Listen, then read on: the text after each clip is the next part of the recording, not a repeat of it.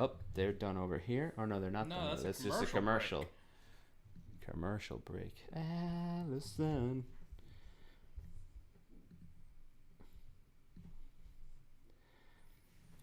We should be streaming right now. Let's see.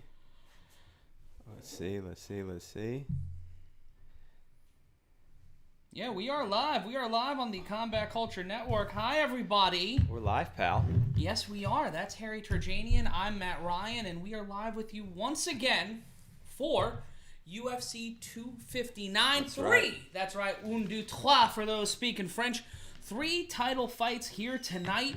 And we've got some people in the chat all rip-roaring and ready to go, Harry. Thank you very much for joining us. Shout out to John Anderson, who joins us every single month. We got people cheering for Alexander Rakic. John Anderson saying, Matt and Harry are awesome at what they do. Thank you. This is going to be a good one. It certainly is going to be a good one, Harry. As I said, we have 3 title fights. Amanda Nunes returning to action after becoming a mom. We've got a lot going on a very big card here tonight they're in the UFC Apex. So once again, we're inside the baby cage, so a smaller cage, Harry. I say this on the SBR show a lot, and if you watch me every single week on SBR Sports Picks, you're a real one. But we've got a lot going on here tonight, and we'll be talking to you all night long across the Combat Culture Network. We are on the Combat Culture YouTube page. We're on the MMA Mania YouTube channel, the Bloody Elbow YouTube channel, and of course on Periscope at MMA Mania on Twitter and across Periscope. And also MySpace in Sweden only. Yes. So thank you, Guten Tag? No, that's German. Oh, I'm part okay. German. How the fuck do I not know that? Guten Tag? But we will be here. Love those Swedish meatballs. Thank you for joining us. It's going to be a fun one. 3 championship fights, as you mentioned. We're watching the prelims go down. Seeing Dominic Cruz. In 2021. On the, I guess, the retirement tour. Well, they let a bunch of people go this week, Yeah, right? they did. They let go of Alistair Overeem, and wow. That sucked. Another fight. If someone in the chat will tell me, because they're much smarter than I am.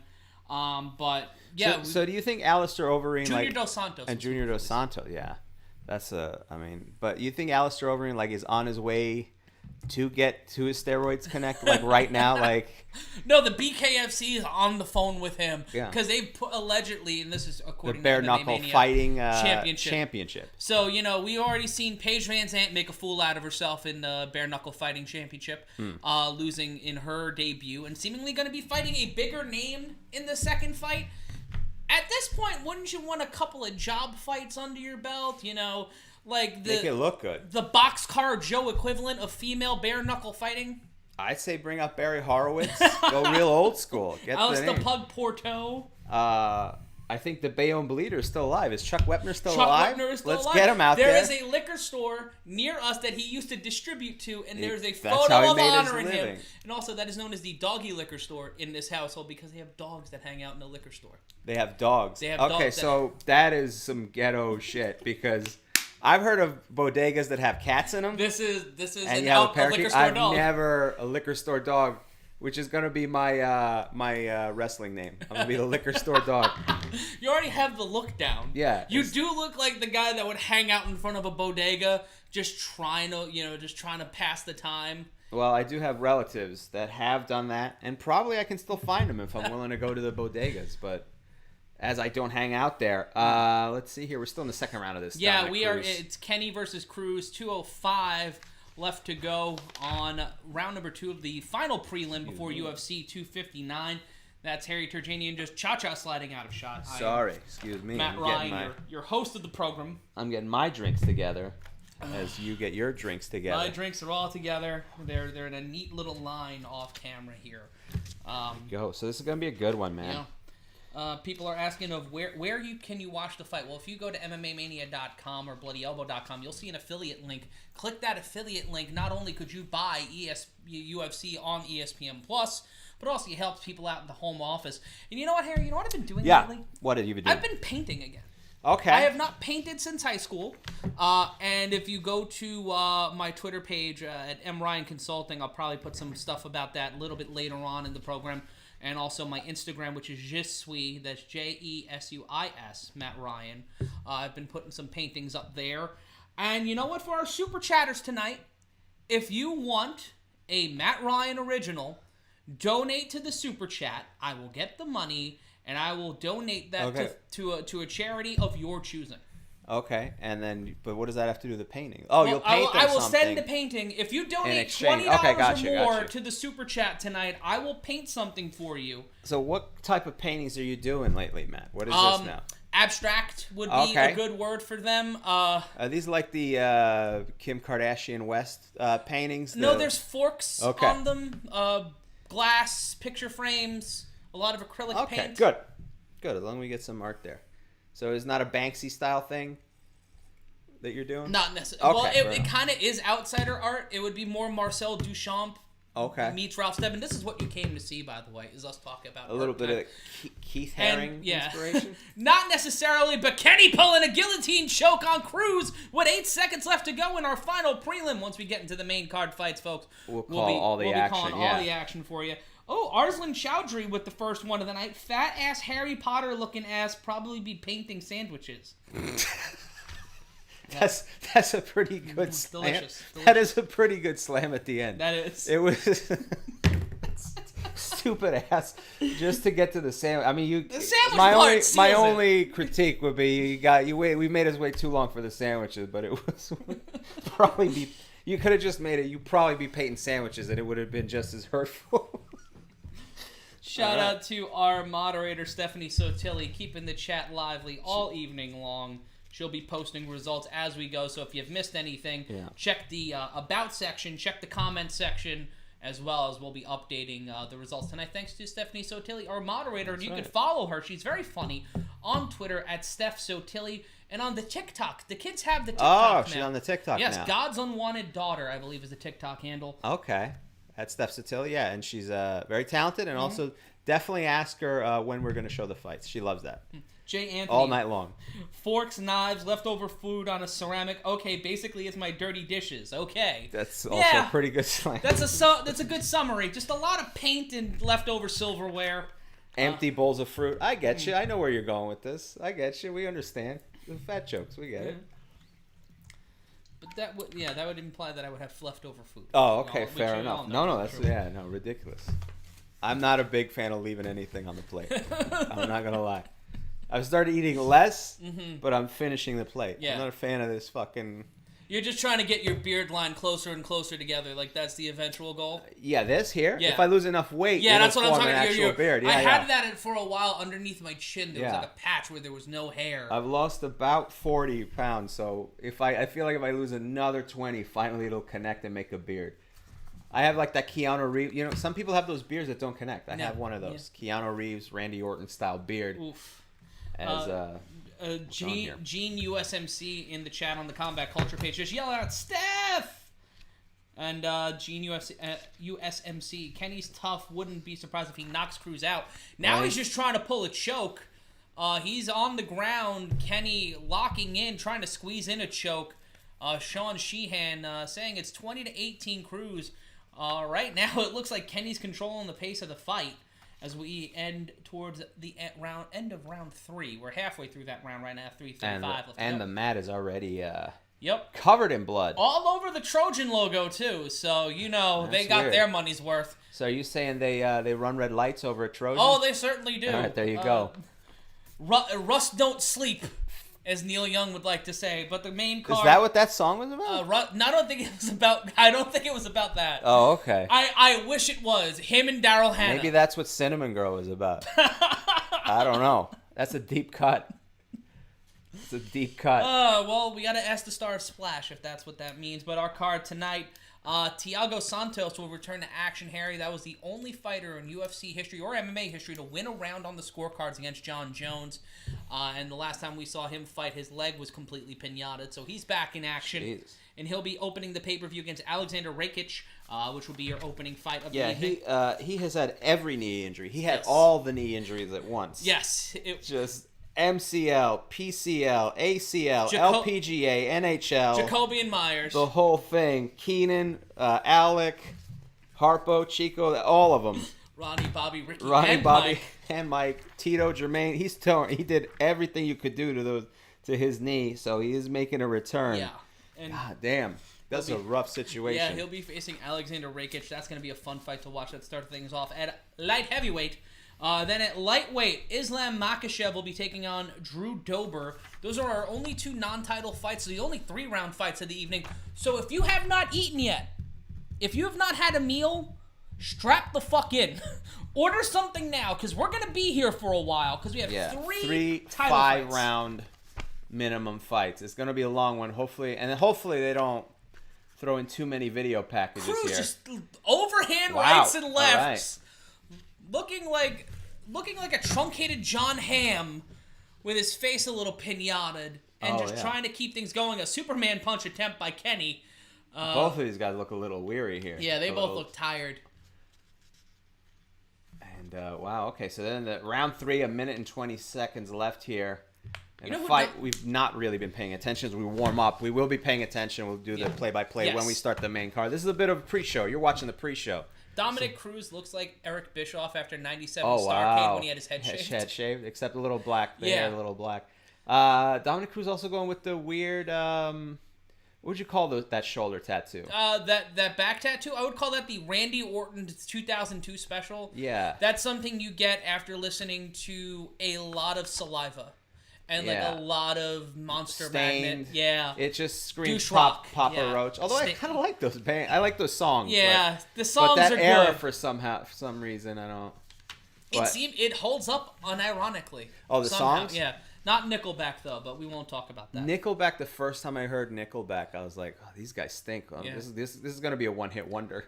I liked the first song. But everything I also thought else that after about that. Lady Gaga too. So I've been wrong. Fellow NYU alumnus. I like the song, but I thought Lady Gaga was a stupid name.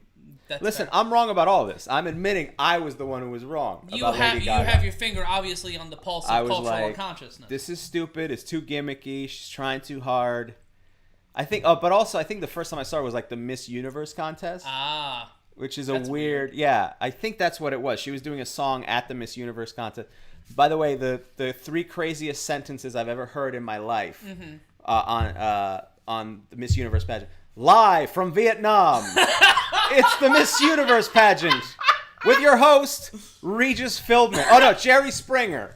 And your host, Jerry Springer. Are you sure you weren't high for when that happened? Bro, I mean, those are because right now in the state I'm in so early, I can see that being something I thought of. That was the craziest shit. Because I didn't turn it on. It was just on the TV, whatever I was watching beforehand. Live from Vietnam is the first thing. I go, what? And they're like bragging about it. Live from Vietnam, it's the Miss Universe pageant. Wait, what? Why are you I'm asking you right now. With your host, Jerry Springer.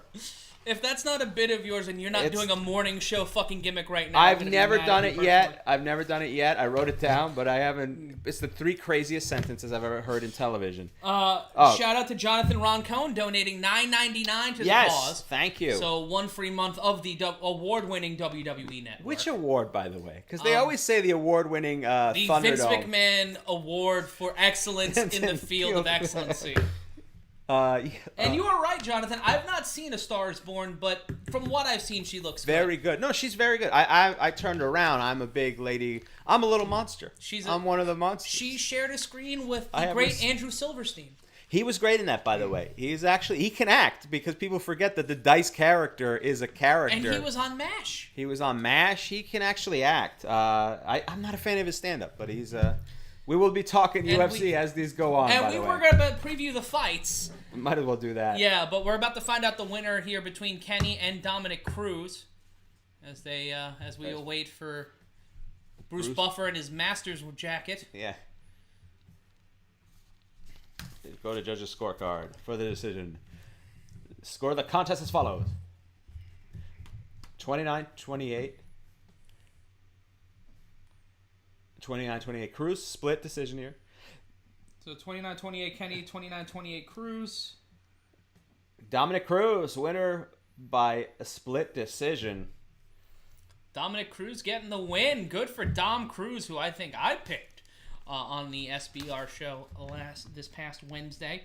But the other fights we have in the card, the 5-round fights, before we went on that fucking Spalding Gray stream of consciousness. And there will be many, many more of those, just so you're aware. We're not apologizing. We're not. The first fight of the night ain't coming on until 10:15. We got another 15 minutes before UFC 259. someone throws a punch. Before a punch goes. They really can't afford to waste time tonight. Again, there are 3 title fights, which means 3 5-minute, 5-round fights. So it's going to be a long one unless somebody gets their clock clean very early. Yeah. In at least a couple of these fights. But it's going to be set up to be a good one. Yep. We'll see. Shout out to Justin Stone, who's out. He's out this bish. Is he leaving, or is that the new way? I don't know. I'm out this bish. All right, well, thank you. Jonathan Ron Cohn saying, always love the MASH references. Trapper John MD was gold, too. I'm a Trapper John guy myself. Just wait till we dip into the After MASH. Speaking of After MASH, Petr Yan will be making his first defense of the Bantamweight title, and going up against Aljamain Sterling, a New York native from just outside of Uniondale. Oh, nice. Local boy. Made good. Number 1, George saying 15 minutes till bong hits. Smart decision. In the women's featherweight division, Amanda Nunes returns to action since the birth of her daughter by her fiancé. And she'll be going up against Megan Anderson, who's a gigantic human. If you have not seen the photo of Amanda Nunes and Megan Anderson staring each other down yet, do yourself a favor and find that on the internet. It's probably on the MMA Mania Twitter or the Bloody Elbow Twitter. That's at MMA Mania and at Bloody Elbow. And of course, the main event, the light heavyweight championship. Jan Blachowicz will be defending his light heavyweight title for the first time against the current reigning middleweight champion of the UFC, Israel Adesanya, and that will be your main event here tonight. Let us know in the comment section what fights you're looking forward to. You know, if you want to do that, yeah. You can say anything you want in the comment section. Just don't keep asking when we're going to show the fights. We will not be doing that. We will be with you all night long, providing you a little bit of audio coverage of the events. But anything, let us know. Let us know who you thought was going to be a one-hit wonder. Let's do a little side thing tonight in honor of my stupidly thinking that Lady Gaga and Nickelback, would be one-hit wonders and that we'd never hear from them again. Who were the bands the first time you thought, the bands and musicians that you said this will never catch on? Just anything. Bands, actors. Like, I can't imagine this catching on. Anyone for you, Matt, that you ever... Off the top of my head, like, I can't come up with anything now. I'm surprised the White Stripes sustained as long as they did. Because I love that band. Well, because you remember, they came in and there was 3 other groups that were with them. There was the White Stripes, the Hives. Yes, the Hives and the Vines. And... And they did, like, the Hives versus the Vines one year at the VMAs. Well, the White Stripes were supposed to be a part of that, but Jack White said, go fuck yourself. As he has many, many times. Jackson Jones asking in the Combat Culture chat, do you give Anderson a realistic chance of beating Nunes? I mean, anybody's possible. Any given Saturday that, shit's bound to go down. Probably not. And Jonathan Ron Cohn saying, let's go Megan. She is sexy as hell, a great fighter, and love her platform to speak about depression and mental health during these fucked up times. Hey, listen. More power to you. Let's just say, there's a lot of sadness on this side of the camera. Don't know about what's going on over there on your side of the lens, but on this side of the lens, it's a lot of crying and a lot of me drinking. Just saying, love me! But that's just me. Does it ever answer back? You don't want to answer to that question. Fair enough. Someone's Jonathan Roncone saying, how about Ugly Kid Joe? Ugly Kid Joe? Well, that didn't last long. You were right on that. Ugly Kid Joe did not have a long But they should have. Ugly Kid Joe? I didn't know up until right now, I didn't know Ugly Kid Joe was a band. Don't name your band after a person. Don't call it Hootie and the Blowfish. Lil Yachty. And then be pissed off that people keep calling you Hootie. Darius Rucker should not be mad if people... I don't think he is, but... No. But yeah, Ugly Kid Joe, they were a one-hit wonder. You were right on that. I'm trying to think of who that caught on. But anyhow, as we gear up here, a little bit of video package here. Israel Adesanya beating the fuck out of people.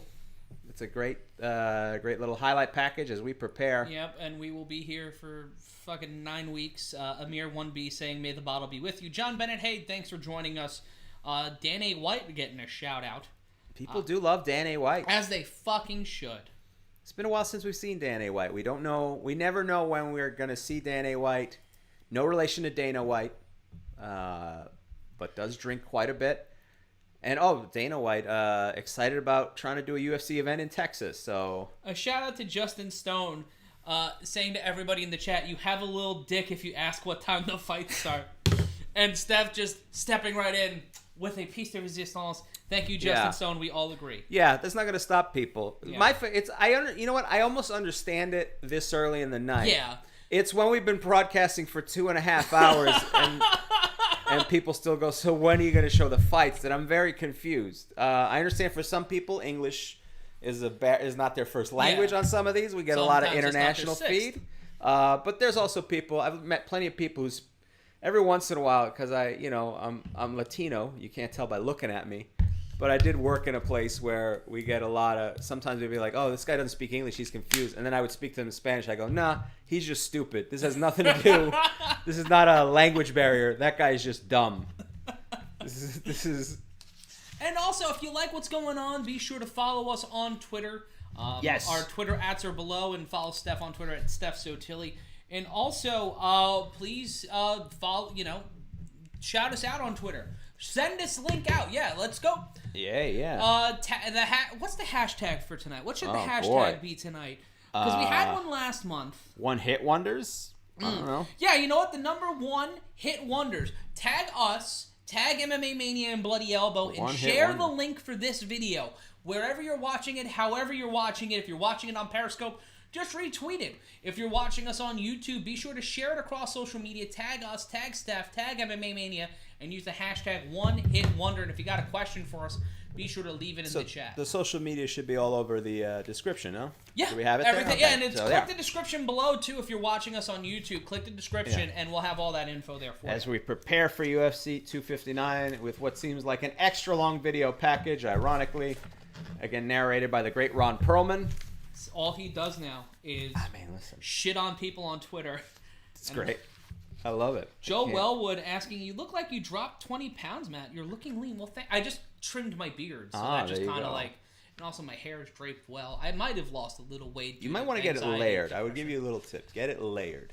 You act like I've gone to a barber since the world shut down. Right. Well, that's true. I got one. I did one trip finally just like a week ago to get it layered. Because otherwise it just starts to get out of control here. Here we go. They're setting up. We're finally in the venue here. Shots of the inside of the UFC Apex. Shout out to Thunderdome Light. Thunderdome Cito. The not award-winning UFC Apex. El Hijo del Capital Wrestling Center. Joe Wellwood saying, oh, thank you for that, by the way. Jay Anthony, this is by far the best option for catching the fights if you can't catch them. Thank you. Yeah, it's a little bit of fun alternative if you're not able to catch the fights, as they show John Anik preparing. Oh, Dimitri B, are you blind? No, because he said don't know how many blind peeps are into MMA, but this is the spot to enjoy a drink and be up to date on the beatdown. Okay. That's fucking awesome. Yeah, that's what I forget is we're able to be the communicators for guys who can't afford the $60 and need a way to listen to the fights. I thought when you said "Are you blind?" I thought you were saying that as "Are you fucking blind?" Like he said something wrong. No, I as soon as I said it, I knew I needed to clarify. Blind? I go, where's Matt going with this? As we see the announced team still together, same lineup here. Joe Rogan, John Anik, and Daniel D.C. Cormier. Fantastic lineup. They do a great job. But if you can't listen to them, listen to us tonight as we prepare for UFC 259. They're just going over what's going on. What do we got in the chats there? Yeah, we've got Blind Melon was a great number one hit. Well, I think they were stopped because that dude Shannon Moon, right? Yeah, Shannon Moon died. He died or whatever. But fair enough. Okay. They were good. Marathon Refrigeration shouting us out. We're glad you're back with us. Dimitri B is not blind. He's not blind. That's a very nice way to say that. Shout out to the blind people who watch MMA. Or I guess they don't watch it. They enjoy it. I hope that they can enjoy it. If you're blind, let us know. The announced team, Steph Sotilli, and the instant feedback, it's like the thing of bowling balls when they roll them back. They just look like three bowling balls. Oh yeah, they're all very clean shaved. Very clean shaved. Let's see here. We're doing some pre-fight video here, pumping up the Thiago Santos Alexander Rakic fight here at light heavyweight. Yeah, so they're setting up the main event. Oh, they are still setting up the main event. Yeah, there's a lot. I mean, I'm sorry. I thought they were... Yeah, they are setting up the main event here as we prepare for UFC 259. 59. We're at 10-10 right now. So usually we hit what? 10-15? Mm-hmm. They've gone as early as 10-12, but I have a feeling we're at 10-10 now. And shout out to Bayard and Mountain Dew Joey, and we're really glad you guys are joining us. Yeah, thank you. Shout out to everybody watching us across all these other, lovely and wonderful platforms. That's the fun part of all this, is being able to hang out with all of you guys, call the fights, and get a little pissy. And there we go, the face down. They're showing highlights from yesterday's face down. Face off, excuse me. Face down? Is that the sequel to Face Off? Face down. That's the one where it Luther doesn't Campbell take version? place. Face down. Shout out to Luther Campbell. We miss Uncle Luke Skywalker. We all do, yes. 2 Live Crew. They I thought would have a longer career. Ryan Gilmore with an early line of the night favorite. Yeah. How many blind MMA fans work for the Nevada Athletic Commission? That's true. There good you joke. go. Thank you. Solid joke. That's a fucking good one. And Stephen Briscoe, visually impaired, joining us tonight for the show. The Hidden Podcast, checking us out. Hi. We don't have a ton of people who are blind, but we do have people who are blind drunk. I have no doubt we have a lot of those fans. Oh yeah. So thank you for joining us. If you're pissed drunk, as they said, Megan O'Leary. Shout out to Anna Gorman, who just followed me on Twitter. Yay. Yeah, and again, lovelies. our sub conversation asking you, what are those bands you thought weren't going to take off? Any musical acts you thought weren't going to take off, and you were really wrong about it. The first time you heard them, you thought, this is garbage. Alex, Eddie, We Back Boys from Arkansas once again. Yay! Shout out Alex. Harry, I've got to go talk to a man about a Whiz Palace, so you just Okay. hang out, shout some people out in the chat. I'll take a look at the chats here. They're still doing highlight packages here, but at least now they're up to the second fight. This is going to be a while. Shout out from Edmonton, Alberta, Canada. Go Oilers. R.I.P. to Walter Gretzky, the great dad of Wayne Gretzky. I believe Helen Keller is the CEO of the Nevada Athletic Commission. I don't know if she's the CEO, but she's definitely judged a few fights. Calgary, right here. Shout out. Oh, wait, we got 2 people from Alberta. The Battle of Alberta keeps going on. Go Flames. Shout out to Theo Fleury as far as I'm concerned. Can I give? Yes. Eugene Lee, please do. How about everyone who thought Twisted Sister were one-hit wonders until you actually look at how many songs they charted? Quiet Riot as well. All right, 80s. You're right. Listen, that's a little before my time. I always loved Twisted Sister. But what is your all-time favorite wrestling move? Mine is a 619. I'm a big Eddie Guerrero guy, so I would say the Frog Splash is my favorite wrestling move. But I also love the Figure 4 with Ric Flair. Let's see here. Shout out to MMA in general, where you came from the right place. Quiet Riot was a good mention. Oh, Insane Clown Posse. Insane Clown Posse.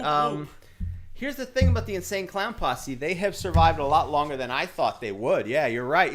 Insane Clown Posse is perfect. Just family. Steph's, by the way, she just chimed in. Billie Eilish is the one she thought would be a one. I gotta agree with that. Yeah, she seemed like another gimmick. Lil Yachty, somebody pointed out. Lil Yachty is a lot more successful than you thought he would be. Replying that one. A lot of people from Calgary are the same people. I feel like there's a couple people from Shout out to the Stampede Wrestling Alberta. territory. All of you being cousins of Tiger Jeet or Ali Singh. Someone writing, Harry, has anyone ever told you look like Brad Pitt? No. I'm taking that as almost you're being sarcastic. Are you blind? Shout out to I thank you, I guess. Thank you. Shout out to Big Jojo. Always a pleasure to hang out with us. We're glad to have you. Baja Men, Who Let the Dogs Out, the ultimate one-hit wonder. Yeah, I didn't think they had a lot more in the tank. The Baja Men. Yeah, I wonder what the Baja Men are doing now. Right at this moment, literally. Here we go. Now they're finally talking at about this the fight? They're talking about the second fight. They have They're going in reverse order. Yeah. It is 10:15, and we have not had someone walking in. Mike Marquardt would a good answer. The Great Kabuki and the Mist, the Poison Mist. Oh, his favorite move. Yeah. Yeah, I love the Great Muta growing up, so I guess that's where he got it from. Not enough people using the Mist. I loved the Mist growing up when I was a little kid. Saying the DDT. I would love to see a DDT just dropped on somebody in a mixed martial. All right, so what are the wrestling moves you have seen done in the middle? Saw a variety of suplexes. A couple. Suplexes, yeah. I saw one guy do a shooting star press one time, a standing, or I guess a standing. Yeah. Would that be a standing shooting star press? That would be a standing SSP. And I did see somebody end up putting someone in a Boston Crab once, and they tapped them with a Boston Crab. Now, I don't think he intended to do it. Like, he didn't, you never see anybody. That shit hurts, though. You never see anybody in the MMA do the old cut the throat thing as they, reverse pile drive them. But I don't know. What other pro wrestling moves have you guys seen in MMA as we finally talk about the first fight, Alexander Rakic? Guys, if you're asking when's the first fight, we're waiting trying. This is the new record, 10-16. Yeah, we are. And ironically, this is the longest in the entire time we've been covering these fights. This is the longest entrance. And they started late, too. And now we're in a fucking Manscaped spot. They started late. It's also a stacked card as far as length goes because there are 3 championship fights. And they did a long video package. For whatever reason, tonight is the night they have chosen to start as late as possible. Ryan Gilmore saying Donald Trump is the first president of the United States to be stone cold stunnered. That is actually not true. No? It was actually Teddy Roosevelt. Oh, that's true. At Highland Park in Manhattan. But in all fairness, it wasn't called the Stone Cold Stunner. It wasn't. It was put in a Lou Thez press. Yeah. So I guess you're correct. And then Taft never tapped out to the figure 4, but he did pass out. Yes. But he never technically tapped out. Quit. So President Taft. And Alexander Rakic making his way to the octagon now at 10:17 p.m. Eastern Standard Time. Stephen Briscoe saying there's a powerbomb knockout a couple of months ago. Really? Oh, I gotta look that up. Yeah, we gotta find out. If you know of any actual pro wrestling moves that you have seen in a mixed martial arts contest, we've seen a couple nut shots. I mean that doesn't count, but it's in the it's the genus. If we were looking at the. I mean, listen, we'll take what we can get. You know, we've definitely seen some sleeper holds. Who's done the nut shot most in wrestling? Wasn't there somebody? Shinsuke did it for a while. Shinsuke Nakamura did it. Who's got a few MMA fights under his belt? Randy Orton did one that I remember. So, all right, Rakic is the 4th highest striking accuracy among active UFC light heavyweights, and 1 out of 8 spinning back fist knockouts. Oh, 10. Wait, what? He's finished 10 of his 13 wins, 9 by knockout, 1 by submission, 3 decision wins overall. So that's a pretty great record. Has a win over a common opponent between him and Santos in Jimmy Manua. And his last fight was against Anthony Smith, which he won by decision. Prior to that was a controversial decision loss to Volkan Ozdemir, which ended a 12-fight winning streak for Rakic. Oh, boy, 13-2. And Thiago Santos, who I'm more familiar with, obviously 21-8. Steiner Recliner, a wrestling move that they'd like to see in MMA. They'd like to see it. Sure. I mean, I'd like to see all of them. Don't get me wrong. I want to see everything that goes on in pro wrestling. I want to see them come out with managers who throw powder in people's faces. I want to see referees get knocked out and take bumps. And then, I do have one after the Conor Khabib fight. People jump the ring. Fucking Tupelo concession stand brawl. NWO style. So, I mean, that's technically professional wrestling style. And Thiago Santos making his way to the cage. He's on a 2-fight losing streak. Got subbed by Glover Teixeira. And then a decision loss to John Jones. That was the fight before that.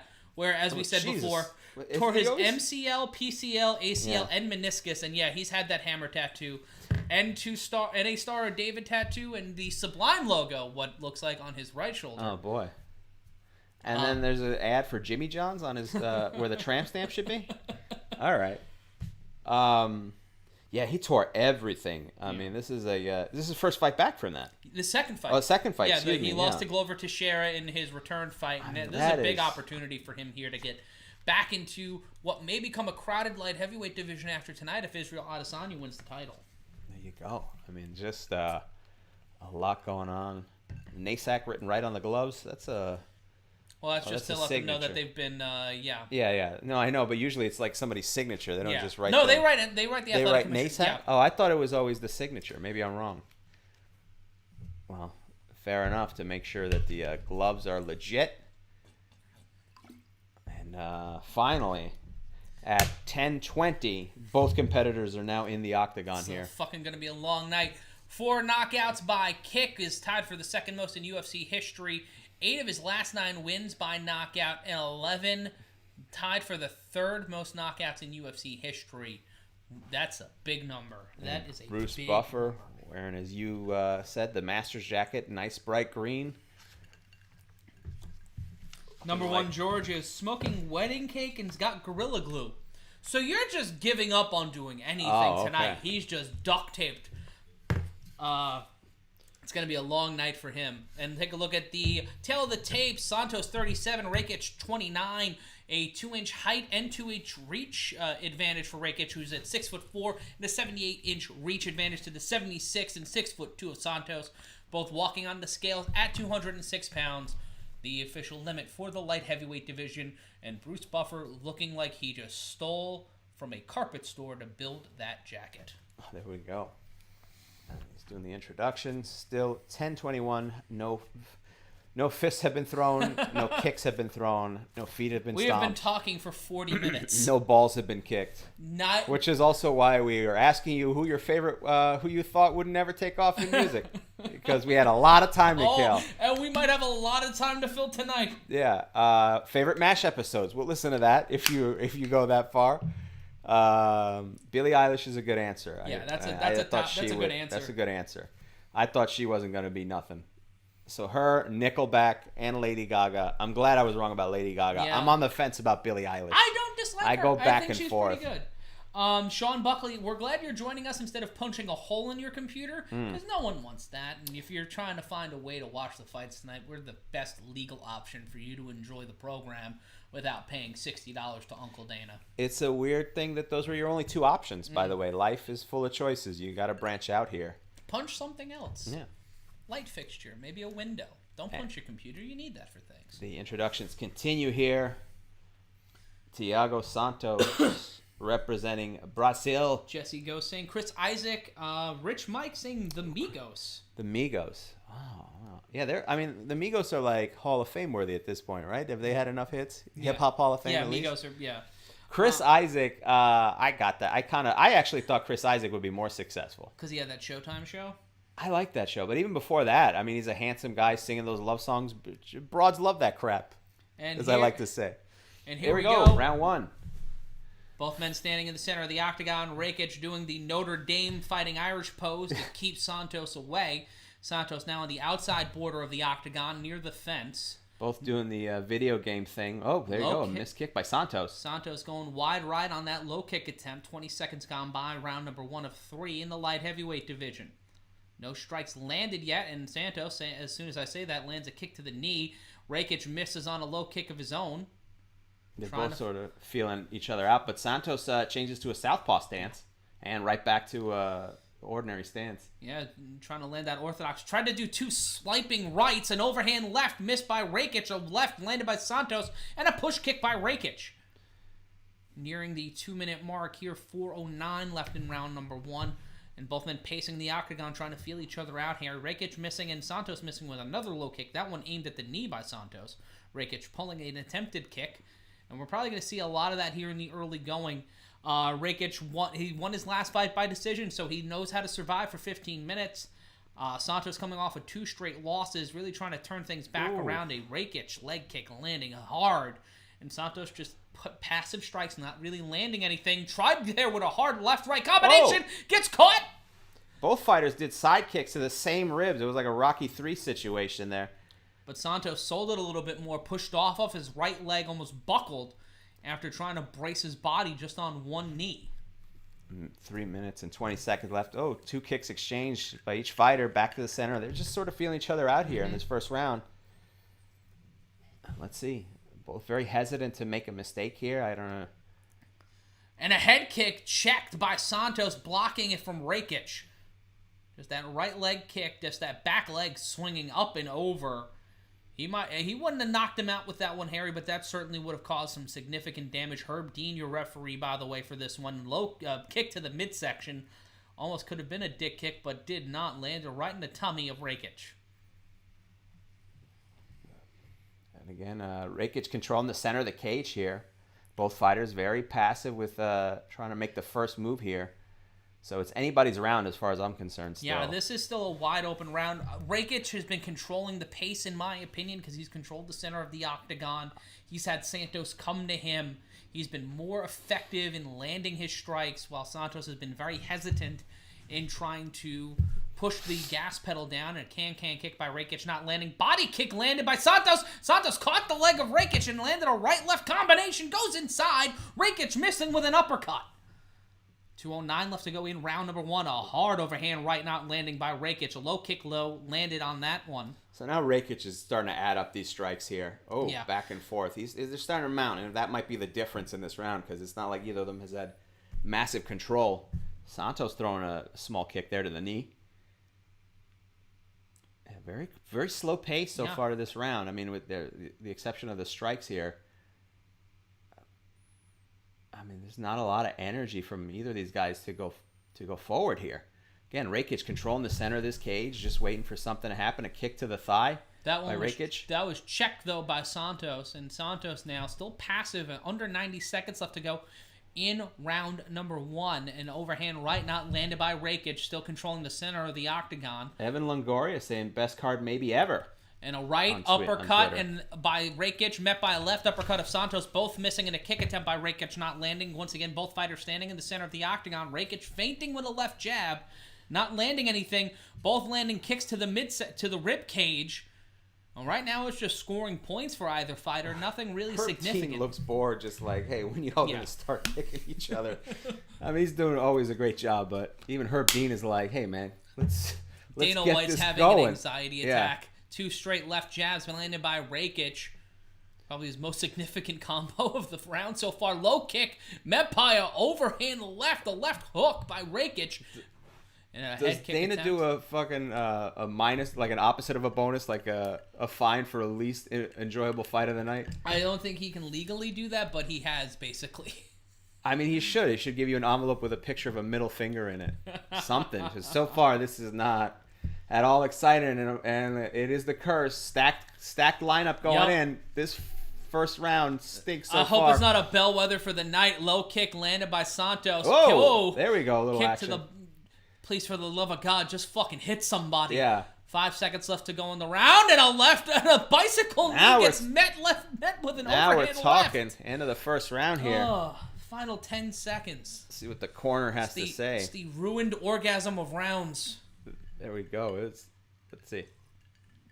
Thiago Santos' corner. Okay, breathe, control. And get the heart rate down. Shout out to Hands Down Clothing Company joining us. Rich Mike saying, well, damn, y'all make it sound better. I'm excited. Yeah. Well, hopefully it'll get better. His corner's just telling him to breathe. He's trying to pressure you. When you come and go back. Put the respect on him. Put your hands on him. He already felt it. Let's do this. Okay? Breathe again. Rich Mike's scoring this round for Santos. Pardon me.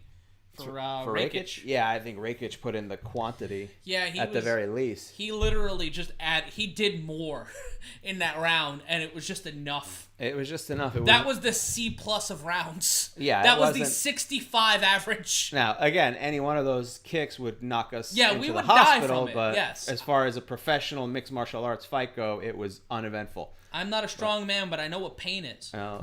What song is that from? I may not.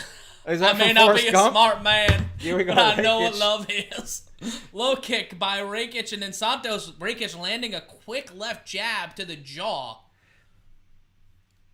Low kick, and now these guys are just moving. I think they got told by their corners, Dana will cut you if you don't get your shit together. Low Dana kick just kicked in a computer monitor, so you might want to step it up here. Shout out to Scott Gordon joining us tonight. George Pack, thank you for joining us. We're glad to be calling the fights for you.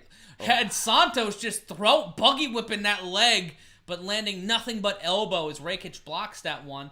And Rakic's continuing to do the Tong Po stance, just moving around, boundless energy, just extending out that left arm, just kind of like feigning it, just leaving it there like he's in a Street Fighter character select screen. It basically looks like he's warming up by shadow boxing at this point. There we go. A check kick by Santos again. Another checked head kick. Rakic blocking that one. This is really a sparring session, and they're working on their kicks at this point. This really feels like I'm preparing for a fight in UFC 4. Rakic landing an effective kick there, but caught mostly elbow. Knee kick, both doing push kicks, not landing either of them. Rakic controlling the center. Oh, center of the cage. Punch right to the abdomen. A solid left hook by Santos. The most active he's probably been in this round. The most effective he was on that shot to the midsection. 3:20 left to go in round number 2. Front kick. Let's see here. Low kick by Rakic, not landing. Trying to find something here is Santos dipping and dodging. Rakic controlling the center of the octagon again. I wonder if that... Santos just trying to lean forward through a flurry of strikes, not landing any of them. Left, right, left, nothing going. And then Santos going downstairs, upstairs with his left hand, not landing. Same thing with that leg kick, not landing. Left hand, overhand, now we're in a grapple. Santos up against the fence as Rakic trying to slow things down, and Santos breathing heavily after that exchange. With 2 minutes and 34 seconds left in the second round here. Yeah, he's just trying to hold on now as Rakic trying to keep him pinned. But Thiago is just sort of leaning on top of Rakic. And he's eating right to the midsection. Oh, yeah, a lot of uppercuts from Rakic in that position. William Carvalho speaking for all of us. For fuck's sake, someone punch someone in the face. Well, I agree with you. Now we're getting a little bit of action. I guess they're grappling towards the cage. Let's see here. All right, yeah, more of the same. Thiago Santos trying to hold on here. But Rakic. Knees by Rakic, did a foot stomp, and then a knee to the inside of the leg by Santos, who's face down, ass up against the cage. Shout out again to Uncle Luke. I feel like we have to have like a Luke Campbell jar now. Needed the midsection and a foot stomp by Rakic, trying to break things up. And Herb Dean, he's got to say something, because right now we're getting to cha-cha territory. Two shots to the midsection, and now picking it up. Rakic with those hard shots. Hard punches to the ribcage, and Santos with a couple overhand lefts landing effectively. Low kick by Rakic. And they fights his Thiago Santos punches his way out of it, and we're back to the center of the cage here. In terms of head, body, and leg strikes, Harry, 3 to the head, 11 to the body, and 10 to the legs of Santos. 5 by Rakic to the head, 5 to the head by Rakic, 8 to the body, and I believe 11 to the legs. There we go. Oof. Fucking shin kick from Santos. I wonder if the judges care who's controlling the center of the cage, if nothing else matters. Does that ever factor into the judging? Cage control comes into it. Cage control certainly has to come into it, because if you're controlling the momentum of the fight. Same thing with ring control in boxing.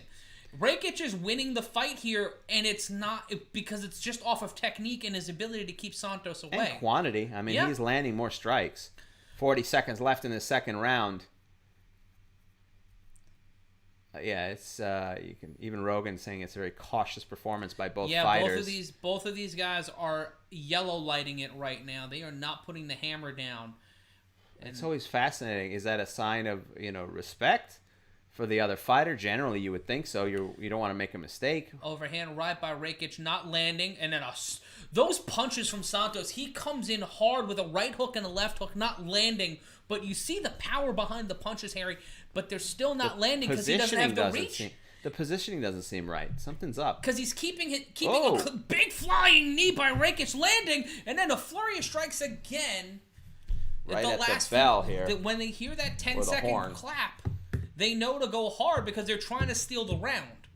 If I'm in their corners right now, both of these guys are so cautious that if you push the gas pedal, you may actually see them drive right in to take out their opponent. Let's see here. It's at 0 here. All right.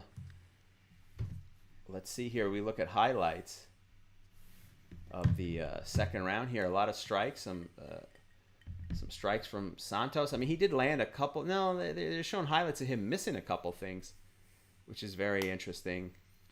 Does he have? Is that a tattoo on Santos' back? Is that actually an octagon? I think it's cage. It's at least cage structures.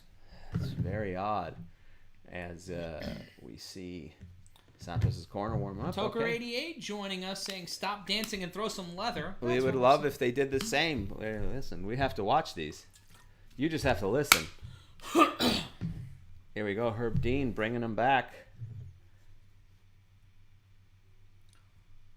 see here for round 3. Whatever Herb Dean just making sure these guys are ready for a round that will either bore or astound us. Well, it's the last round here. Let's see.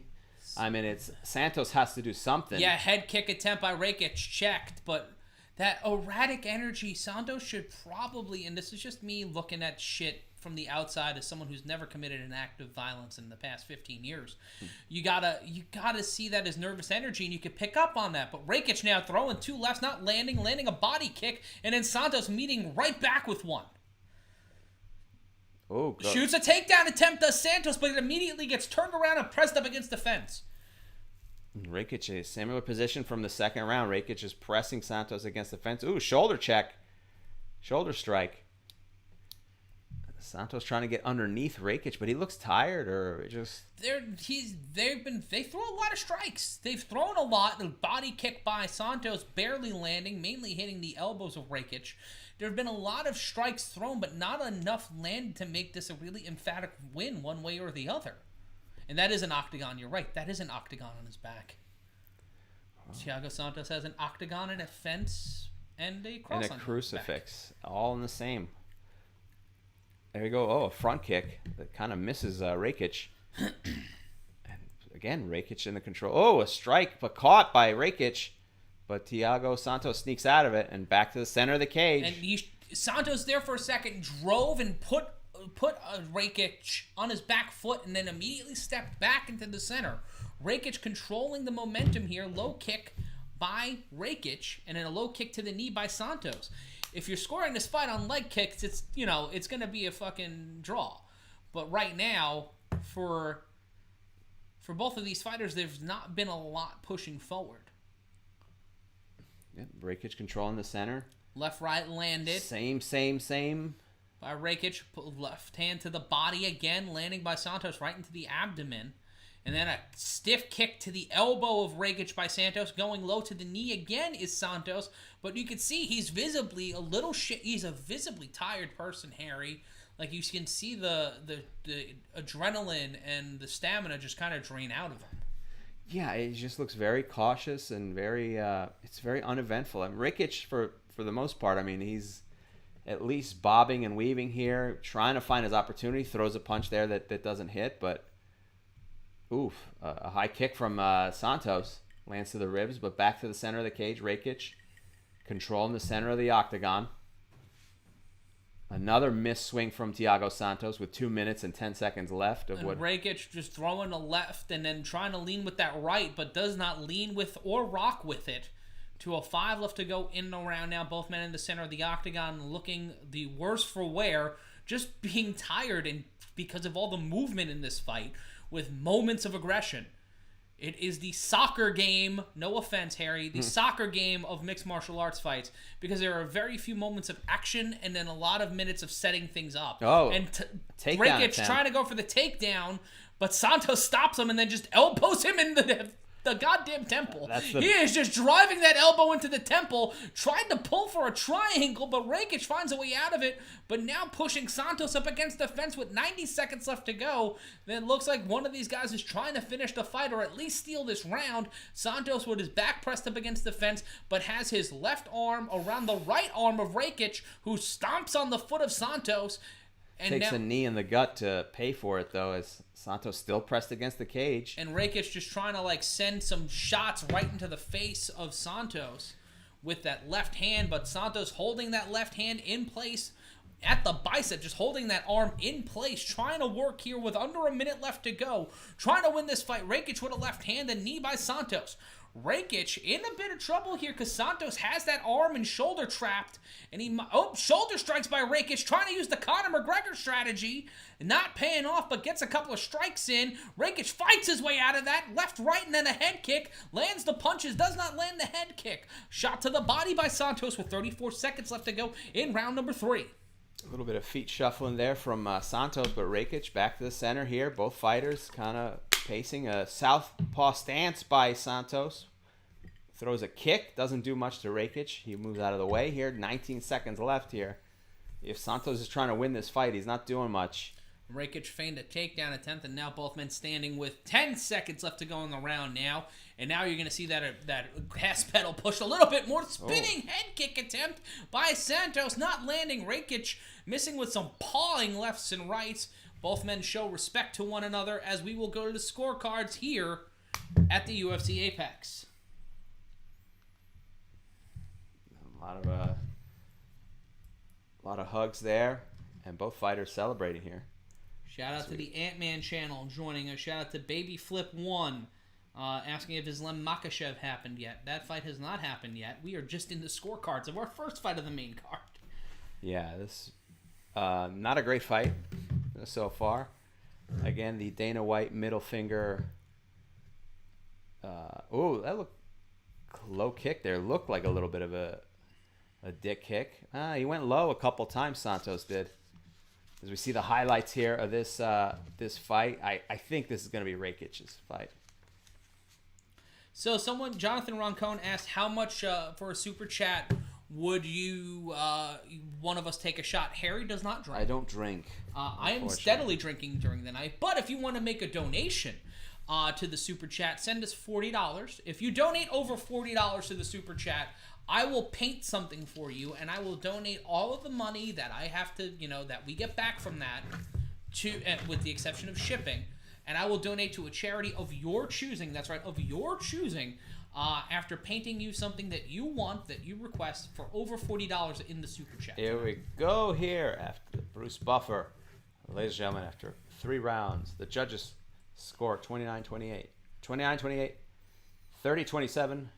Winner by unanimous decision, Alexander Rakic. Rakic getting the win, and Santos getting his 3rd straight loss inside the octagon.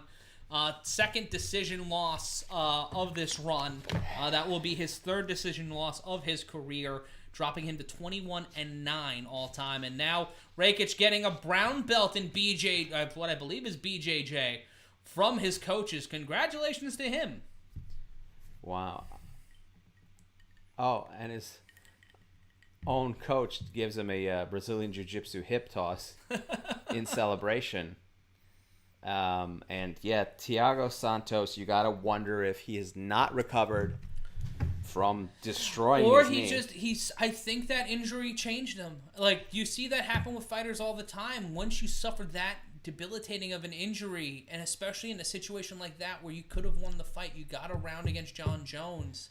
It takes a lot out of you psychologically. But that was not a great performance, to be the card here on pay-per-view, and it might be the end of Thiago Santos in the UFC. I don't know what his fight deal is, but the way Dane is cutting people. Yeah, he is cutting people left and right. And maybe we'll see Thiago Santos in the bare-knuckle boxing bum fights league. Let's see here. Or in Bellator. Or in Bellator. They have the light heavyweight Grand Prix coming That's up on true. Showtime. Gene USMC asking, a hairy nude. Will I paint a hairy nude? You have to donate $100 for that. And it's probably not going to be what you expect, because I am an abstract artist. But You'll paint what it feels like. It'll to look evoke at me. the emotion. If you've ever seen G.G. Allen's documentary, it will be an interpretation of that. G.G. Allen, an artist who I did not think was going to take off. And I was right. He did. Let's see here. Oh, Rogan saying it feels like you're more excited about a brown belt more than the victory here. Alexander saying, I've been working so hard. I trained so hard. I knew I was going to win this fight. And this brown belt means a lot to me because I was working with my defensive coach. He's going to kick my ass now with my brother, Roberto, for the last months. And I'm sorry. Sorry that I couldn't show it here. The grappling, I guess he means.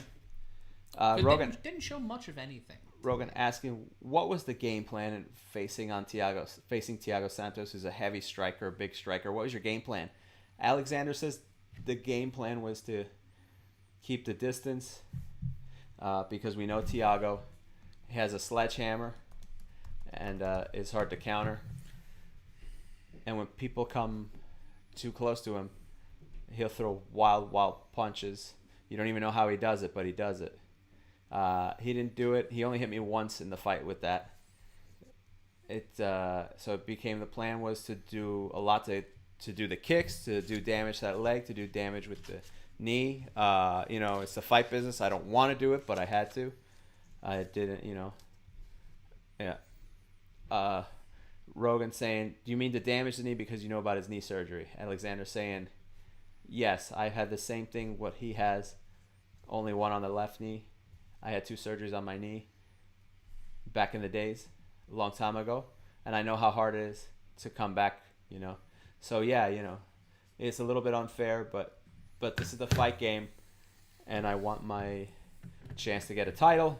This is my 3rd or 4th challenge, and I've beat all of them. So I want that piece. I want that belt so bad. Rogan saying, all right, congratulations. Most likely you'll get a top contender in the next fight and move up the ladder. Alexander saying, can I have a couple seconds?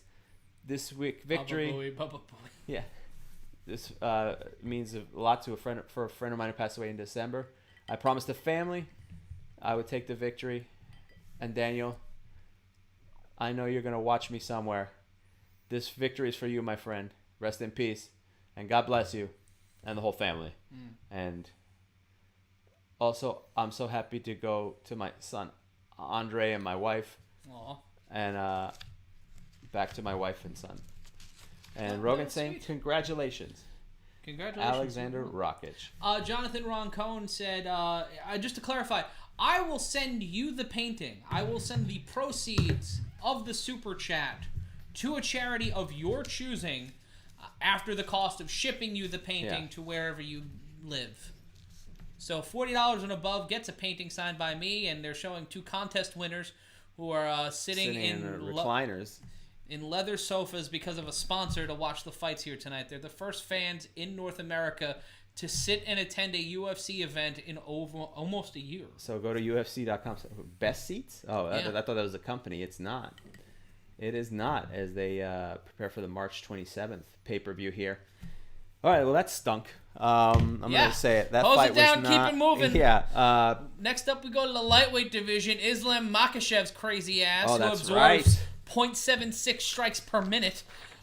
He absorbs strikes better than anyone in the UFC.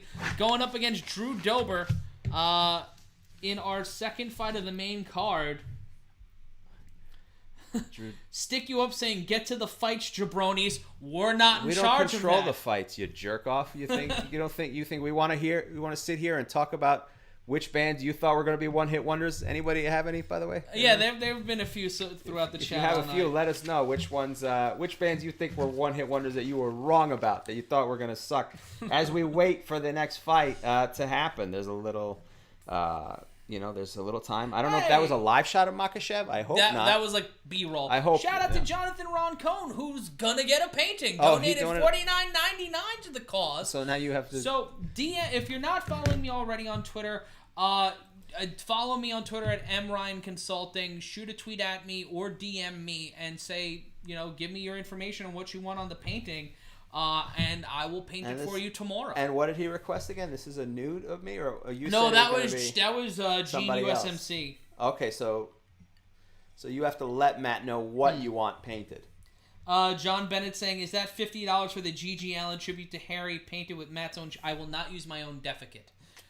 I will use paint because of the shipping for people talk about it's hard to paint with shit. It's not an easy thing to do here. Unless you really have to plan ahead. You got to eat like peanut butter and maple syrup to make it. Not every one of them is good. So just keep that in mind when you make these requests, people. We are waiting for our second fight of the night. Islam Makachev going up against Drew Dober. If that fight's like anything like the last one, I'm probably going to get some more water because it's going to be a long night at the fucking office. Makachev is too crazy to just sit there and do nothing. You say that, but now we're in another goddamn video package. There you go. I'm taking the chance here. All right, go now. You go now. I'll join you after. And Jonathan Roncone wanting us to send it to WEP. So once again, Jonathan, follow me on Twitter at MRyan Consulting. Just DM him Shout me out, DM me, and we'll figure all that stuff out. Johnny K saying you look like the fat dude from Lost, and he looks like the fat dude in 21 Jump Street. Pronouns, pal. Well, you would be Herbie from Lost. I would be, I guess, Jonah Hill. I guess.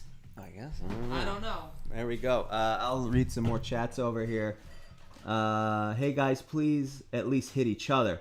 Well, we would do that, but we got to keep this thing going. What do you think about everyone saying he's the next Khabib? I mean, he's got that energy. That energy and drive. Izzy and Jones get knocked out by the Polish Power. Maybe. We'll see. Shout out to Sean Montgomery, my boys. So, as we watch another video package here, let us know. We have our stupid side conversation of the night, the non-MMA related. Who did you think was going to be a one-hit wonder and they took off? Who did you think was never going to make it in the biz? Let's see. Jones still hasn't moved up because he hasn't fought another weight. He's following Izzy's footsteps now. Well, maybe. Let's see. A lot of people... What happened to Chimev? Not gotten there yet. As we see more highlight packages, and they're Leon Edwards. They're showing.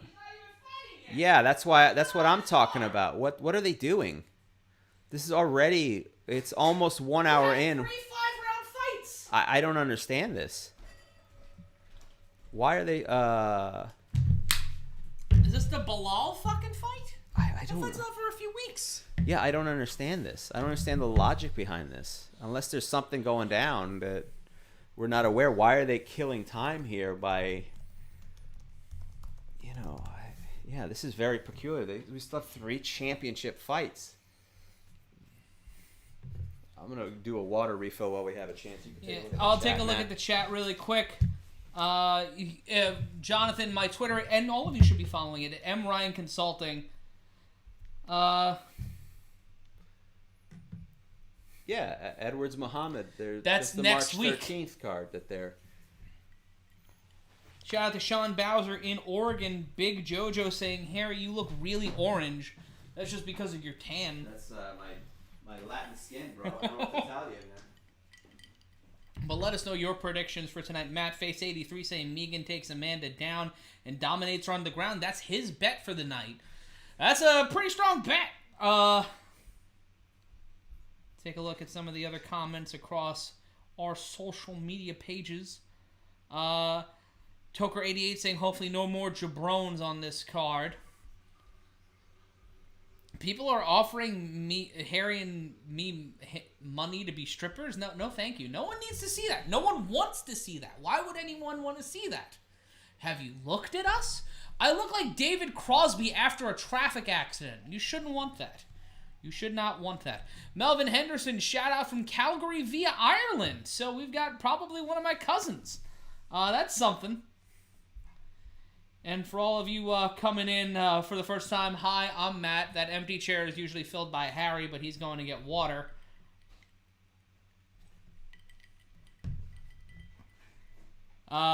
Someone. No, we're in the Makachev pre-tape. Dober and Makachev are talking to camera. Well, then I'm going to extend this break because this is ridiculous. Hold on. I'll be right back. We're at 10:54 and we are barely just one fight into this fucking card. And we have four more fights, 3 of them title fights.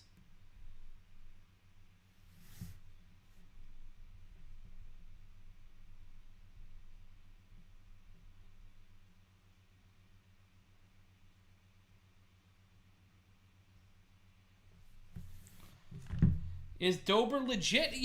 Taking 3 straight wins, all of them by stoppage. Second round against Alexander Hernandez. Got knocked out Hakparast. Beat Marco Polo Reyes in round number 1. The same with Hakparast. That's pretty legit.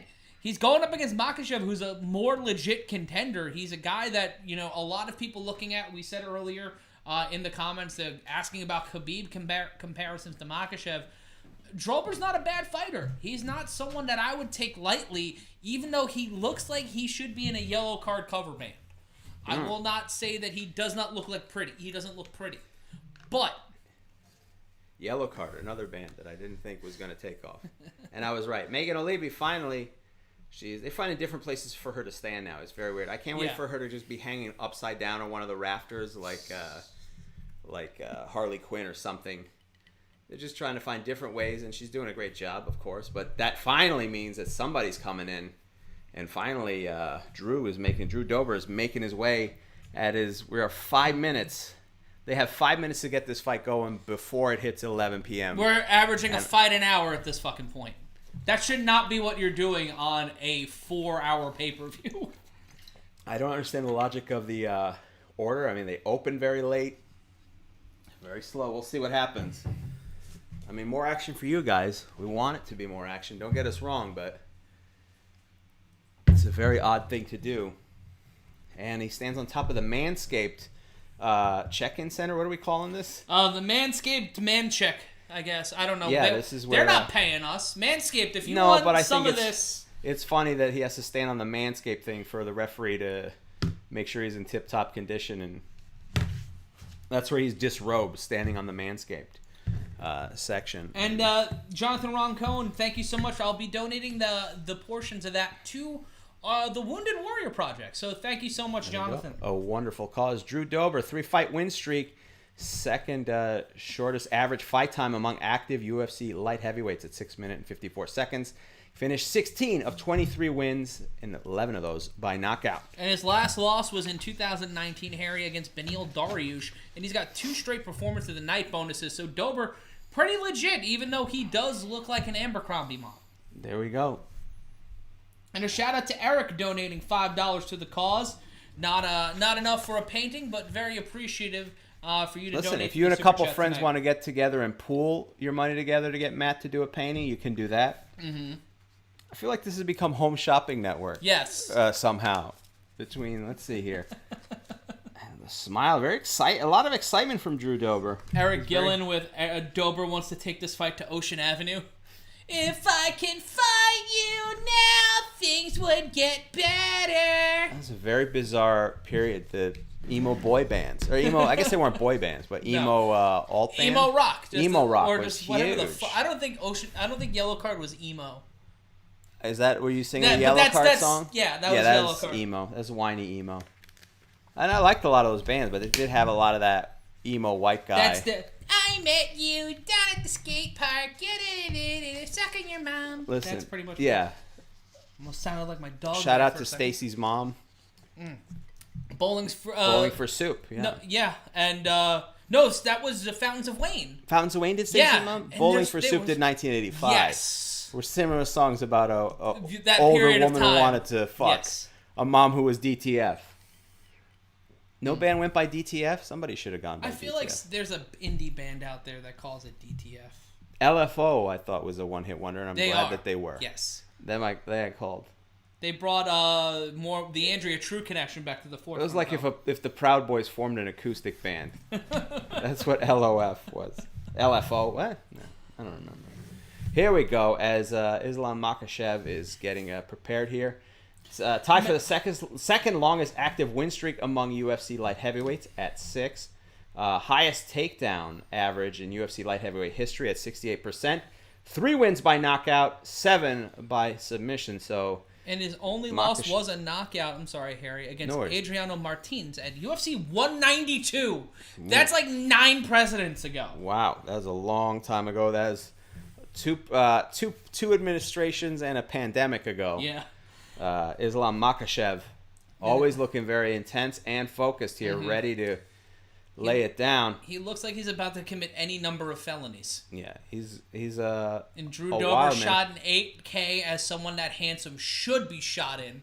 The man's got a jawline. But take a look at the chat really quick. Someone saying manscaping is a conspiracy. Take a look at the tail of the tape. It's not a conspiracy. It's necessary. We'll get right into that. Makachev 29, Dober 32. Makachev with the 2-inch height advantage, as well as a half-inch reach advantage, coming in at 5'10" and with a 70.5-inch reach, both making the scales at 156 pounds. John Bennett saying, Matt, please make a satirical emo band. Matt Face 83 dated Yellow Card's lead singer's sister in high school. Oh, boy. That's a lot. There's a lot going on there. Someone asking for a Dusty Rhodes impression. That's rap, baby. Let's get to it. Manscaping is not a conspiracy. It's necessary, fellas. Come on. Your woman don't need that. Or your man don't need that. Nobody needs that. Nobody needs the... If you drive by a house and the bushes it looks like a haunted house, would you want to go in there? No. So take care of it. And we're not even brought to you by Manscaped. By the way, I was manscaping before Manscaping was a company. I was doing it the old-fashioned way with a machete, like I was going. Give it the hot oil treatment to safari and in the jungles. Introductions, everything seeming to take a very, all right, now very people long are just time. talking about which members of their family fucked obscure artists that were already talked about, because your mother Trebek, their aunt is currently banging Chris Isaac. Oh, really? Can we get a shout out from Chris Isaac? Yeah, I like Can Chris you text Isaac. your aunt right now? I'm a fan. And get Chris Isaac to follow us on Twitter. I celebrate the entire catalog of Chris Isaac. Yeah. By the way, in addition to the bands you thought were one-hit wonders, if you're who's the most famous person you or anybody you know has banged or is dating? That the side project Chris Isaacs is a good one. Here we go. Round number 1. Makachev controlling the center of the octagon. Dober dipping a little bit low. No punches thrown yet. Trying to control the center of the octagon is Dober in his I like to go to Rally's haircut. Oh, not the restaurant. No. You mean actual rally. Yep. Okay, probably rally. I thought you meant the checkers. Yeah, I was just trying to get that one underneath the wire there. Got you. Dober leading with his right hand, not landing any punches. An uppercut by Makachev, and then an overhand right that was blocked. A left by Dober, not landing. Low kick landed by Dober, but he eats a right from Makachev. A lot of movement from Dober. Makachev very focused. Interesting, but both fighters in the center of the octagon. No one making huge moves yet. But a lot of jumpiness from Dober. Nervous or not. Let's see. No. Missing with a right did Makachev. Shooting for the takedown. Dober trying to fight a way out of it, but a single leg takedown by Makachev. Oh, boy. Makachev now being held on to like he is a mother and a baby Bjorn. Dober trying to hold on for dear life. Wraps his legs around Makachev's. Makachev trying to get side control here. But he is basically baby Bjorn with Dober on his back, not allowing Makachev to transition. Great defense here from Dober.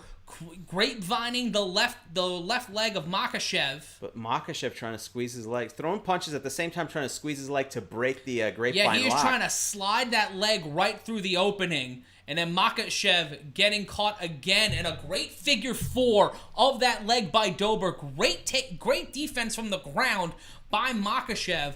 And, by Dober, but Makachev trying to grind here, landing right hands, and now almost getting caught in a potential submission on the ground by Dober. Dober trying to reach his right arm around the neck of Makachev, but Makachev too strong to let that happen.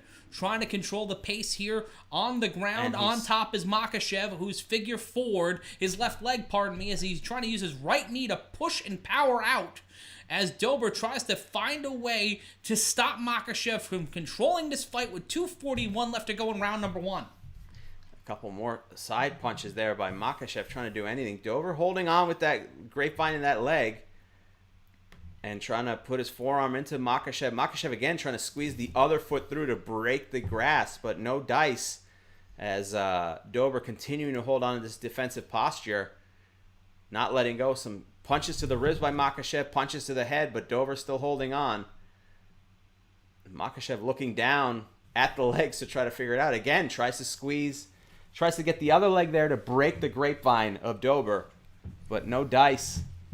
2 minutes and 5 seconds left in this first round, And Dober trying to pivot out now of this position. Makachev still on top. Dober trying to rotate on his right shoulder and try to get up, but he's got to be wary there of giving up the back to Makachev. Makachev has submitted 7 opponents, has had 8 decision wins, but he's also knocked out 3. So he is dangerous for all 15 minutes. But here on the ground, he is especially in trouble. And Dober, following in this tradition of great Russian wrestlers, you can really see the Khabib influence here as Makachev finds a way to get that leg out and now is inside control and is now trying to either lock in a choke or transition on Dober. Dober has submitted 3 times in his career. He's 6-3 when it comes to submission finishes.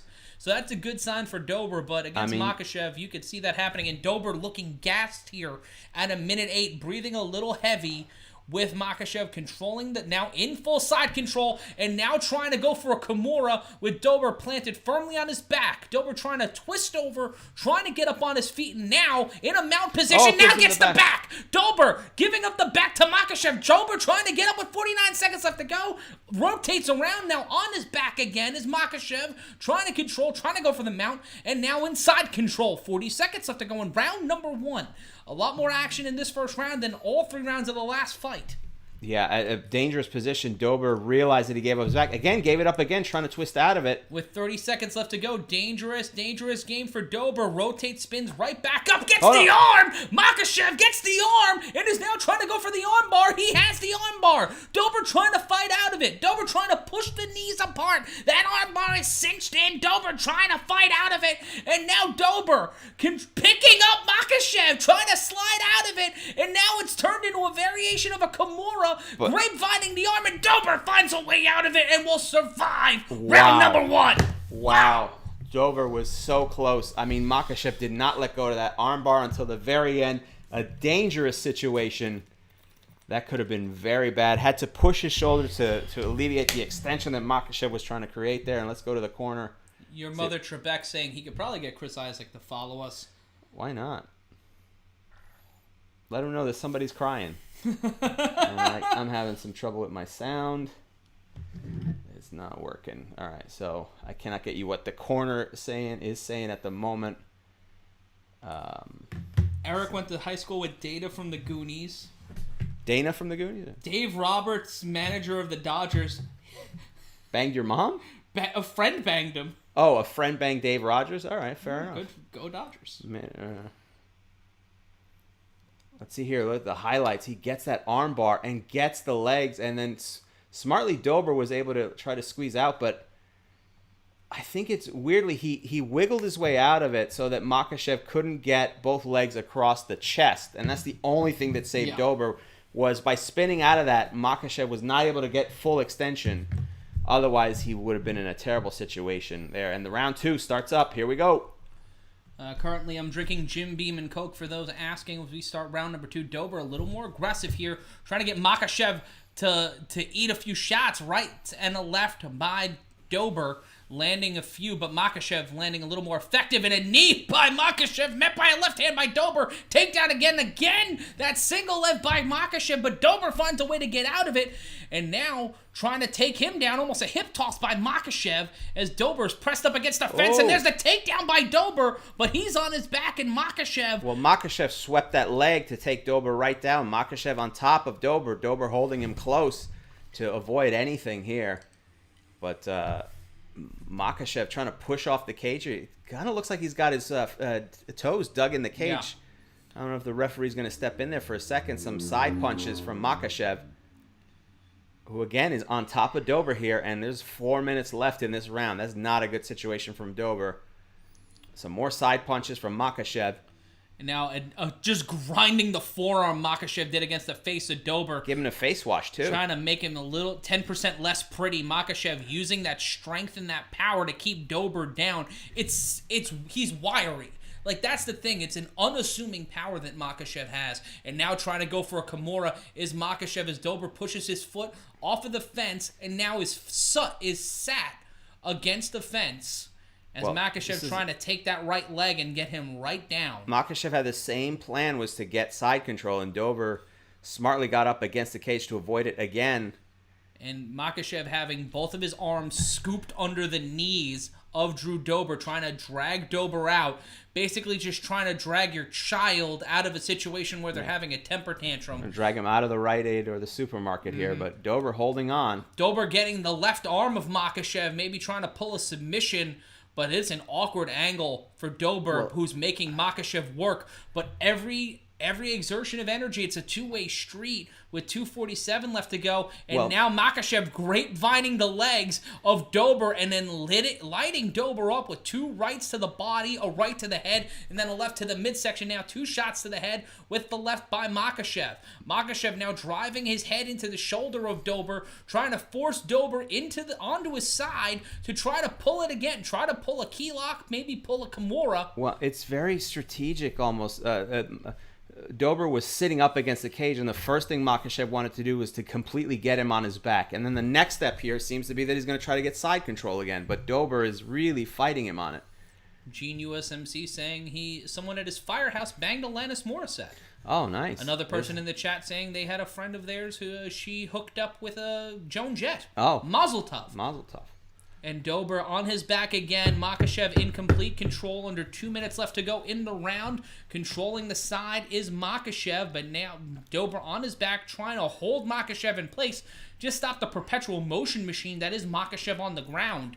Dober just trying to find a way to survive here. He is getting dominated in this round by Makachev. 90 seconds left in this second round here, too. And more the same position. The only difference is Makachev has not been able to get side control solely because Dober's leaning against the cage. Last time he had him in the middle of the octagon. Dr. Black saying this grappling is like a chess match. Wow. Darewolf 333. That's fucking what's his nuts from the Nexus. The flippy one. Oh, PJ Black? PJ Black, yeah. Oh, shout out to PJ Black. Yeah. A professional wrestler. Yeah, for FKA Justin Gabriel. Yeah. 1 minute left to go in the round, and Makachev just pressing Dober onto the canvas, landing lefts and rights with impunity as Dober's legs are just around the waist, baby Bjorning Makachev. And almost a eye rake by Makachev with 46 seconds left to go in round number 2. It is surprising how Dober's been able to hold on here. His defense against being taken out by Makachev is amazing. Makachev has controlled the ground in this round, just this round, for 2 minutes and 51 seconds. For over half this round, Makachev has been in control. And just more of the same here, 24 seconds. Makachev, hammer fist. Dober holding on. I mean, look, Makachev's best tool has been his wrestling, and he is showing it here with the grappling that he's doing. 10 seconds now left in the round. Makachev. Look at him lean that right leg out for leverage. He's just to maintain. pressuring him. He's just making Dober work, making Dober breathe.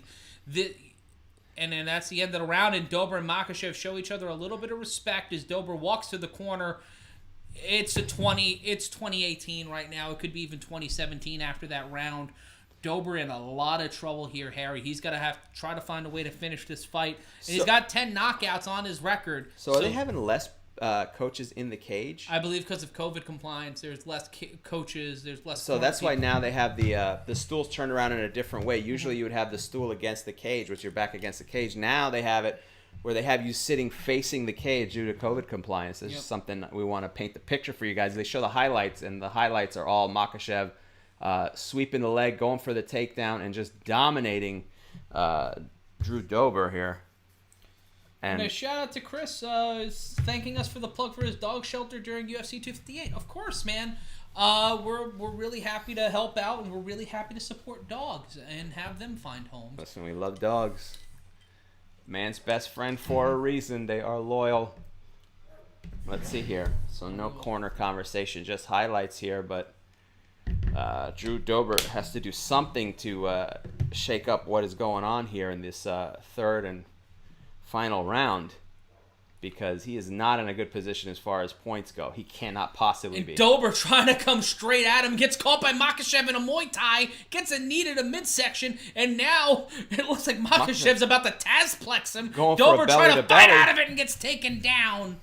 Makachev's just grappling is so good. His takedown ability is unstoppable here tonight. And all credit to Drew Dober, because he is doing his best as far as defensively off the ground, because there are a couple times a lesser fighter would have gone down. Yeah, this fight could have been over the last round. I mean, that's how good Makachev is, and so yeah. And an elbow from the bottom, a bionic elbow from Dober. Makachev keeping his hands up, protecting himself while just postures back up, lands 2 left hands. Dober scrambles, but Makachev controlling it again, keeping Dober down, making Dober work. That's what he's been doing this entire Dober fight. trying to grab. Dober trying to go for a Kimura. Dober trying to lock in a Kimura from the bottom. Close to it. Makachev trying to hold his wrist. So now Makachev in trouble, even though he's on top. And then Makachev trying to find a way out of it, straighten, pull that arm out of there, an elbow to the ribs by Makachev. Dober in control for what feels like the first time in over 5 minutes, at least since the first round. Maybe even the whole fight, but has to give that up. And now Makachev wrapping his bicep around the throat of Dober. And Dober taps! Dober I don't even has know had the bicep tucked underneath the jaw. Makachev pressing the bicep in, almost a variation of a reverse sleeper. It looked like and was constructed like a reverse sleeper. Wow, and just out of nowhere using, the bicep of all things. And just if he wasn't built the way he's built, a normal person might not be able to pull that off, but literally grabbed the bicep muscle and just cut the oxygen off. And unfortunately for Drew Dober, that was a great fight from a technical standpoint. It was phenomenal to watch Islam Makachev just put on a clinic as far as proper wrestling technique goes, and just wore down Drew Dober until finally he was able to get something. Drew Dober fought out of a lot of different potential submission holds. Look at this. Drew Dober trying to stop it, and Makachev just sweeps the leg, knowing where his leg positioning is at all time. And there was a Kimura attempt. Yeah, that Kimura attempt. And it's a triangle choke, technically. It can be considered a triangle. He just pressed that bicep. But it's weird. I've never seen anyone do it quite like that. It's a uranagi, grounded uranagi choke. But he was usually you use the forearm. He was really using the shoulder muscle. Yeah. He just had so much muscle in there, whatever it is, it cut the oxygen off, and Drew Dober had no choice but to tap out here as Bruce Buffer does the official announcements here.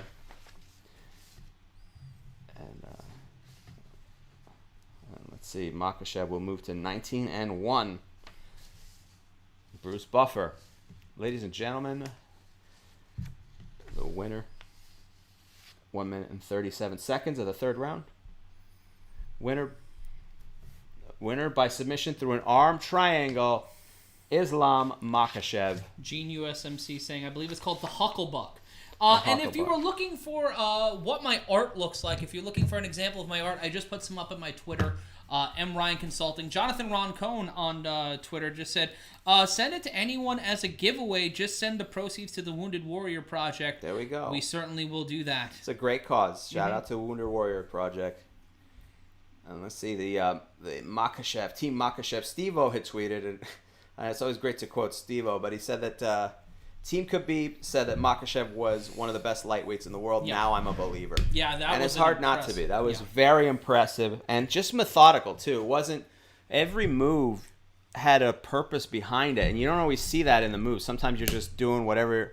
You get somebody down and you're trying to figure out what opens itself up. From moment one, step one was get the person on the ground, get Drew Dober on the ground, and then Makachev would ultimately always try to get side control. That was step number 2, and then go for a submission attempt, step number 3. And Dober fought all that off many, many times. But you could see just the highlights. The first step is to get him down. Get him down, sweep the leg, and get him down. Every time. He must have done that 3 or 4 different times. And then try to get side control. Yeah. And then ultimately get the submission hold. It was a rhythm. It was a rhythm the entire fight. Makachev has a playbook, and Toker88, if you're the one who wants it, just follow me on Twitter. Let me know it's you, and I will DM you with the details. Joe Rogan saying, congratulations on your victory. We haven't seen you in the octagon since September 2019. Jesus. What has it been like to take so much time off, and how good does this victory feel? Thank you, Joe. This is 2020 was a crazy year. I lost some friends, coaches, people. I canceled like 3 fights. That's why you don't see me. Rogan says, you had a dominant performance tonight over Drew Dober and it established you as what many people consider one of the top lightweights in the division. Khabib seemingly retired. This moves you into an amazing place. Give us your thoughts on where you fit in the lightweight division. Khabib says, I know I deserve years ago from top 5. I cannot be quiet because I have 5-7 win streak now. I need somebody. Tony Ferguson's free. I'm ready for anyone. Please, give me somebody. Rogan says, unquestionably, after that performance, that puts you in the top of the division, somewhere in the top of the division. Were you surprised how easily you were able to dominate Drew Dober? He says, I know Drew is a very tough opponent. He throws a very hard punch. That's why I chose the easy way, to take him down, break him down, and make him tap, and that's it. Rogan says, you made a statement tonight, sir. Congratulations on a remarkable performance. And Islam Makachev says, thank you. And a great performance. Tumaharo Tudai said, needed some comic relief in the feed. Well, we're glad to be here. Thank you. We're here for dick jokes and yelling. There we go. That's what we provide. Yep. And not necessarily in that order. No. Now Makachev tied for the second longest active win streak in the UFC lightweight division with 7 behind Charles Cowboy Oliveira, who has 8 I didn't even realize 155. Gene USMC asking, will Conor McGregor ever be a contender again? As long as Conor McGregor is fighting, he's a contender. Yeah. And there we see Petr Yan looking like the lost member Wahlberger. Or that he should be in House of Pain, but isn't that really the same thing? Yeah, pretty much. I mean, that's all that Boston area, right? He looks like he reads The Ringer, ironically. Petr Yan might have done some background work on... he was in The Fighter. In The Fighter or the Town. Aljamain Sterling shadow boxing here in these previous B-rolls. And getting ready. So that second fight was much better than the first fight. Yes, that was an actual fight. Yeah, that was actually a good fight. So far, at the moment, they are the current lead for fight of the night and basically every bonus. Yeah. Oh, that's right. I forget the undercard. The undercard counts when Dana's the undercard counts. Yeah, of course. I don't know how Dana does his things. Let's see here. They're highlighting a rugby player here. That's Alexander Volkanovski. Oh, that was Volkanovski? Was that part of it? Yes, he was an ex-rugby player. That's right. I'm sorry. It's hard to keep track of all this here. And why are they doing this now? Promoting UFC an upcoming UFC Connected. Oh, it's just a fucking behind the scenes show that they do. Fair enough here. Shout out to the Slurp God, which is a sentence liking my art. You can see my art at M Ryan Consulting. If you want something like that, you donate like Jonathan Roncone did over $40, and I will send you an artwork of your choosing. Slurp got another band that I didn't think was going to take off. I was wrong. You know why? Because it's classical. Because it's it just throws you off. I was expecting death metal, and then it was a quartet with 2 cellos, and it was quite nice. It was a weird NPR booking, but and again, we're taking all your people who you thought were never going to take off, also, and celebrities celebrities that you or your family have banged. Anybody you know. Steph, if I get can I get permission for the story you have? Because you messaged me I just want to make sure I can say it on the show. Oh, okay. Because she's got the winner. I think she's got the winner. Oh, well, yeah. I think she's got the winner. Okay. All right, let's hear it. Bantamweight rankings as we Petr Yan, the champion and number 1 contender, Aljamain Sterling. So I've got one I can confirm. I can't confirm that they didn't fuck.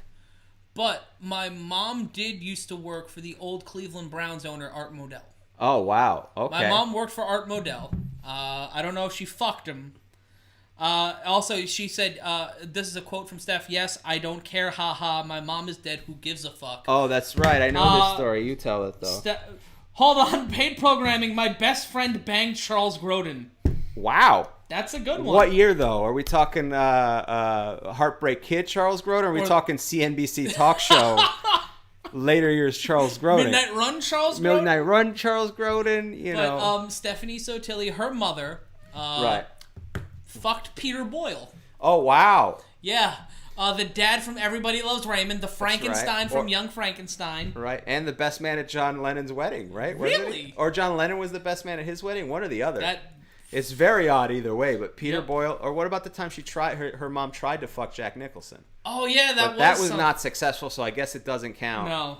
Or the time her dad picked up Dusty Rhodes, and Dusty Rhodes tried to jerk him up. That's right? not that part confirmed. didn't happen. That part didn't happen. That part I might have made up when I heard the story. That's fair. That's a fair point. Shout out to Tyler McLean watching us from Anaheim as a former radio engineer for the Anaheim Angels. What's hood? Hey man. Shout out to Ernesto Gomez watching us from Paris, California. Nice. We got the Ant-Man channel over in Woodland Hills. I've been to California exactly once, and that was the last place I was before the pandemic. Oh boy. I was in Tijuana and San Diego, and then I've been here for 12 months. We might want to move this table back for a second. I think we keep pushing it forward with our guts. Yes. Which will happen. So yeah, let us know who in your family and friends who the most famous person they've banged is. Yes. As we this is what we do to fill time before the fights, because look, I could describe these highlight packages to you, but what's the point? Yeah, we're just dicking around. One guy is beating the fuck out of another guy, and then they show the clips of the other guy beating the fuck out of somebody else, and then they step in the octagon, and we find out who's the best at beating the fuck out of who. Still I Rise 4485 from Detroit. Still I Rise. Ryan Gilmore did a comedy gig with a lady comedian who was Seal's side piece. Seal's side piece. Oh, wow. All right, fair Damn. enough. Kissed by a Rose. Yeah. Shout out to Seal. I'm trying to think of the most famous I'm trying to be not involved with it because I do know people through comedy, through stand-up. I'm trying to think of one. Who the most famous person who would be? All right, I'll come back with one. Yeah, I got nothing. My family trees Art a Modell stump. is all right. Yeah, I don't think my mom fucked Art Modell. Would I be surprised? No. Would I want a piece of the Cleveland Browns now? Obviously. Even though he hasn't owned that team. You've never met your actual dad. I did not. I don't think Art Modell was my father. That would There's answer only a one few way questions. to find out, Matt. Both of them are dead, Harry. Maybe that's what your mom told you. Maybe that's what your mom told you to hide you from the horrors of being involved with the Cleveland Browns. She wanted to protect you.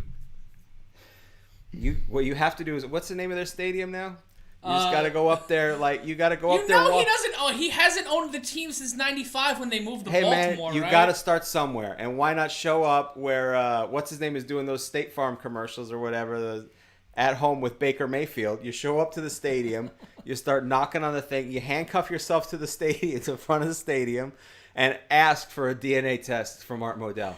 And then let the chips fall where they may. Jonathan, I'm going to send the painting to Toker. Your money is going to Wounded Warriors, my friend. So thank you so much. The Ant-Man channel saying, I think Dick Van Dyke fucked my grandma. Oh, wow. That's a good one. Chitty, bang, bang, bro. A friend... You fell down on the ottoman right into your mom. Rick Johnha, a friend of mine, gave a hand job to Skippy from Family Ties. All right, now some of these I think you people are making up. You're missing the spirit of this. And I think you're disrespecting... the spirit of the bit? You're disrespecting the integrity of my request to find out as we go to the third fight at 11:30 here. They're just getting into the octagon. And the spirit of the thing, just don't make them up here. My girlfriend cheated on me with Morgan Wallen. Oof. Who's Morgan Wallen? He's that guy from SNL, the musical guest from SNL who broke COVID protocol. Oh, and then ended up getting got for saying the N-word on the internet. They kicked him off. Wow. God damn, man. They were really pushing. They don't let country music artists go on SNL a lot of the time. So they really thought he was going to be something. But he will not be. Or he'll just, whatever. Never mind. Chucky saying you blokes are nerds. Cool story, bro. Yeah. You're watching us, though. What does that make you? A bitch? I mean, scientifically speaking, that works out. That's the protocol. Well, listen, while we're waiting for these guys to come in, is Aljamain Sterling dancing his way with the half American, half Jamaican flag. Well, no, they're two separate flags. One's American, one's Jamaican. I think they're sewn together. Am I wrong? No, I know they're two separate flags. Are they? Okay. Sorry, my bad. I thought they were... Okay, they are two separate flags. Yeah, you're right. They're two separate flags. Anyway, it doesn't matter. Making its way. Let's do our plugs. Why not? Follow me at Harry Terjanian for all your comedic enjoyment, as well as the podcast I do, Man School 202. Check that out when you get a chance.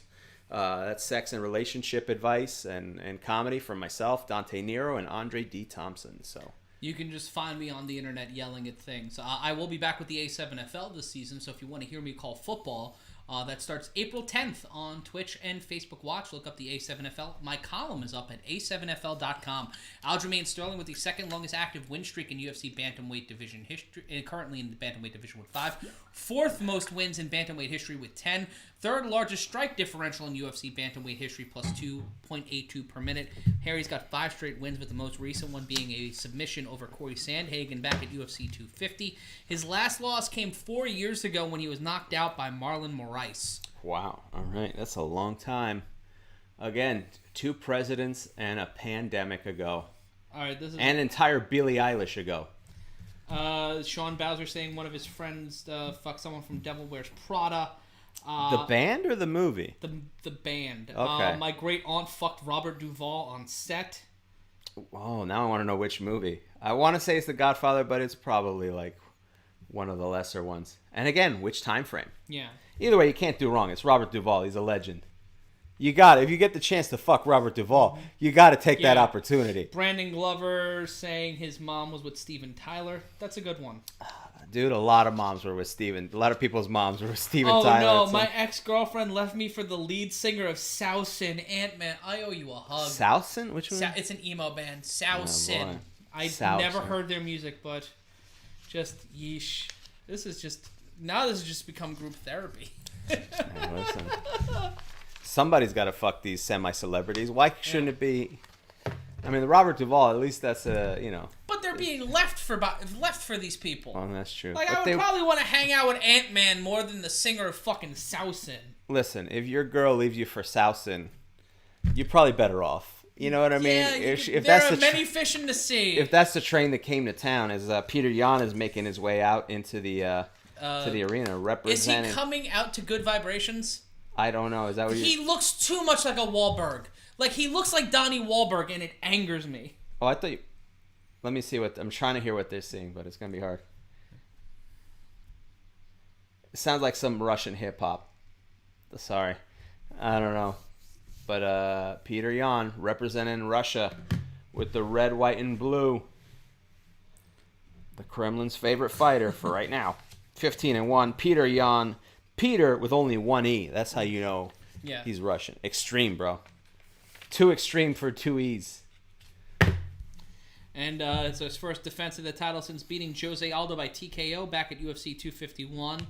10-fight winning streak since 2016, preceded by a loss to Magomedov.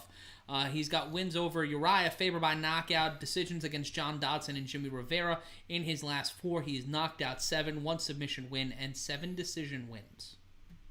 And UFC Bantamweight champion, 10-fight win streak, and master of sport in boxing.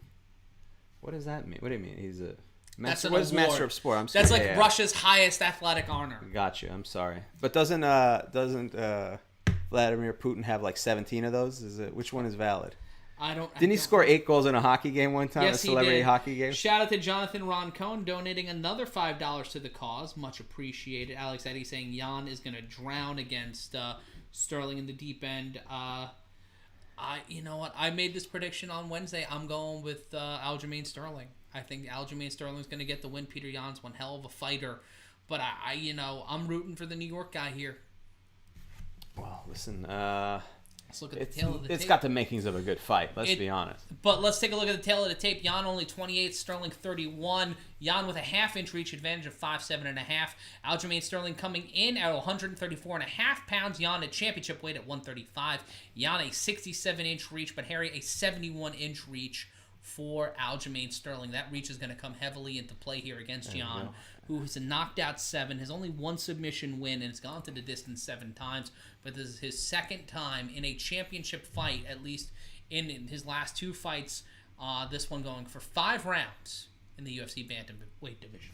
Bruce Buffer looking like the Lucky Charms mascot with the bright green jacket, looking fabulous as always. They shut down the lights for the introduction here as he introduces Aljamain Sterling, who is got a lot of energy here, dancing around here a little bit, very excited to be part of this, swinging the legs back and forth. McElroy McJetson saying Jan looks like a fit Elmer Fudd.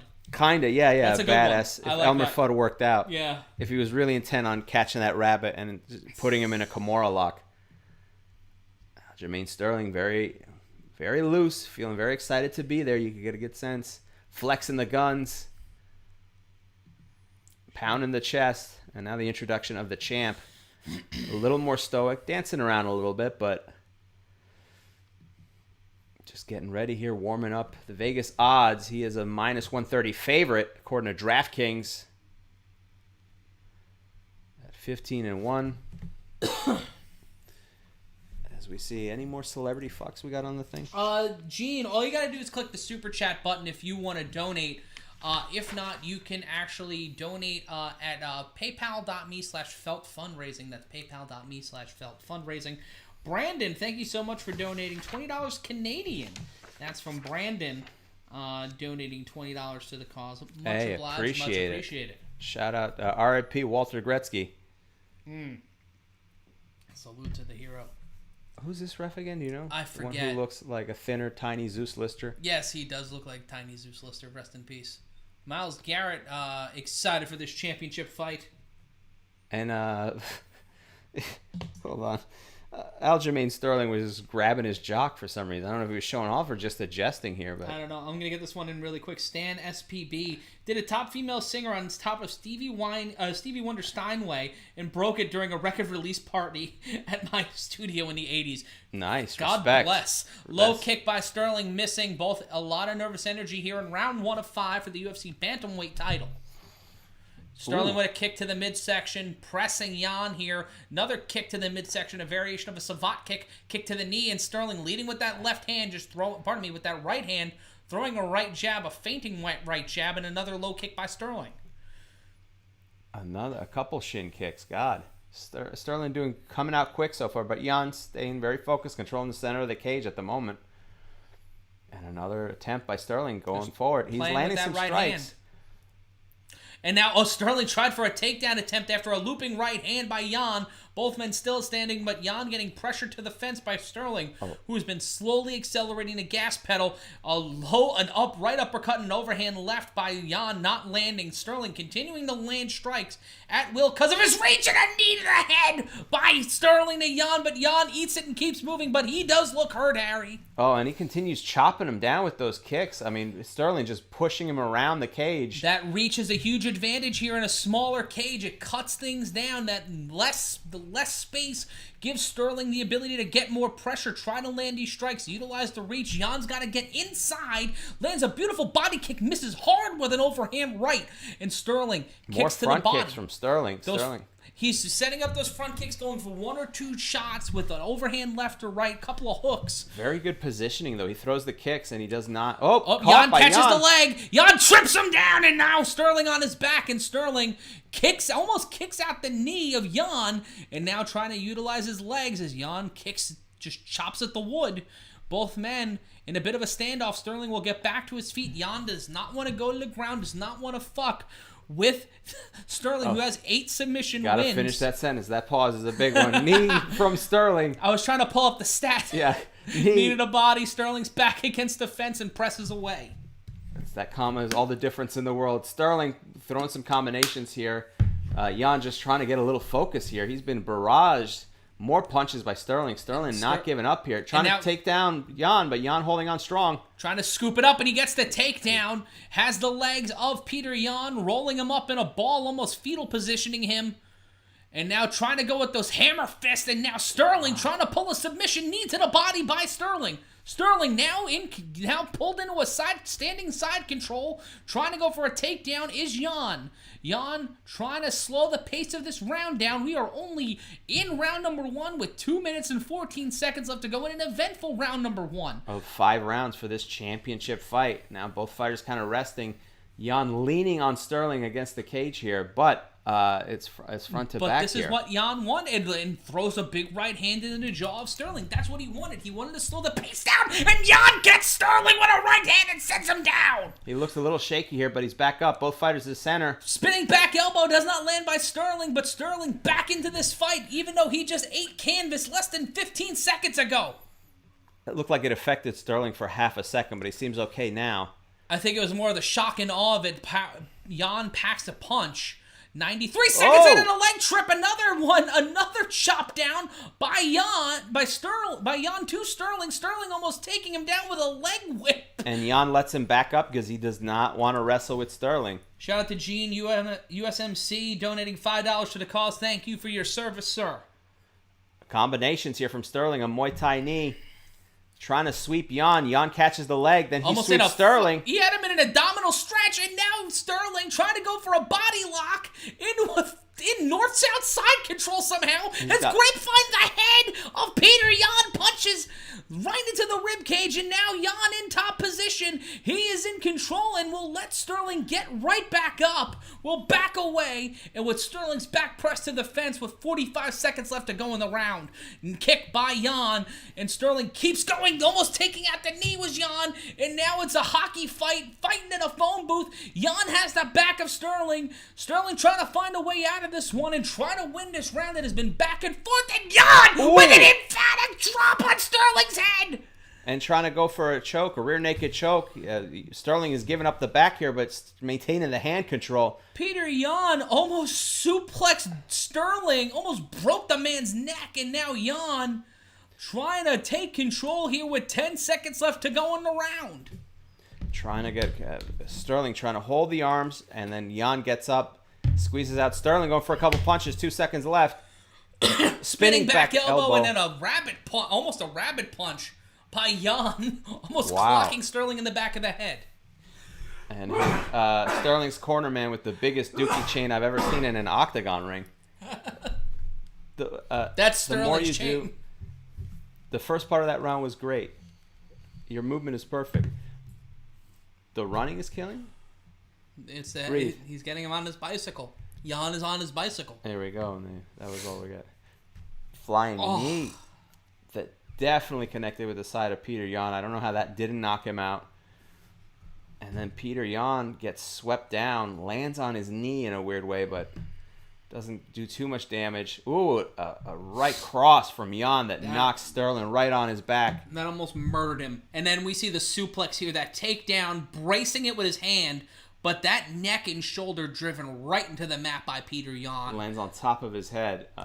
If you're looking at this fight, Harry, this round one, it's a 10-9 for Sterling. I would say Sterling won that first round. Yeah, he had control up until the last moments of that first round, and there's still 4 more to go. This is going to be insane. I don't see this going to the 5th. I don't see it either. Something is going to happen here. Leg kick by Yan, starting things off in round number 2. Sterling trying to go for a takedown again. Muay Thai clinch pushes right out of it. Little world of sport action there from Aljamain Sterling. Feigns with a right, throws a left, and then a left leg kick, and then a couple of right jabs by Sterling. Overhand left by Yan, grazing Sterling. The challenger looking like the champion here, and then misses on a kick, trips, and now is in trouble. Yan controlling the neck, now trying to land some shots with impunity on Sterling, but Sterling getting on his back, and that is not where Yan wants him to be. He wants him to be in a prone position. And Sterling is a dominant grappler. He is the dominant grappler of the two. And Yan has been doing pretty good with the takedowns when he gets the opportunity, but I don't know that he has the confidence or he has a lot of respect in what Sterling does, because he maintains control and positioning for a time and then backs off. Mm-hmm. Sterling telling him to come forward, do something. Kicks from Yan to the thigh Sterling. And then the referee will demand Sterling get up, and they go back to the center of the octagon. Both fighters landing on the left did Sterling, and then 2 shots to the body kick, missed a right hand at one point, and Sterling once again trying to go for the takedown. Yan trying to stop it. Sterling getting the arm underneath the legs, and trips on that attempt. Sterling in trouble here. Yan in pile driver position, now controlling Sterling, has a reverse waist lock.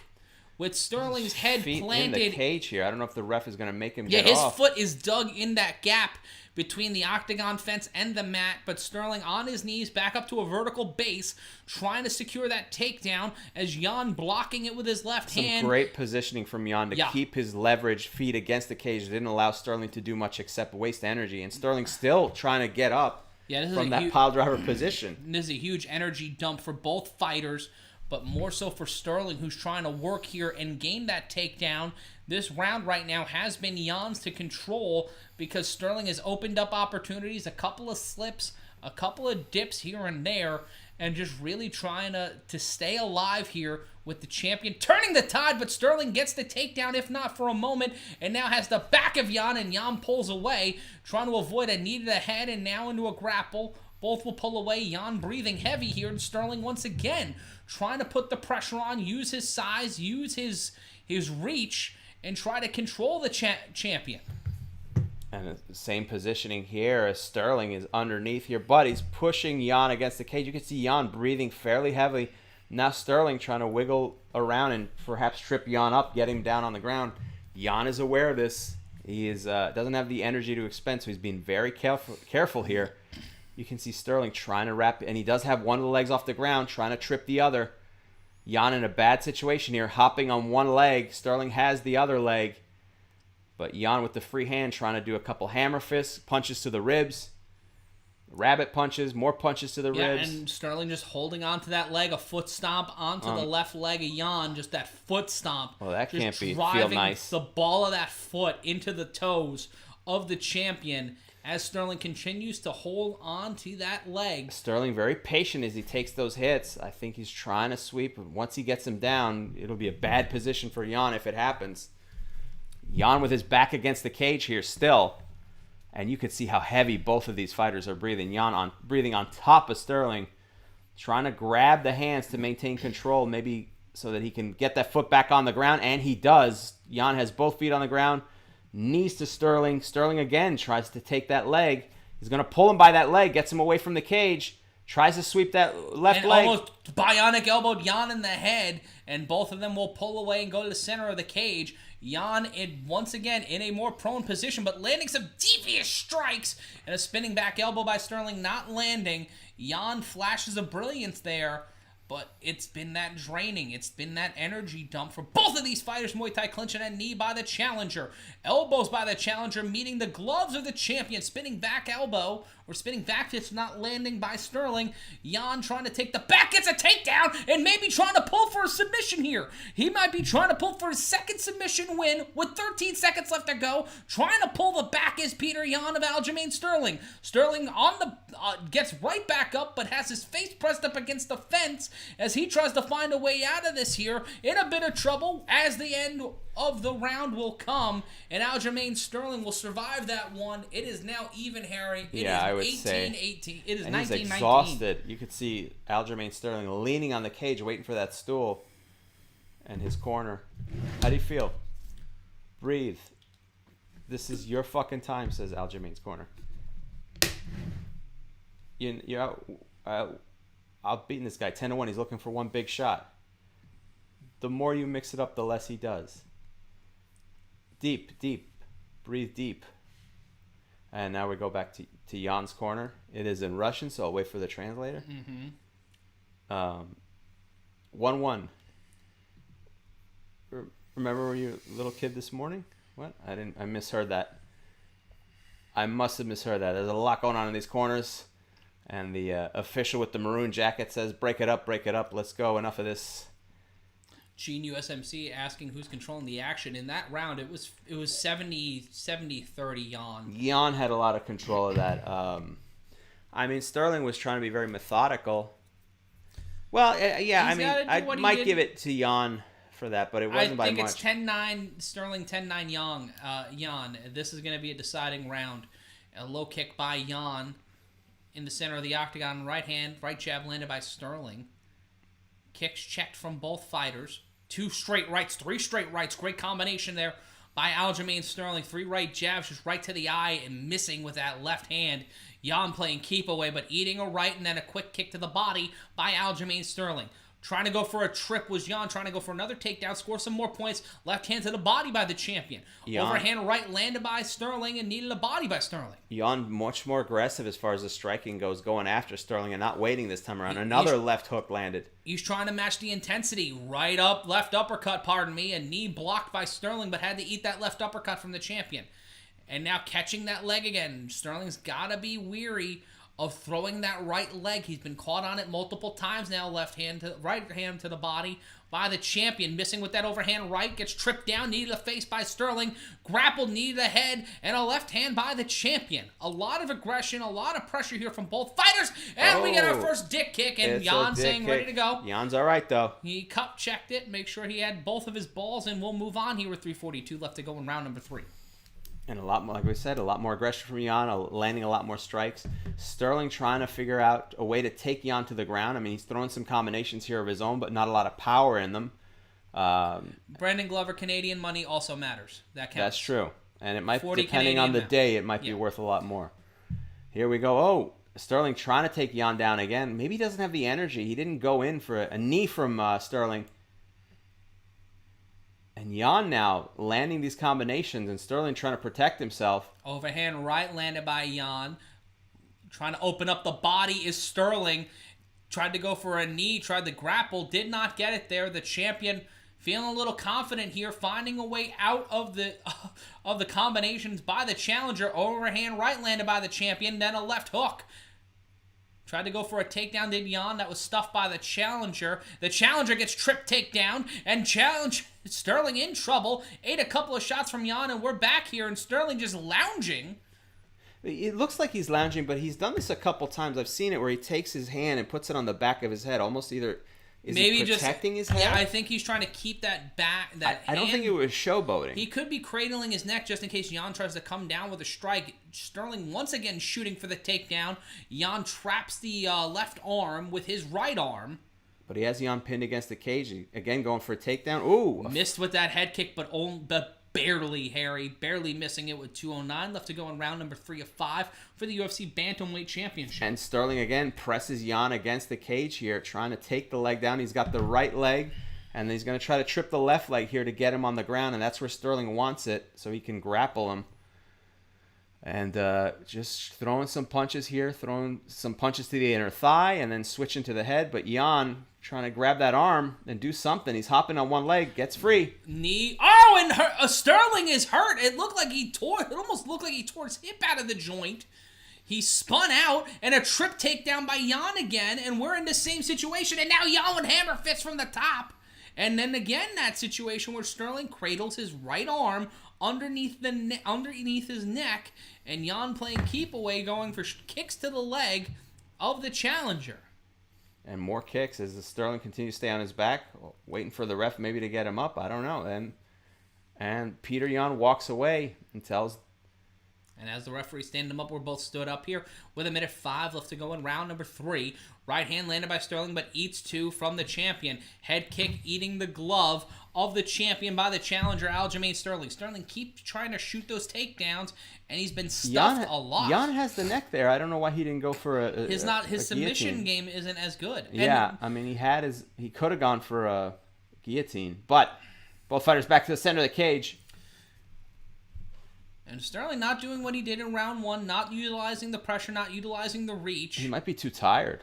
Taking a look at the significant strikes here in round number 1, it was 27-11 for Sterling, 15-8 for Sterling, and now completely inverted, 27-11 for Jan. This is the most significant strikes Jan has thrown this entire fight, and he's looking a little tired there. He was feigning it. Looked like he was doing the Elizabeth from Sanford & Son.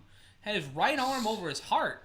Sterling adding up some of those strikes as Jan was sort of trying to take a breather here, but he grabs Sterling, trying to flip him to the ground.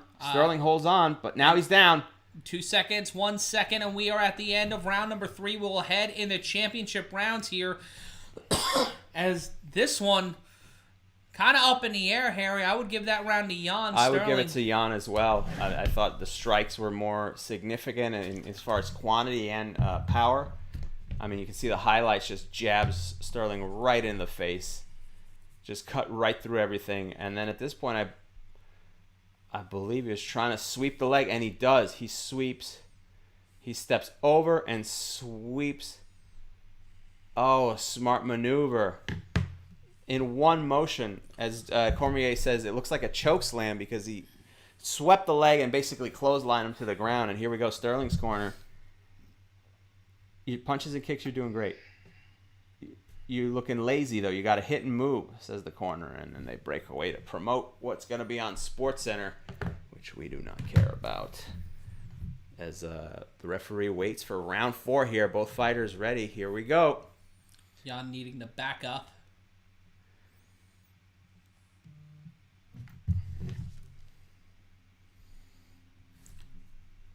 And here we go. Fighting. It has started. Round 4 here. Both fighters the center of the cage. Let's see if there's some more energy from Sterling. It looks like it. High kick. Head kick by Sterling. Sterling trying to drive it again. And into one, almost an ankle lock by Yan. And Sterling immediately on his back. Sterling has taken down... Yan has taken down Sterling several different times. He just doesn't follow up on it. But he's able to drive him down. And again, Sterling on his back. It scores points, but... No doubt. But some rare situations where he was hammer fisting. Sterling on his back, still kicking his feet. Yan feigning interest in coming in. Sterling with the crab walk. Almost did an Eddie from Tekken and needs a knee by Yan, but back on his feet. Sterling missing with an uppercut. The champion landing a left and then an overhand right. A left uppercut and then an overhead right. And then Sterling landing some solid punches. Punches to the body, missing with an uppercut, landing an overhead. They don't seem to have much power, though. He might be a little bit exhausted. Jan's more condensed. He's built like Mike Allstott. It's all power. He drives into his punches. Sterling's using his reach, just trying to land strikes, trying to open up Yan, trying to find a weakness, find a hole that he can exploit. In the first round, it was those takedowns. But now Jan's found a way out of it. Almost a trip takedown by Sterling, missing on that one.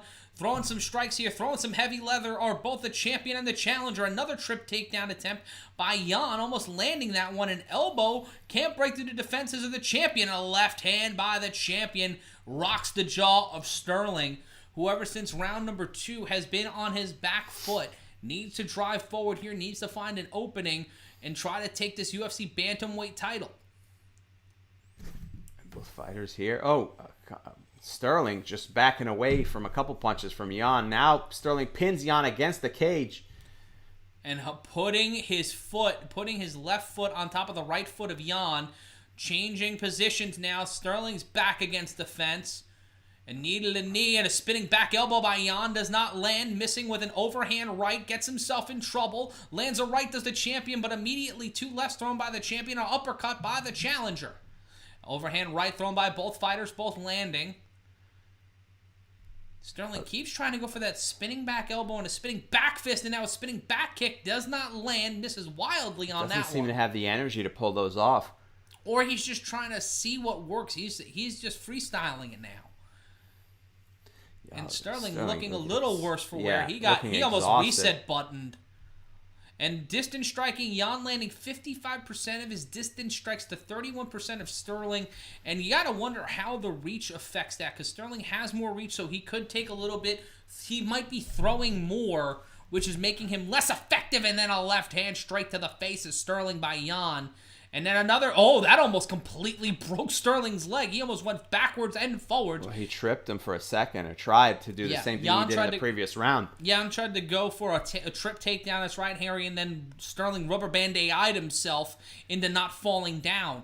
And Sterling trying to set up that knee and eats a right hook by the champion. Oh, another left jab from Yan that lands. I mean, he's landing a lot of these square on Sterling's face. And then a single tie clinch with Yan getting a knee, and it looked like it affected the eye of Sterling. Sterling trying to sweep that leg again. That takedown attempt has not really worked since round number 2, and we're in round 4. All 5 with 1:10 left to go. You can see how Yan uses his leg positioning. The second Sterling goes for an attempt, he gets his legs wide to make it difficult. Leans forward so he can't take him down. And then he lands a knee in the clinch and then lands a quick left-right combination. 2 straight rights landed by the challenger. Right to the body by the challenger. Overhand left missed by the champion. Another head kick from Sterling, but not much on it. He's got to use his distance. I cannot understand why he keeps trying to shoot for those takedowns. Overhead kick. 33 significant strikes thrown by Yan in this round. Only 10 by Sterling. And now Sterling being held down by the neck and eats a knee, and that's it. And that's a knee from the ground. That's a stop. That's an illegal knee. That is an illegal knee. Petr Yan has just landed an illegal knee because technically Sterling was a downed opponent. That was a downed opponent. No, I guess he was, but he was kind of on his knee, so I thought it was like a Muay Thai clinch, but oh wow, wait a minute here. Completely illegal knee. I mean, because you see this. Yeah, he is down. Sterling's on one knee and then just knees him right in the temple and pushes him over. Oh boy, that is not. Welcome back, Melvin Henderson. Oh wow, he lands him square on the head, and you could see Sterling looks out of it. Yeah, he does not know where the fuck he is right now. This might have saved Aljamain Sterling because this is a disqualification. I don't know. This is going to be a DQ. Yeah, this is going to be a disqualification. Aljamain Sterling is going to win this fight by disqualification.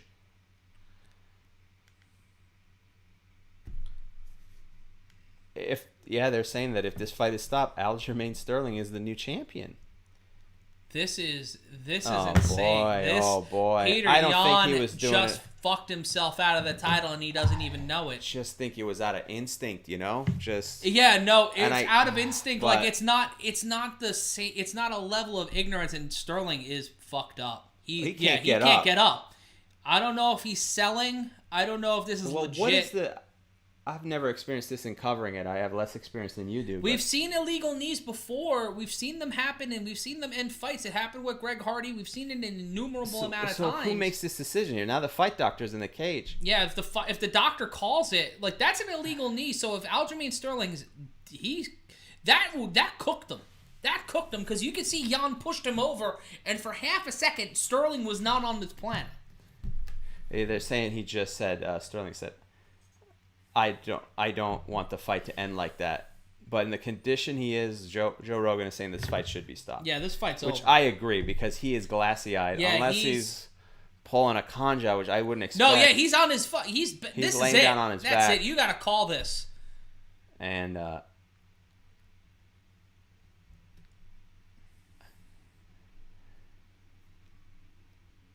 official can make this call. They're still giving it time. Sterling has not been able to get up to a vertical base since this knee was landed. He is on his back. Listen to the ref here. It's Mike. Yeah. Let's see here. The ref is okay. Well, now they're talking. It's on the official. Shout out to Brian Gonzalez, who donated $2 for the super chat. Nunes with the first round KO. What do y'all think? We'll let you know in a second. When I'm laying down, it's better. Yeah, he's got a concussion. That's a concussion. When I'm laying down, it's better. This is it. That's it. Yep, that's it. It's over. Petr Yan will be disqualified. We'll wait to hear for the official results. That's rough, man. It's the right call, but it's rough. Yeah, I don't know. This is the first time in UFC. Then again, I guess. Oh, Sterling is leaning face down. Yeah, he is disappointed. He is sad. He is. Shout out to your mother Trebek trying to break the tension. Just a friendly reminder: Chris Isaac is balls deep in my aunt. Now?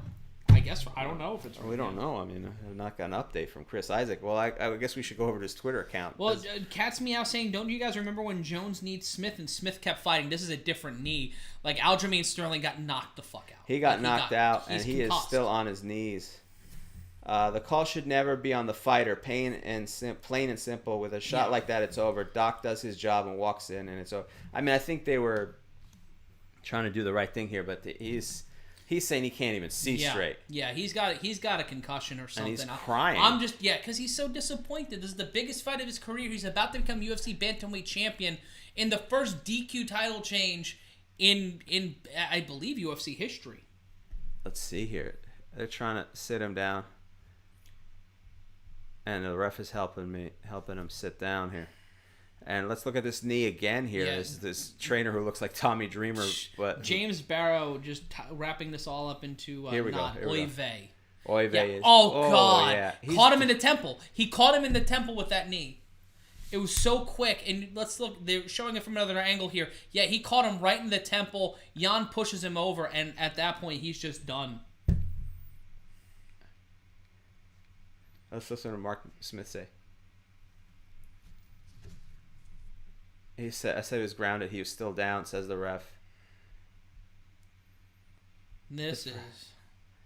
Wow. Then the ref calls it. Unbelievable.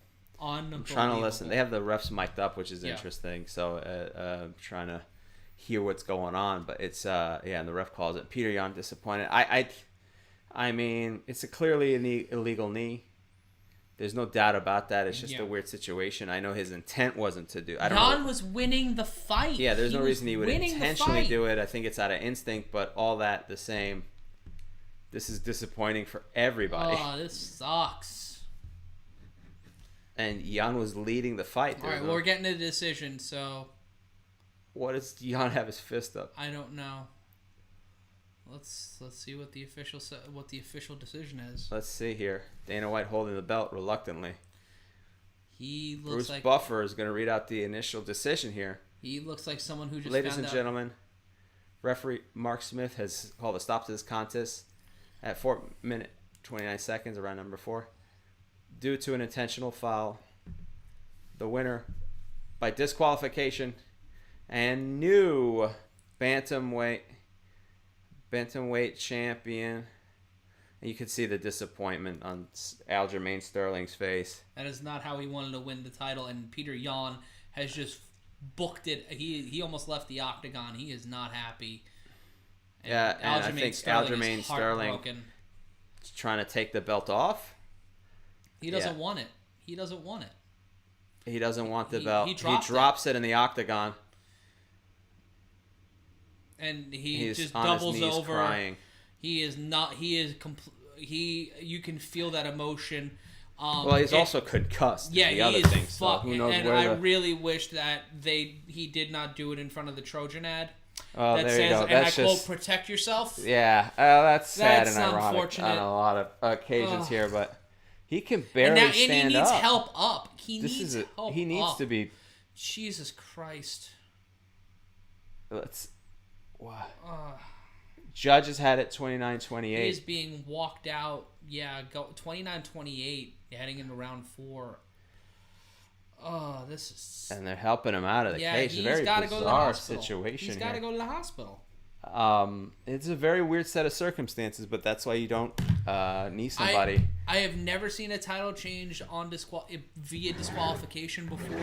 Well, that's why the WWE does it that way, my friend. I agree. To avoid situations like this. You read the chat really quick. I will be right back, but we're going to break through this. I hope they're not going to interview Aljamain Sterling. But if they do, I will cut to the audio there on my headset. Run it back. Still damn. I agree. They'll probably run it back. Sterling is trash. He was not trash. He was doing well in the first round. It was just Yan was taking him apart. Cody versus Yan for the belt. Well, there ain't no belt to have it. Are they really going to interview this guy? I guess they are. They're sitting him in front of... What the fuck are they doing? And he is crying. Okay, I'm going to have the audio here, so I give you the play-by-play. What is Rogan saying? Oh, no. Rogan saying, I'm here with Aljamain Sterling. Aljamain, I know this is not how you wanted to win the world title. Did you hear the judges' scorecards? Let me tell you what was going on. You were behind on 1 point in 2 of the judges' scorecard. You were ahead on another one. This was obviously, clearly an intentional foul. How do you feel about this? What does it feel like right now? And crying at Sterling said, everything I worked for to this point, to have the fight go like that, he's crying. I thought the fight was very close. I was down 2 rounds. And that's not the way I want to win. That's not the way I envisioned this. I took the fucking belt off. I was trying to continue. Even all fucked up like that. I was in bad shape. It would have just been ego taking over. The ref told me I was down. I don't know. It's bullshit. I understand some heat, some bad blood, a little rivalry. Rogan said what Khabib just told him in the corner. He was there in the corner. He asked Petr Yan, ask him, do I hit him now? And his corner said, kick him. Then he need you, which was totally illegal. So he got bad advice from his own corner. I don't know if it was a miscommunication. I don't know if he thought if they were saying hit him in the head, says Rogan. We're going to have to figure this out, get it all sorted out. But it was clearly illegal. And you were clearly badly damaged from that. Was not smart for him. Sterling says, I agree. I wanted to continue. The fight was fast-paced. There's a lot of action. The fans were enjoying that. I want it to be one of the fight of the years. It had the potential. I mean, the action was nonstop till that fucking bullshit, says Sterling. Rogan says, Aljamain, they're asking me to wrap this up. They want the doctors to look at you. I'm sorry this happened to you, but thank you for your awesome performance up until that. I'm sure you guys will go again. Sterling said, sorry, fans. Sorry the fight went like this. Let's run it back and do it again. So you get the fight you guys deserved. Wow. Controversy. Yeah, Kevin Foley saying we don't read the chat. We don't read the chat during the round. We do it in between rounds. 2 weeks from tonight, it's UFC 260, and that was an illegal knee. We have two title fights. There's no doubt about that. Yeah. We've got Stipe Miocic versus Francis Ngannou. We have Alexander Volkanovski defending the featherweight title against Brian Ortega. Tyron Woodley versus Vicente Luque, and Sean O'Malley returning to the octagon. That's in 2 weeks' time. That's a pretty good card for UFC 260. Yeah, it's going to be 2 weeks' time? That's 2 weeks' time, March 27th. Oh, wow. Yeah, that was an illegal 20 days from now. knee. All right.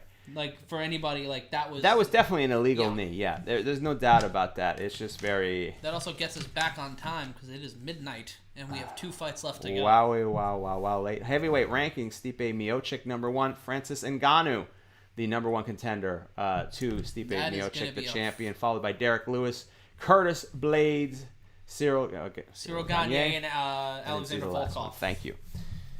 Well, we can read some chats now. Yeah, so that was a motherfucker. Shout out to Ann Wenzel. One of my best friends had an amazing time in Harrisburg with LaShawn McCoy. Shout out to Of the Eagles? Formerly of the Eagles. Formerly of the Eagles, all right. I believe he's not the Tampa. band. No, I think he's football in Tampa. team. I think he won a Super Bowl ring. Really? So wow. That's a good one. Hey, how about this? Antonio Brown has a Super Bowl ring after all that Ain't that a motherfucker? After all the shit that went down in the hurricane. But she also said, amazing commentary. As always, you guys are fantastic. Well, thank you, Ann. And congratulations for your friend for fucking an MVP candidate. That was an MVP fucking. MVP level fucking. I mean, professional. Much like MVP, he was coming. He was coming for her. Wow, as we see a fight package here for the Amanda Nunes Megan Anderson fight. Mm-hmm. Oh, he won with... Thank you, Ty Cutter. Fucking Shady McCoy won a ring last year with the Chiefs, too. He did? He's got 2 Super Bowl rings. Huh. All right, there you go. 2? No fucking way. Back to back. Jeffrey F. saying favorite commentary. Well, thank you. Jeffrey F? Jeffrey F. Oh, I thought you said Jeffrey Ep as a Jeffrey Epstein. I was like, what the fuck are we doing? Chase Geary saying... I mean, thank you for the follow. Yeah. We'll take him where we can get him. Yeah, and be sure to like, follow, and subscribe. Hit the notification. Make sure to ring the notification bell to know whenever we're going live or whenever we have great content. Up now in the Combat Culture channel, we break down Israel Adesanya's favorite anime program. Is there a thumbs up from Bill Cosby? Or what are we doing here? What are we doing? There's a Sacco and Vanzetti account that likes this. Jace Geary asking Matt and Harry, do you guys think a belt should be voided in due to a disqualification? That's a tough situation there. We come from pro wrestling, so of course not. But in a case like that where you just fucking level a man in a But wouldn't that be well? I guess it should be voided, stripped of both. I guess you'd be saying stripped of both because you don't want the person to retain the title. Win the title on something like that. I don't think the fighter wants to win the title like that. So the best option would probably be you strip the person of the title, you put the title up for grabs. Literally, you do the first ever MMA ladder match. There you go. And we go from there. And I think it should be defended 24 hours a day, 7 days a week. I think it would lead to a lot of good stuff there. Pete Ashton saying, thanks for the commentary. You guys are good at it and entertaining. Well, thank you. Well, we try. Thank you so much for joining us here. As we still see highlights packages for the Women's Featherweight Championship fight. Alan Epstein saying, just when I think that Jeffrey Epstein references are of no relation. In regards to Olive, well, thank you. Olive is asleep. Olive is asleep. Thank God. Olive, the Wonder Pup. And where can you follow Olive? You could follow Olive is a fat baby on Instagram. Olive the fat baby on Instagram. And actually, you can check out my stuff at Harry Terjanian. You can check out the stand-up comedy I do and the podcast I do, Man School 202. You can find all that anywhere the internet is sold. And if you would like some of my art, you can donate $40 to the super chat, like Jonathan Ron Cohn did, and I will paint whatever, I will paint something at your request and donate the proceeds, all the money that I don't have to spend on shipping, to your favorite charity. And Megan Anderson, representing Australia, making her way into the danger zone, as I like to call it, the octagon. Do you? It needs a fancier name. Does it? What's it called now? It is the fucking octagon. No, I mean the whole arena that they have. The UFC Apex? The Apex. I guess that's all right. The Fire Pit. They gotta just steal a name like WWE did from Thunderdome. Number one, George is not a fan of your stand-up. He's not a fan of my stand-up? He's not a fan of your stand-up. How can you be not a fan? I don't know. But how can you have watched it if you're watching us, you lying sack of shit? Give me the Loot 23 says you look like a pro wrestler. Lol, no offense. How is that offensive? That's what I strive for. I want to look like younger years Macho Man Randy Savage. Honestly, Logic Wins asking, honestly, does Sterling have to give Jan an immediate rematch after that? I think they should. I don't know if he has to. I think it's his title now. It's as if it's as valid as any decision. Yeah. So there's no implications of it one way or the other. It's a decisive victory. It sucks for Sterling. He's not happy to do it. I don't think he's not leaving there like he's the Miz or whatever with the championship belt just waving it in the air. Like he out-suckered Petr Yan, but I think you could see that it was not a happy situation. Megan Anderson, former Invicta FC Featherweight champion, 6th shortest average fight time among active UFC fighters at 5 minutes and 23 seconds, and she has finished 9 of 11 of her last fights. She's also has a win over the last person to beat Amanda Nunes, Kat Zingano, but that fight took place in 2018. Lost to a common opponent in Felicia Spencer on a 2-fight winning streak with a knockout of Nora Dumont Viana and Zorara Fain dos Santos by submission, but lost to Holly Holm by decision. Has knocked out 6, 3 submissions, 2 decision wins. Has been submitted twice, though, and 2 decision losses. Jacob Lawrence likes your stand-up. Oh, thank you, Jacob. I appreciate that. Toker88 asking, did you know Patrice, Harry? Did I know Patrice? Yes. He wouldn't have known me, but I did several shows. In New York City, you get to do shows with famous people because they work. And the same for me because of the Opie and Anthony show. There you go. You knew Patrice as well. I watched Patrice O'Neal get fired from Stand Up New York because he just wasn't feeling it that night.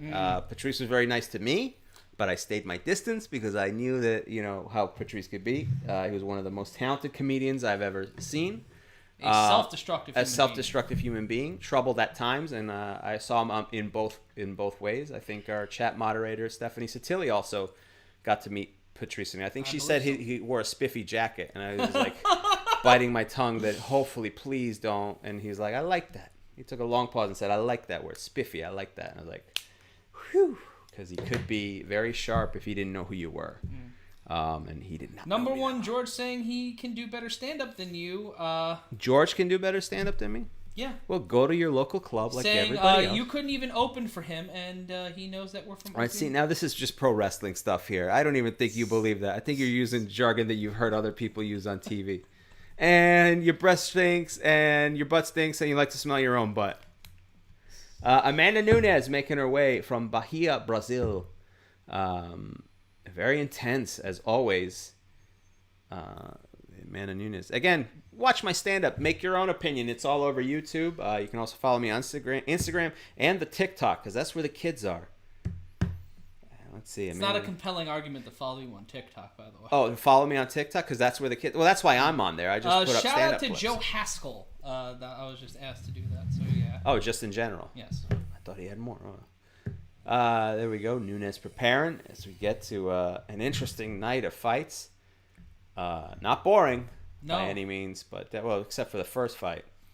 But very interesting. As this person on the right, who looks like a later years Eric Bischoff. He also looks like in shape Ron White. Oh, okay. In shape Ron White or out of shape Eric Bischoff. Yeah, there we go. That's the weird part of one of those things. Someone's asking you about Rachel Feinstein or something. I do know Rachel Feinstein. Yeah, she's also a talented comedian. You could follow her clips online as well. She's doing fine. She doesn't need my plugs. I don't know. I really need Rachel to plug my shit. I don't need to do it the other way around. But if you want to find out which famous comedians I know, the list is pretty long. Amanda Nunes. The current UFC Bantamweight and Featherweight champion, longest win streak in UFC women's history with 11, and the #1 female pound-for-pound fighter in the world. In my notes here, I have her listed as the God Destroyer of mixed martial arts. Oh, really? 2 straight dominant decision wins against Felicia Spencer and Jermaine Durandamy. Prior to that was a TKO of Holly Holm, knocked out Chris Cyborg and Rocky Pennington. She retired Ronda Rousey. I mean, it's not a Hall of Fame list. I mean, because I guess Holly Holm is not a Hall of Famer. No, I would consider Holly Holm a Hall of Famer. She was a champion, so okay. I mean, if we let Coco Beware in, and Cyborg, and Fuck you, Coco Beware invented the Ghostbuster. How about you go kick rocks there? I like Coco Beware. Yeah, but I mean, that is a list. That's my whole point was, regardless, Holly Holm was a champion. That's a hell of a list of people. Yeah. To take out. So, I mean, she is currently the most dominant female, maybe in UFC history at this point. I would consider that. Let's take a look at the tail of the tape here. Nunes, 32. Anderson, 31. Anderson with standing at 6 foot tall to the 5'8" of Nunes. Nunes walking in at 145 pounds to 144.5. 69-inch reach for Nunes. 72 inches for Megan Anderson. That's a big height and reach advantage for Megan Anderson, but perhaps Nunes is going to do what she does best, just chop her down. I mean, that stuff might not matter. We'll see how she uses it. It's a big fight for Megan Anderson. Oh, let's see here. Referee Jason Herzog. As we're getting ready here for the fight. Lights down low for this one. And Megan Anderson is an imposing figure. She is the plus 575 underdog, though. Jesus, that is a fucking line. Well, somebody could stand to make a lot of money tonight if she can come here and pull off a James Buster Douglas. But we'll see. Yeah, this is a very Buster Douglas situation. Somebody has to fight the champ, but on any given night it can happen. Tonight could be the night for Megan Anderson. As Amanda Nunes just stretching against the cage, very focused, as always, very intense. As we hear Olive, the Wonder Dog, in the background. Yeah, Olive not a fan. Jesus fuck, Amanda Nunes is a minus 910 favorite. Good Lord. That's just like, no, just don't bet. Just don't bet. I mean, there's not a lot of faith that Megan Anderson can pull this off. But again, somebody has to beat the champion at some point. We'll see if Amanda Nunes can continue her dominance. The intensity on Bruce Buffer's face as he does the introductions. And for those asking, I am drinking Jim Beam tonight. Yeah. With Coca-Cola and water. Also a funny comedian, Jim Beam. Follow him on Twitter.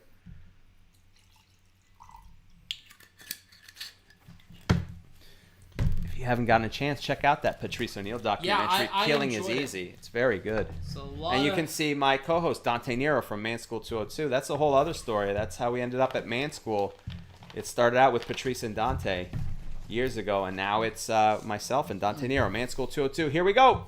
Round number 1 for the UFC Women's Featherweight title. Anderson trying to control the tempo here. Nunes stepping back. Anderson in control of the center of the octagon. The height and reach advantage for Anderson may not be a big factor here because Nunes will try to take her to the ground early here. 2 of Anderson's 4 losses come by way of submission, the other 2 by decision. So this is going to be a big challenge here. I mean, the height advantage might be a disadvantage in a way because she's got to crouch down lower to get down to Nunes to land anything. Leg kick gets caught into a single, but Anderson pushes away. Left-right combination by the champion. Low kick by the champion.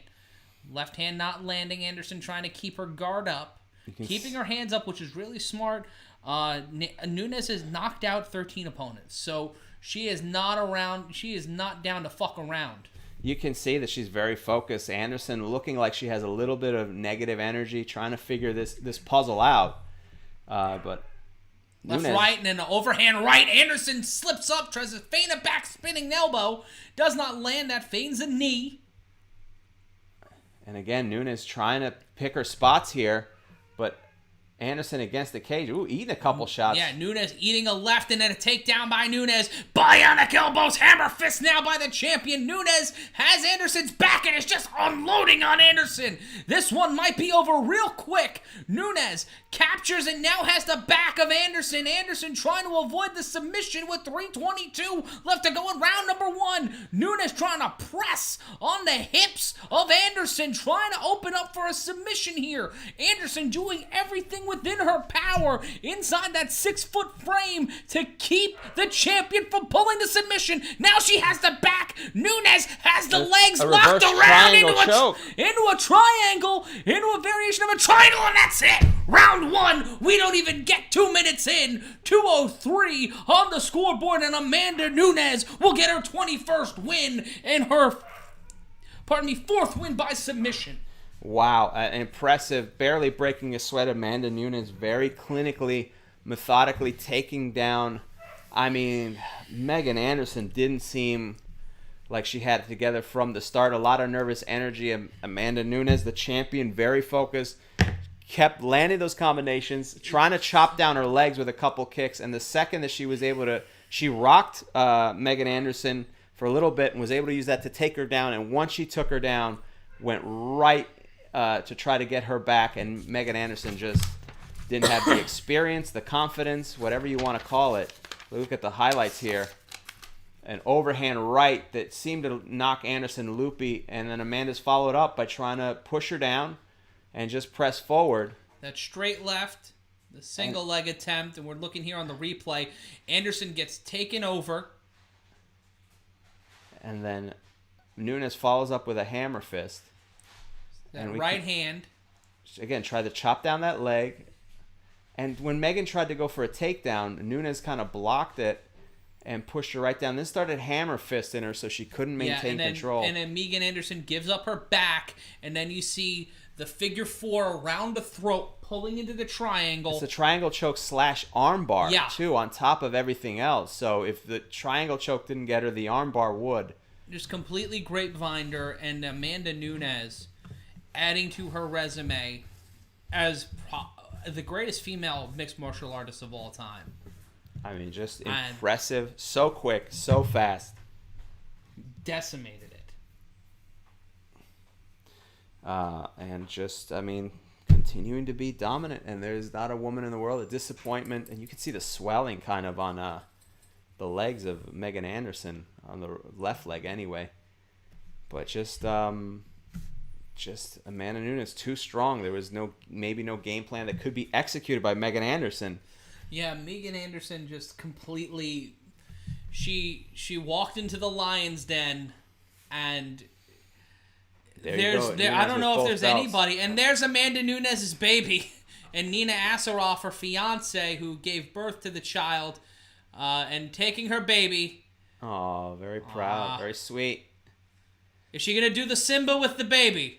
Oh, hold her up? Yes. Hold the baby? And Megan Anderson introduced to the baby, and there's a big sign of respect and pajamas that are worth more than anything I own in my life. Probably. Right now. Those do look like a Gucci or Prada or one of those type of things, a baby bodysuit. Oh, that's adorable. That's adorable. Shout out to TJ Stroud. Matt is the fucking shit at calling these fights while driving to North Carolina. Well, have fun. If you ever go by Wood, he liked what we were doing. Oh, nice. Thank you. Sorry. If you're driving by Woodby, North Carolina, just hold up a middle finger on the entire drive. Just for me. Just for your friend Matt.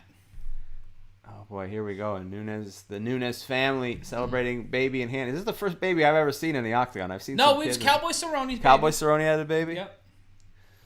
I would love to see other babies come in a la Khabib and climb the cage and start attacking the baby. Just, you got to start these beefs young, Like, oh my God, it would be the most adorable riot. I would love a baby riot. I'd love to see a baby riot. I saw them in Melrose. No adults involved. Just babies climbing over the crib. There is footage of me beating up a baby in a little cage that I had in Ecuador when I was a little kid. And I don't know. My question was, who was working the camera? I'm just pounding on a baby. It looks like a steel cage match. I got to upload it. I got to find it and upload it. I was like 2 months old, 3 months old. Maybe young, maybe older than that. Oh, fuck. Why can't I? Fucking Martin Cardejan, Le Momia. Oh, yeah. Oh, what the fuck is the name of that? El Pibe? No. El Pibe Diaz. El Pibe Diaz? Was that you? No, I was the guy beaten up. It was more like Bruiser Brody versus Lex Luger in the steel cage. And there we go. Amanda Nunes doing some great celebrating, and she's earned it on the shoulders of her trainer with 2 belts in hand. Thank you. Amanda, Kurt. 2 belts. Amanda 2 belts being carried out by the Mountain from Game of Thrones fame. Look at that jab, yeah. Kurt 7 saying, great job on play-by-play. Thank you. Thank you. Matt is one of the best in the biz. There's no doubt about that. The more you like these, the more chances he gets to do it. So let's like all this stuff. Please like, subscribe, follow us on whatever you're watching tonight. Subscribe so you can keep watching it. Oh, my God. They're showing this. A black belt grappler. That was also a cute baby. That was a cute baby. Congratulations on Nina Asaroff and Amanda Nunes. On having a legitimately cute baby. Because sometimes you're supposed to say the baby's cute. It's and not a sometimes cute you baby. look at the baby and go, oh, baby. Yeah. That's an ugly-ass baby. But not this one. Here we go.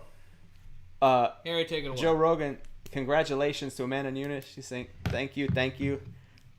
Amazing. The plan worked exactly how I finished the fight. Rogan says, Amanda, you were so amazing.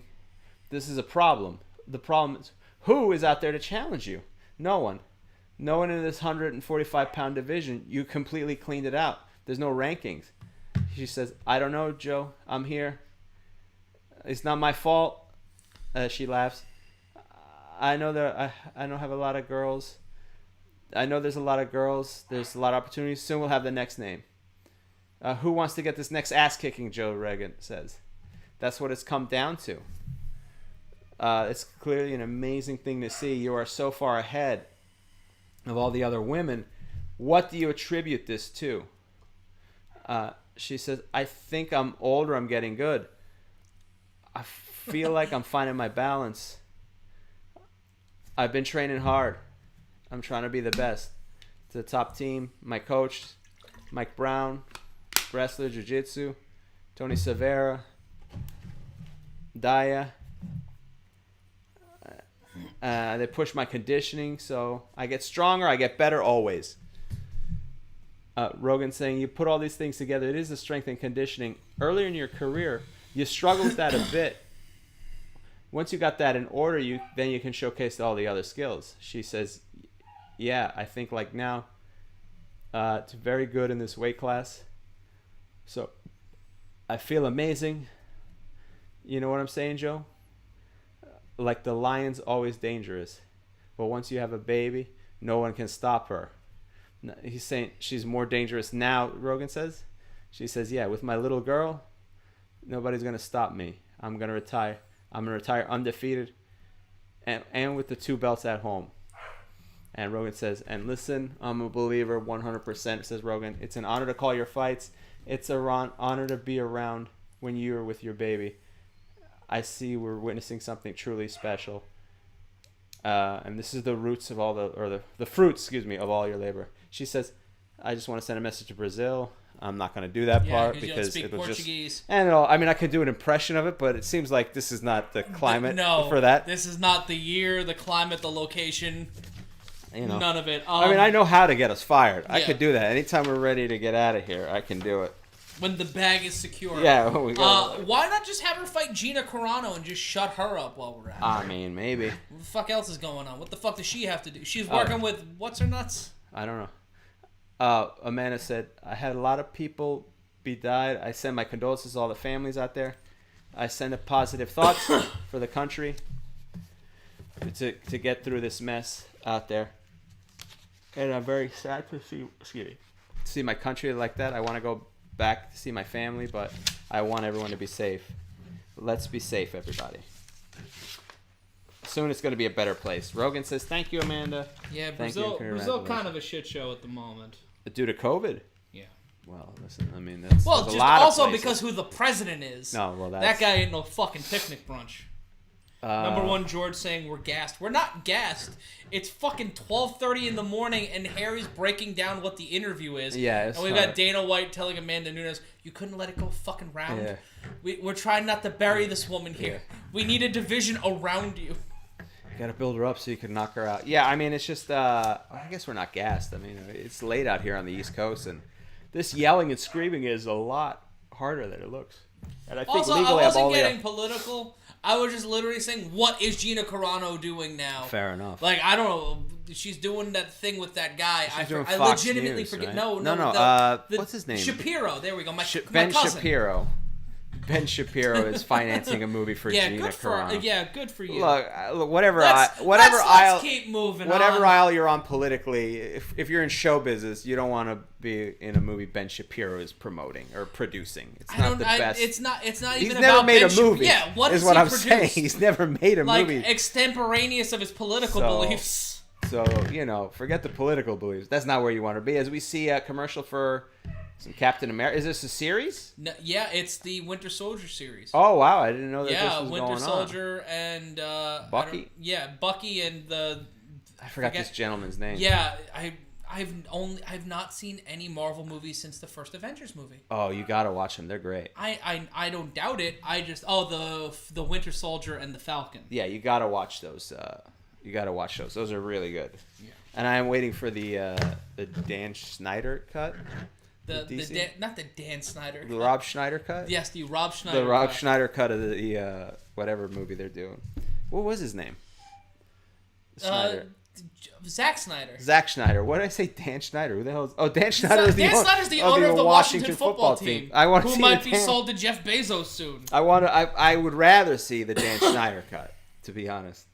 As we look at the light heavyweight rankings, Jan Blachowicz, the champion, of course, Glover Teixeira, number 1. Thiago Santos, number 2. Still, Dominic Reyes, Alexander it's Justice League, Rakic, and Yuri Przavic.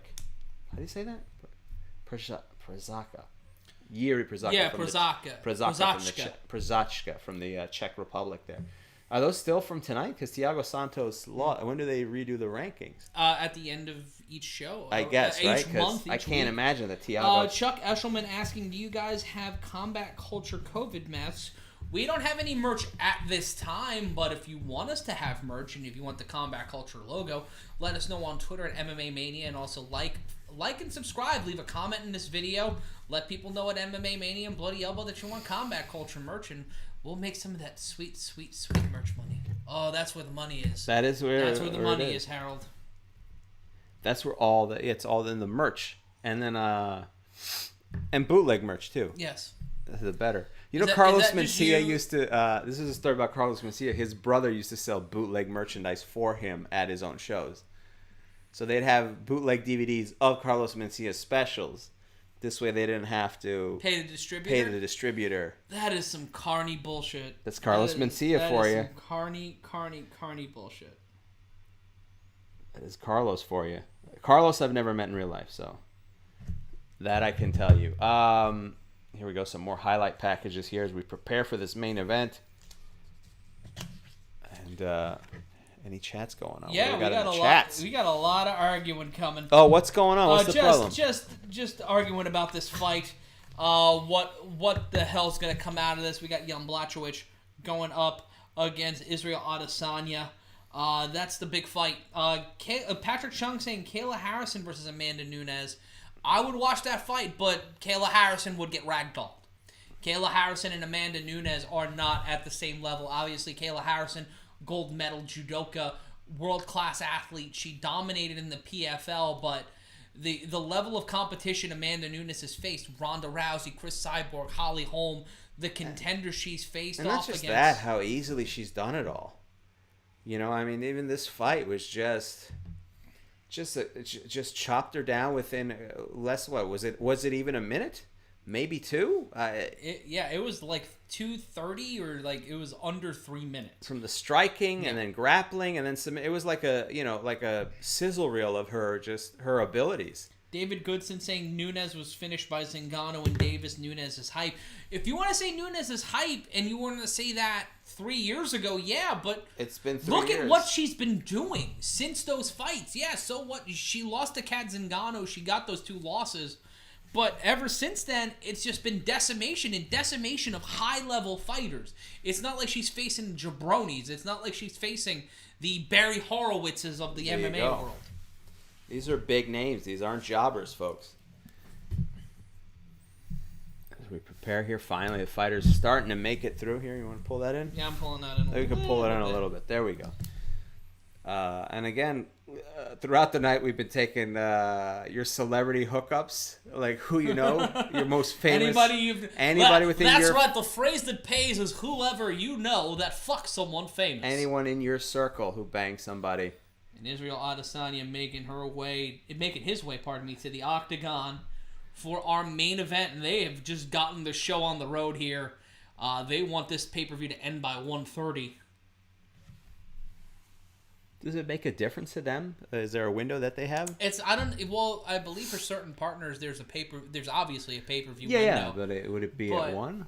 I think 1:30 or so. I think they pay for like 5 hours of satellite time, so from 10 to 2. But even then, they understand that it's getting late. I guess, but then why open the show the way they did and not get the first fight in there till, what was it, 10:20? Mm-hmm. Something like that. It was kind of crazy. Before the first fight was thrown, one of the Uso brothers apparently in the corner there with Israel Adesanya. Why do you always say Adesanya? It's Adesanya. Adesanya. There's an A there. I don't know. Because I'm Latino, so...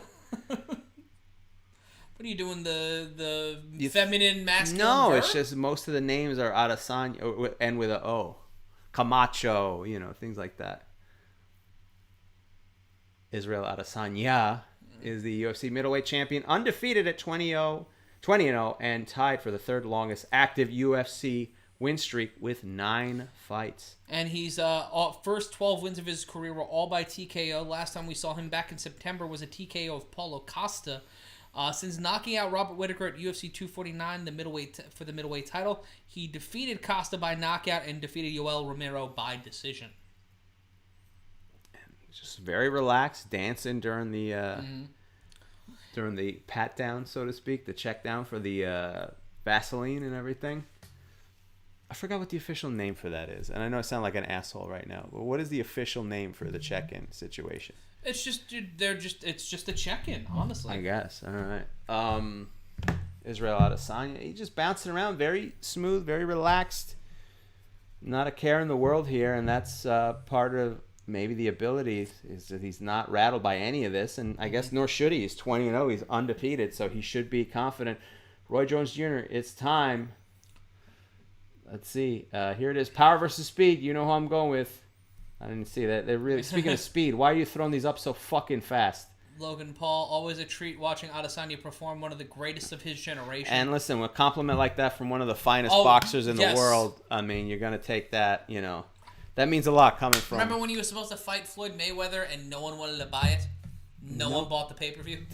And then Jake Paul's fighting Ben Askren at some point this month. Yeah, I can't tell them apart. Jake and his brother Logan. Logan's the older one with the bangs. Jake's the douchier-looking one who set something on fire in his home. I couldn't tell you who the douchier-looking one is. If that's the way you're separating, the one that looks more like a ferret. Still, it's a draw. And here we see Jan Blachowicz. Madface83, no flash dance routine this time. No, there was a little bit of vibing, but he's in the zone for this one. And Jan Blachowicz looking like every backpack white rap producer in Bushwick and Williamsburg, making his way to the octagon. It's got a very flat. That hat is so flat brimmed it's almost doing the reverse thing. Yeah. The bicycle delivery guy type of hat here as he makes his way. It feels like, there's his entourage, I guess, his shout out to the Hands Down Clothing Company who donated $5 to Yay. the cause. Fun fact from our chat from Steph, it's Everyday Bro. Oh, it is today. Today is Everyday Bro. It's Everyday Bro with that Disney Channel flow. 5 mil on YouTube in 6 months. Some great rap if you guys want to see some great hip hop. Everyday Bro is 212-233-9797. Everyday Bro made me realize that the terrorists were right about 9/11. And I said, you know what? I know it's been 20 years, but I go, upon reflection, once I saw Everyday Bro, we can just give up on here the we go. American UFC experiment. Light Heavyweight Champion. This is the type of stuff you can't say on SportsCenter. No, first defense of the title since beating Dominic Reyes at UFC 253. Highest takedown accuracy or whatever the fuck that was. Sorry, Harry. Yeah, I was going to my notes on that. I was busy talking about how 9/11 rightfully happened to us. Jesus, don't say that. It's stupid. I was making an awful joke because of the Paul brothers rapping. They had diss tracks against each other. Oh, fuck. Is it a work, right? It's got to be a work, right? England is Nick Crompton City. That's also a fun fact coming in. 4 straight wins since the loss to Thiago Santos by TKO in 2019. Blachowicz has wins over Luke Rockhold, Jacare Souza, Corey Anderson, and Dom Reyes. That's a hell of a list, too. But 5 of his 8 losses, Harry, have come in his UFC run. So he's met brick walls before. He's been knocked out twice, submitted once, 5 losses by decision. Conversely, he's knocked out 8, 9 wins by submission. Let's take a look at the tail of the tape here. Blachowicz 38 is Adesanya only 31.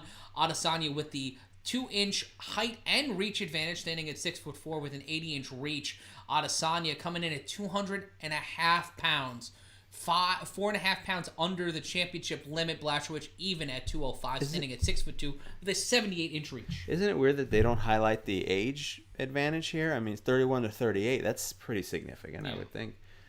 Not that it matters. Jan Blachowicz, very quiet, very stoic. And so is Israel at this point. He's not, I guess he was done with the energy and the warm-up, and he's very focused as well. So this is, and Herb Dean, senior official Herb Dean, I added that part. Yes. Prepared to referee this fight here. Troubleshooting referee.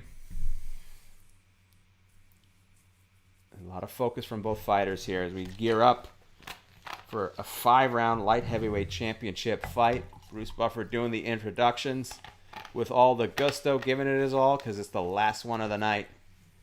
As we approach 15 minutes till 1 o'clock in the morning, this has been a lengthy night, but it's been an interesting night. We got to see a little bit of everything, and we got one fight left. Let's see how this goes. And we apologize if anybody was offended by that joke. We obviously aren't making light of that. We were just more of making light of the Paul brothers being how blight terrible. on Yeah, how terrible that is. Yeah. We're just playing around over here. They are terrible though. And I do want to see him get knocked out by Ben Askren? Whoever. Oh shit, I forgot he's fighting Ben Askren. Yeah, Jake Paul's fighting Ben Askren. You're just digging yourself a nice hole. Fuck, I forgot he's fighting Ben Askren. Adesanya looking composed. Oh yeah, he looks good intense. at 200. He looks good at 200.5 pounds. Like, this is a very filled out Israel Adesanya. He's very comfortable at that weight. He looks great. He looks phenomenal. He's got his arms crossed. He's ready to go. Looking very dead-eyed.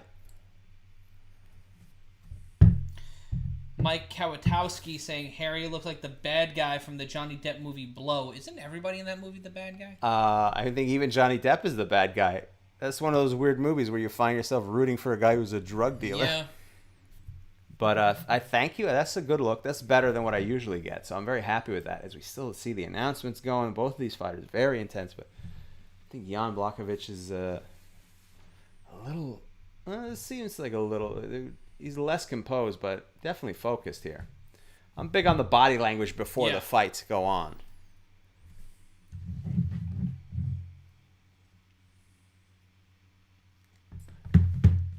Herb Dean giving the instructions here. It's a big moment here. Big opportunity for Jan. 27-8. Again, it could happen. We didn't see it happen in the last fight. It went as we thought it was going to go with Amanda Nunes.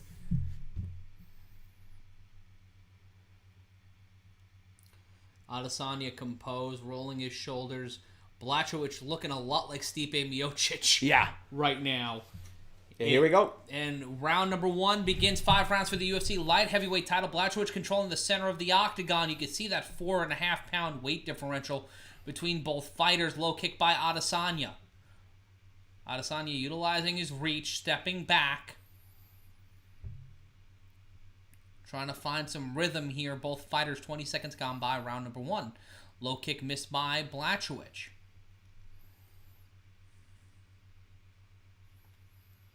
And so, yeah, both fighters just kind of feeling each other out here. I mean, yeah, just back and forth in the center of the octagon here. No one really throwing much. Switch in stance by Israel Adesanya. Going to southpaw. Feigning a knee. Not much going on. A front kick from Blachowicz. Right hand, straight left by Blachowicz. Low kick missed by the champion. Left hand by Adesanya. Low kick by the challenger, who's also a champion. Head kick blocked by Blachowicz. A lot of feeling out period here, early round number 1.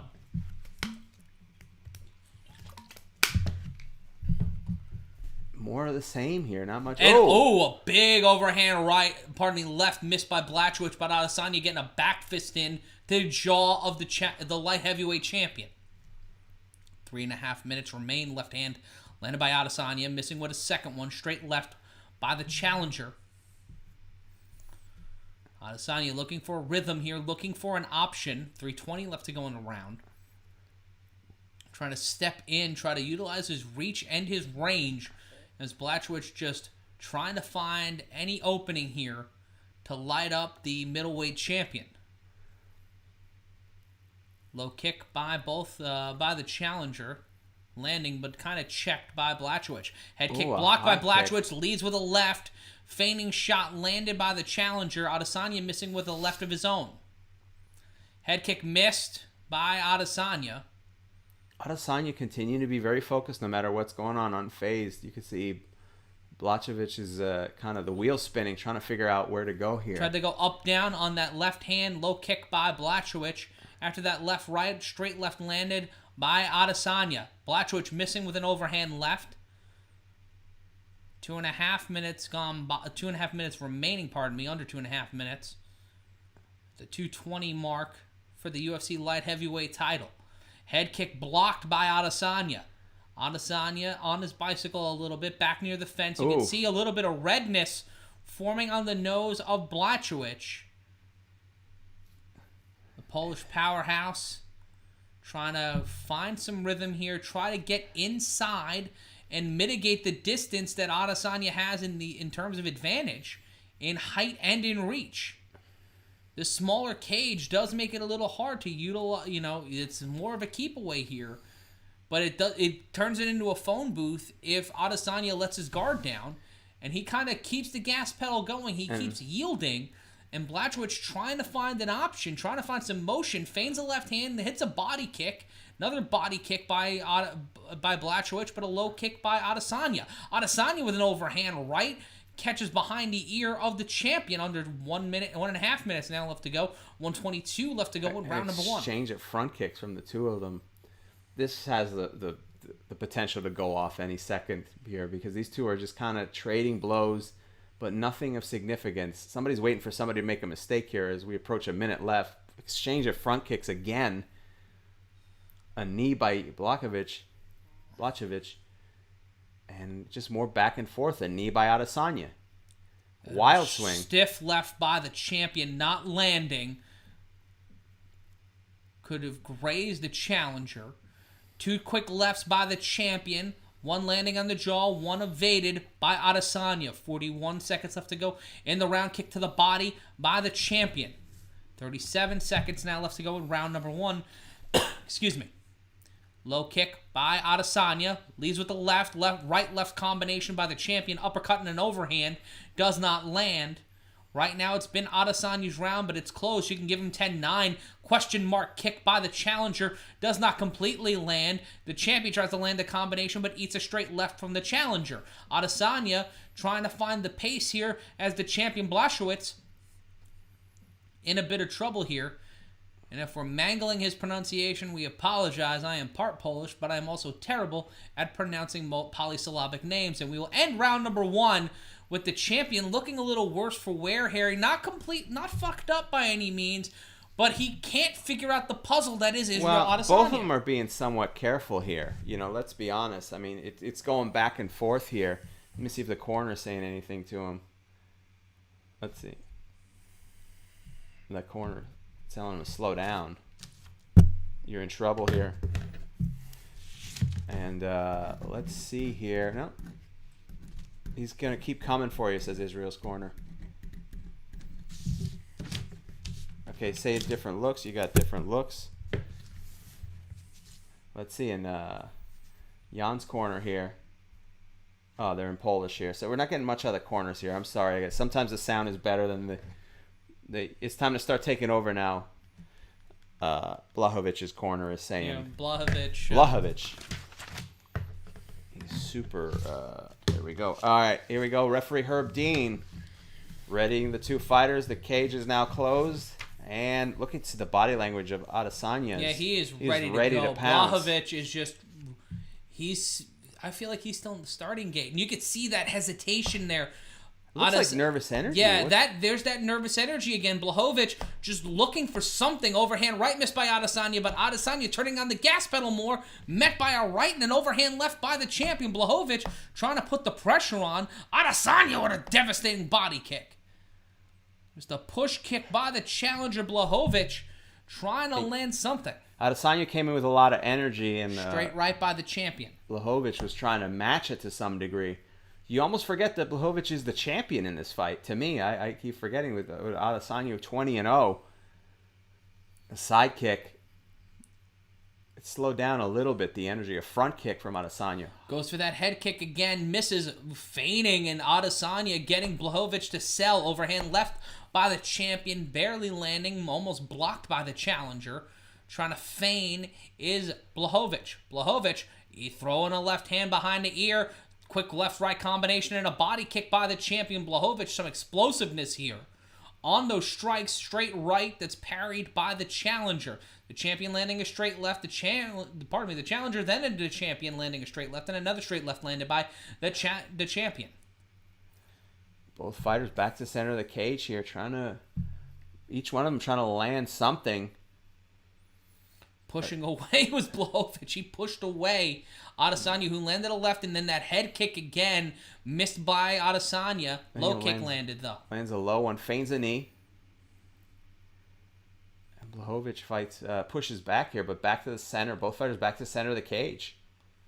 Trying to feign that left leg is Adesanya. He's trying to open it up, but he's waiting. He's biding his time. Another miss by both fighters, both on overhand lefts. And Adesanya keeping his hands down. Błachowicz having his hands at the ready, but they're not closed. Straight left to the midsection.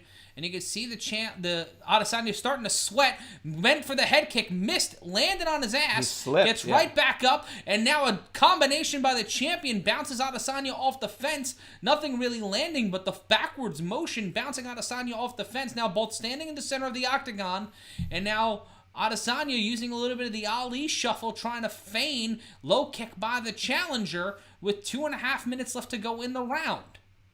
Yeah, overhand left, and now Błachowicz entangles Adesanya. Adesanya getting hit, and now bouncing off the fence after a right hand and a knee to what looked like a knee to the head by the champion. 2:15 left to go in the round. I feel like something is going to change because the pacing of this can't continue like this. At some point, Błachowicz, and what happened here? An eye poke. We got a bit of an eye poke, and Adesanya. Błachowicz says he's good to go. And they continue here. 2:05 left in the second round. Just trying to find range at this point. Adesanya feigning, was leaning in with his shoulder, and then Błachowicz landing 2 quick strikes. Low kick by the challenger Adesanya. 1:46 left to go in the round. Round number 2 of 5 for the UFC Light Heavyweight title. Body kick attempt by Błachowicz, caught by Adesanya. Adesanya blocks a straight left by the champion, as the champion evades a kick. A near head kick attempt, and then a straight left by Adesanya. Overhand right landed by Błachowicz. Goes for a jab there, Błachowicz. And both fighters back, trying to figure out who's going to throw the next punch here. Oh, a kick from Adesanya. And we got a dick kick. Oh, boy. So an accidental eye poke by Adesanya, and then an accidental dick kick by Adesanya. And we'll see if if Błachowicz takes the whole 5 minutes here. We see that right. It didn't look too intense. It didn't. It caught him all in the cup. But Błachowicz says he's good to go. 1:17 left in this second round. Thank you to over 2,200 people joining us right now across the Combat Culture Network. We're so glad to be here with you in round number 2 of the main event for the UFC Light Heavyweight title. Left to the body by Błachowicz. Overhand right caught by Adesanya, but Błachowicz fighting his way out of that, not trying to get into the Muay Thai grip.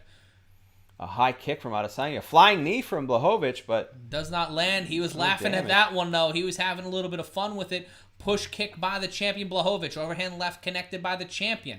And trying to go for that clinch again was Adesanya, not able to land it.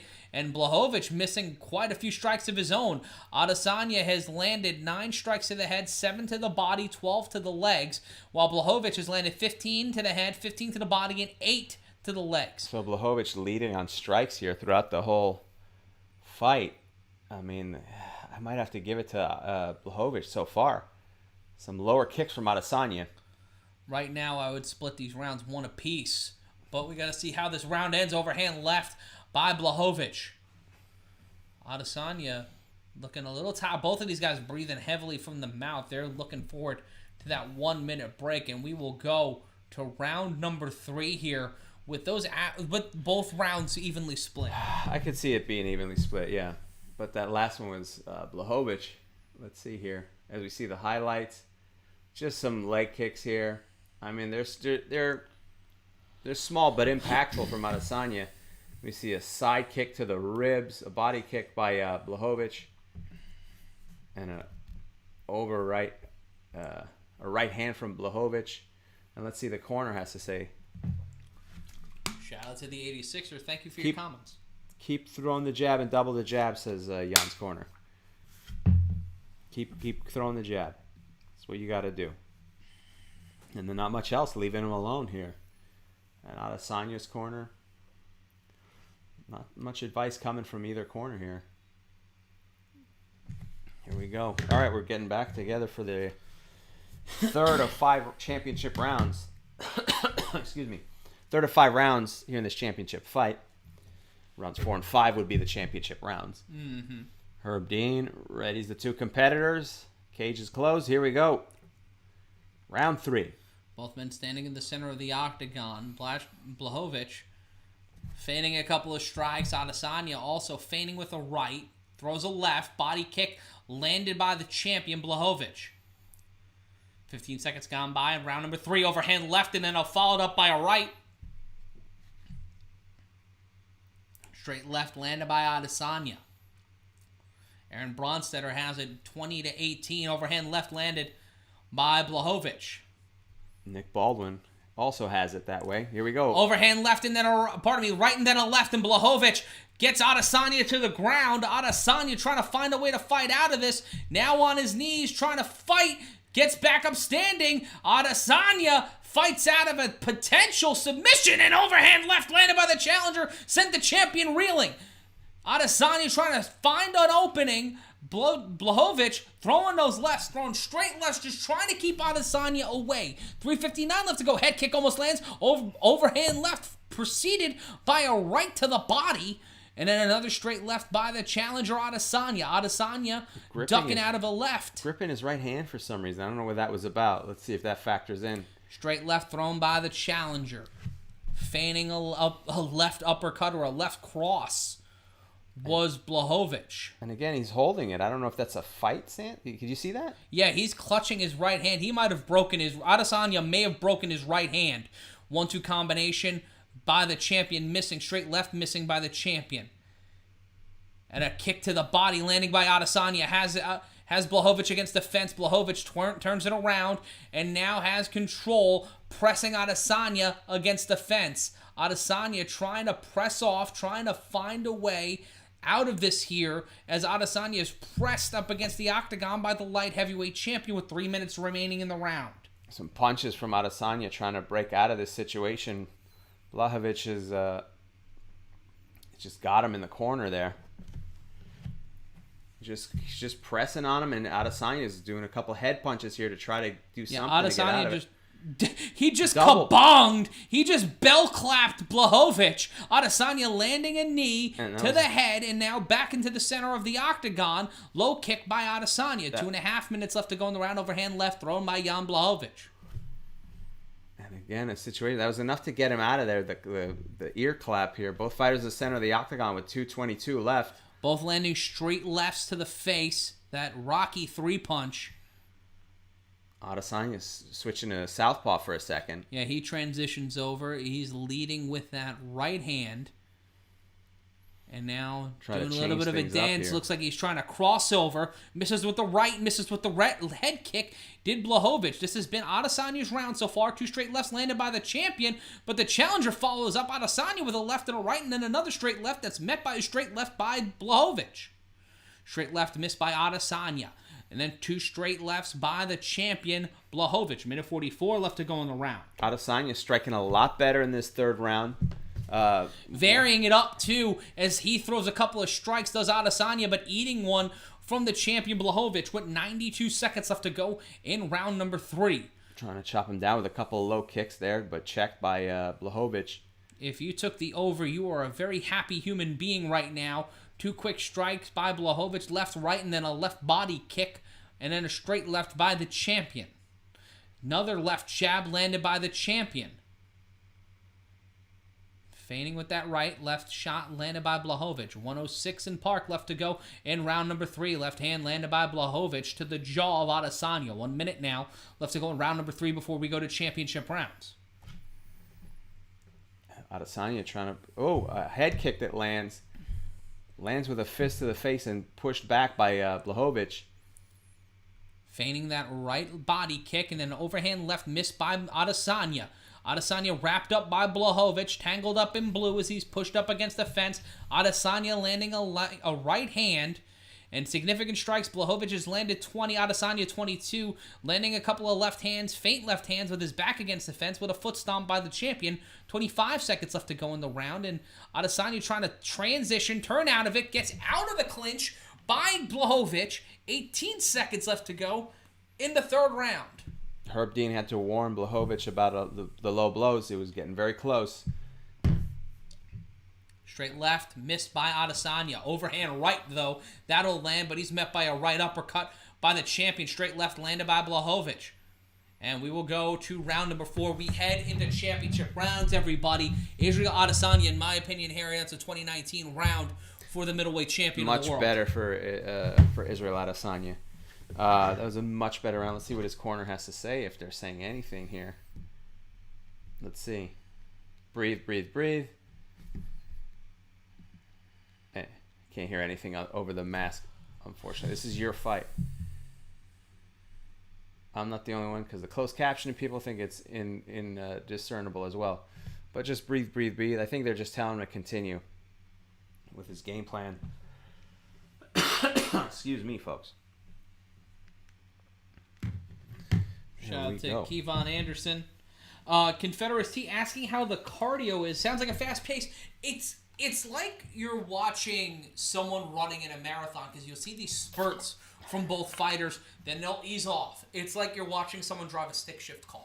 Yeah, I mean, there's a lot of movement from them. They're moving around the cage, and then there are spurts where each fighter goes in for something. Here we go, round 4, championship rounds. Both men standing in the middle. Low kick by Adesanya that was preceded by a right strike, straight right, by Błachowicz. Błachowicz eats a left-right combination, eating a straight left and then a right hook by Adesanya. Adesanya almost taken down by Błachowicz, who pushes the middleweight champion against the fence with 4.5 minutes left, 4:36 to be exact, in round number 4 or 5 for the light heavyweight title. Adesanya finding a way out of it, but now has that right arm around the left arm of Błachowicz and gets out of it. Bounces away from the fence, throws a left hook, does not land, standing in the middle of the cage, 420 blaze it. Left to go in round number 4, and Adesanya eats a right hand, but kind of stifles the punishment, pushes away from Błachowicz, and will stand in the center, throw a left, and then will eat another left from Błachowicz. And there we go, both fighters back to the center here. Adesanya looking to do something here with the combinations. You could see he's very focused on trying to land something here. Błachowicz Trying to push back. He's a lot of feigning, body kick, and then an overhand. He tries to lead with the overhand left as Błachowicz and try to catch him with the right uppercut, but he hasn't been able to land that combination cleanly yet, or at least set up that right uppercut. Adesanya using that, what feels like a reach advantage there. And he does the low kick that was caught by Błachowicz, tried to land that overhand left, straight left landed that time by Błachowicz with 3.5 minutes left to go in round number 4. Standing in the center, fighting a phone booth, each throwing a left and then followed by a right to the body. Straight left, straight right, landed that time by Adesanya, missing a 1-2 combination, went downstairs with the left hook, and then a left hook followed up by a right hook. And now Adesanya taken to the ground by Błachowicz. And I don't know if that's where either fighter really wants to be. Adesanya on the ground here, the kickboxer by trade. Błachowicz trying to get side control. Adesanya smartly wrapping his legs around. And the arms. He's wrapped both arms around Błachowicz. Błachowicz finding a way to break out and land a few right hands. And now Adesanya needs to get up. He does not want to be on the ground against Jan Blachowicz. This is not a common place for someone who has no submission wins. He's got 15 by knockout, 5 by decision. Conversely, 9 submission wins in his career for Jan Blachowicz. And you can see here, I mean, Błachowicz is trying to get side control. Smart move by Adesanya to at least grapevine the legs here, but a hammer fist to the side of the head here, and another one from Błachowicz.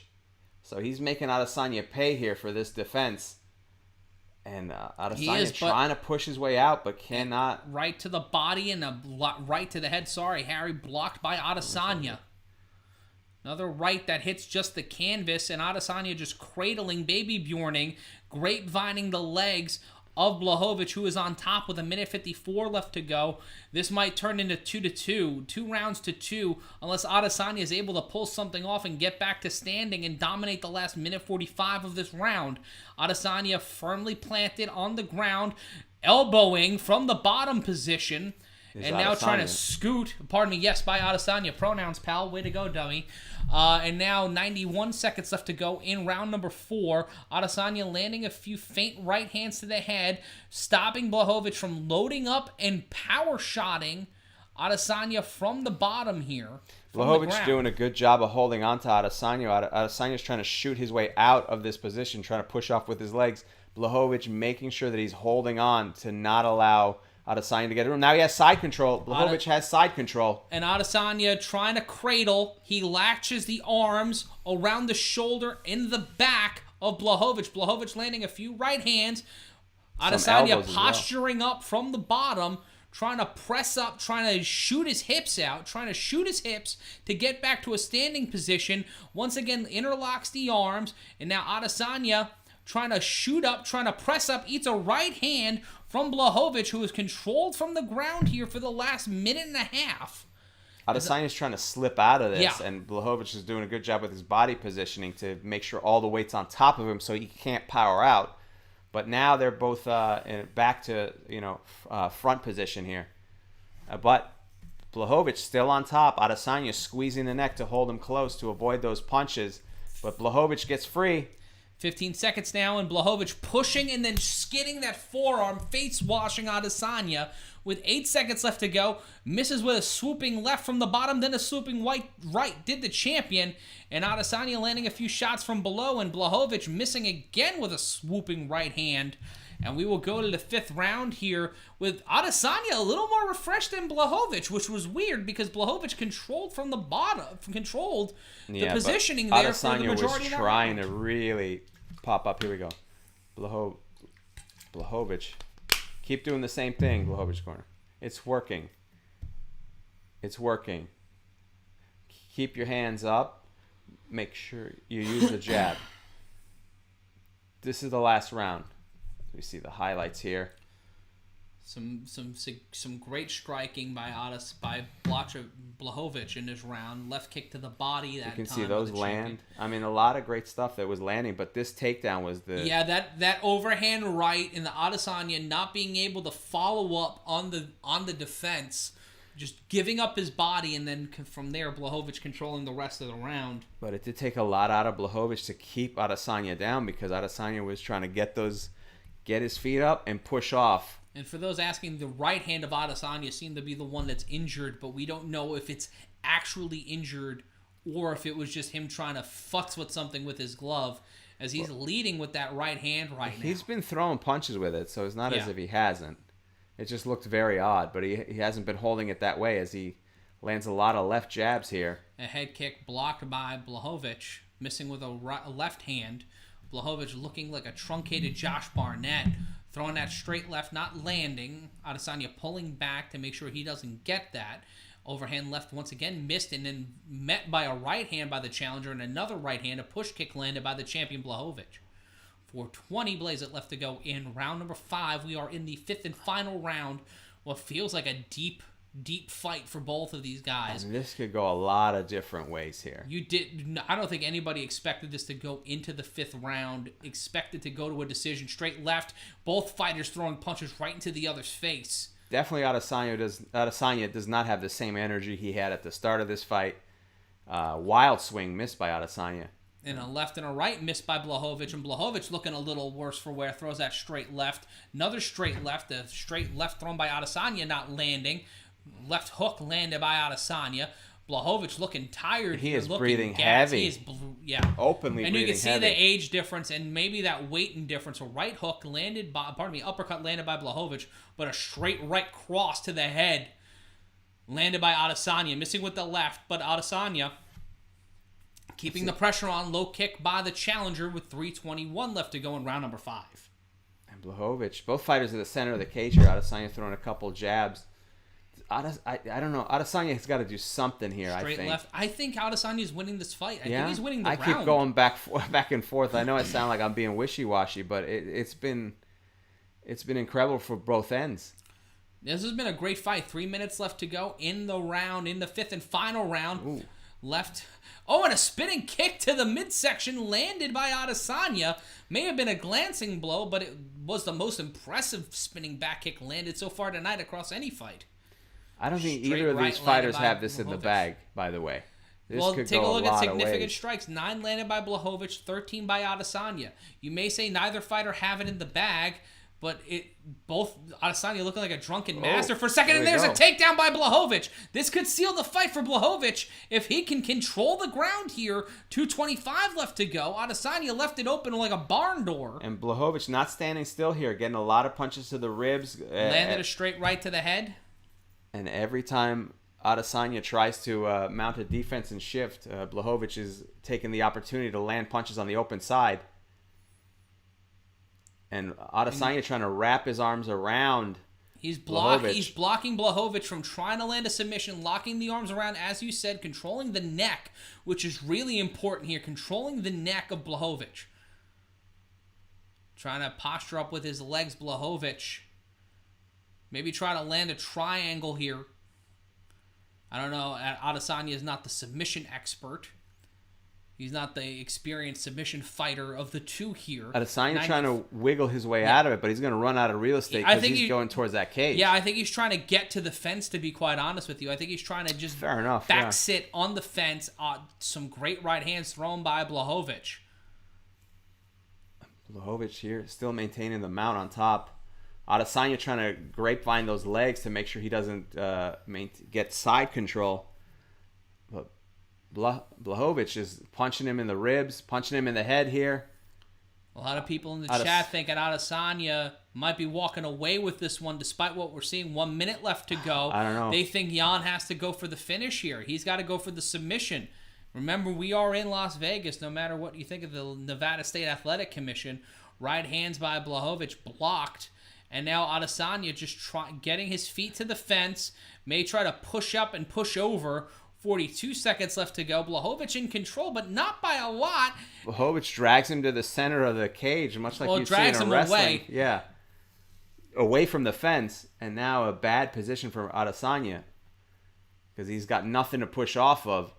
And you can see, look at the way... But Adesanya posturing his hips up. He's not letting him get ragdolled. He's fighting. He's continuously in motion. It's it's fairly confounding here. You can give this round to Błachowicz, but you could also say Adesanya did a good job in stifling Błachowicz from doing anything but hammer fist from Błachowicz, trying to close this one out with 1 second left to go, and we will go to the scorecards here in Las Vegas. I would have agreed with you up until that last couple 5 seconds when he probably landed about, I would say, 10 hammer fists. We'll see. I mean, this is going to go to the scorecard. I would say Błachowicz would take this. I mean, he maintained a lot of the control.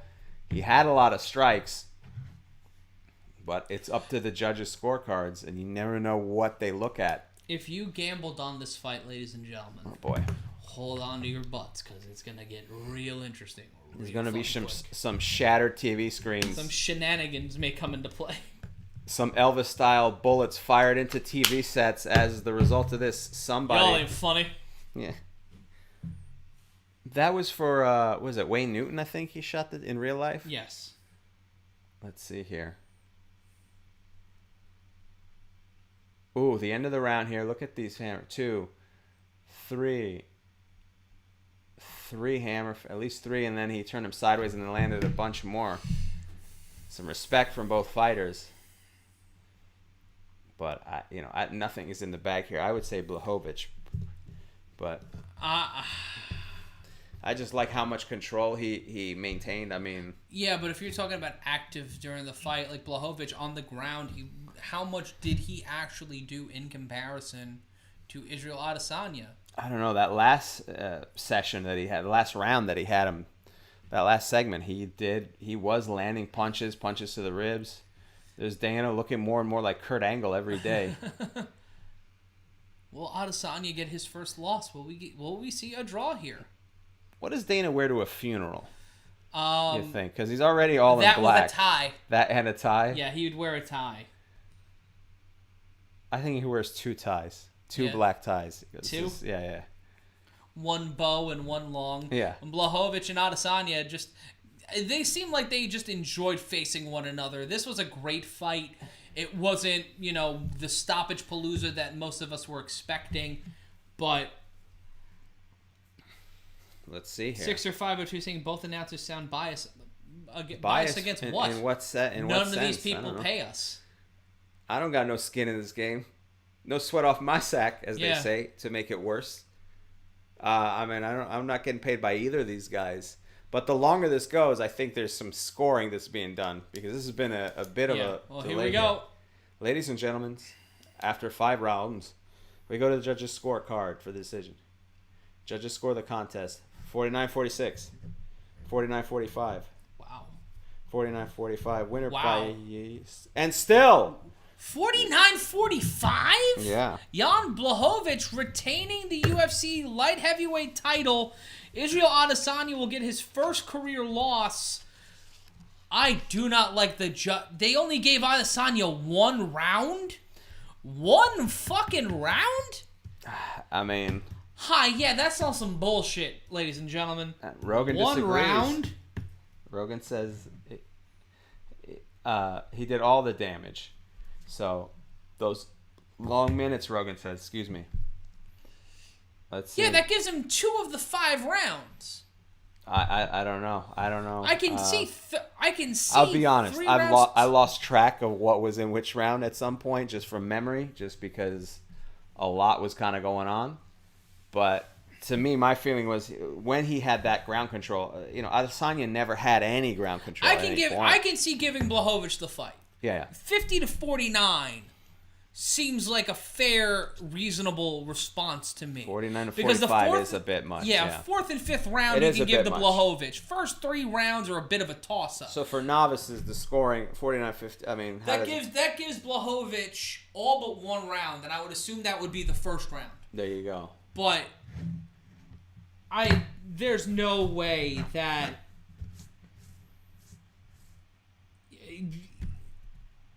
the real Turd Ferguson, the fat guy, is lost. Biased as hell. Biased as hell. I got it right. Oh, you wait. I'm so used to people calling me fat. I got it's not me being biased. It's just me looking at the fight objectively. Yeah, I picked Adesanya to win, but Błachowicz won rounds 4 and 5. Look, the thing is, you can give him round 3. He won 3 rounds. You can make the argument that he won 3 rounds, but saying Adesanya only won 1 Yeah, that's when the second round he did win. That to me is a little dicey, fucked. Yeah, it's a little bit, but that's why you don't leave it up to scoring. These situations where what people see, and I guess that having that level of control is significantly impactful. Even if whatever work you're doing from below, not every judge sees that. Joshua Volk asking, how can it be scored 50-49? It's 49-45. Not 50-49. No, he's asking how I can score it 50-49. Oh, how you can score. I give round 1 and 2 to Adesanya. Harry, you can get Rogan's going to interview Adesanya. So you interviewing Adesanya, asking him, what did you feel like during the fight? Did it go the way you thought it was going to go? Adesanya saying, no, not exactly, because I thought I was going to win. I couldn't sleep last night. Instead of doing winds, I was doing lines, and I just had one of these, and he's plugging. If I had one of these, I might have slept better. Didn't go exactly the way I wanted to go. That'd be great. The critics, I'm the one who's putting it on the line. Rogan saying, your decision to go up very quickly and not put on any weight, did you question that at all? Never, said Adesanya. That was just my legs being fatigued. I don't know what from, but I have to watch the tape. I knew what I was doing, what I was trying to do. The sides did play a factor, but the technique, I could have had it's like a bad day in a gym, Adesanya says. But Rogan says, what are your thoughts going forward? You're still obviously the middleweight champion. Would you like to fight again at light heavyweight if this is a one-off? Adesanya saying, this is not a one-off. I'll definitely be back.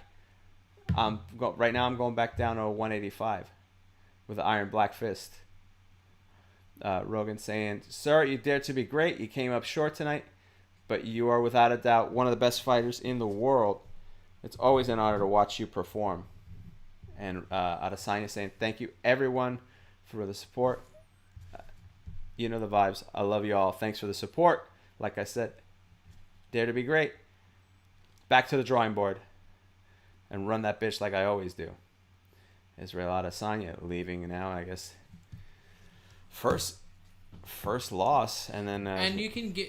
I give Jan Blachowicz all the credit. People are like, you're being biased. It's like, no, that's how I saw the fight. If that's biased, that's biased. Yes, I like Israel Adesanya. Blachowicz won rounds 4 and 5. You can make the argument for round 3. I just don't think 49-45 was the right way to score the fight. Rogan here with the Polish power, Jan Blachowicz. Blachowicz saying thank you. Rogan says, what, if anything, was different in this fight than you thought it would be? I thought he would be a little faster, says Błachowicz, but he hit harder than I thought. I think he's going to be a little bit faster, but he definitely hit harder. This is something I didn't expect. Rogan says the third and the fourth rounds were the biggest difference was a takedown and your ability to completely control him on the ground. Błachowicz said, I knew that if I take him down, I was bigger and stronger, better on the ground. His groundwork is not so good, not as good as mine.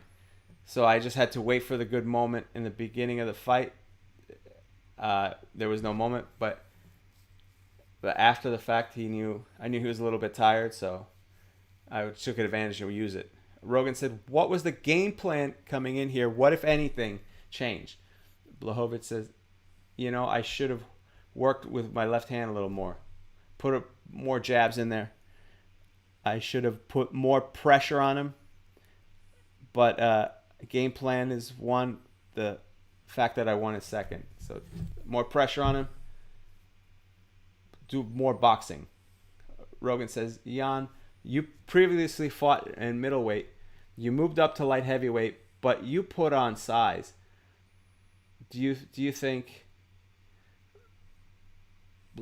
Błachowicz said, I never fought middleweight. That's only 2 kilos difference. Rogan says, my mistake. Rogan says, when you look at the rest of the light heavyweight division, you got Teixeira as the number 1 contender. Do you think that will be your next fight? He says, I think so. He deserves it. Yeah. Błachowicz says. Because he deserves... he's not so young, so he doesn't have time, so I will fight him. But anyway, he's going to wait a little bit because I want to rest. He's got to wait a little bit because I have to rest. Mm-hmm.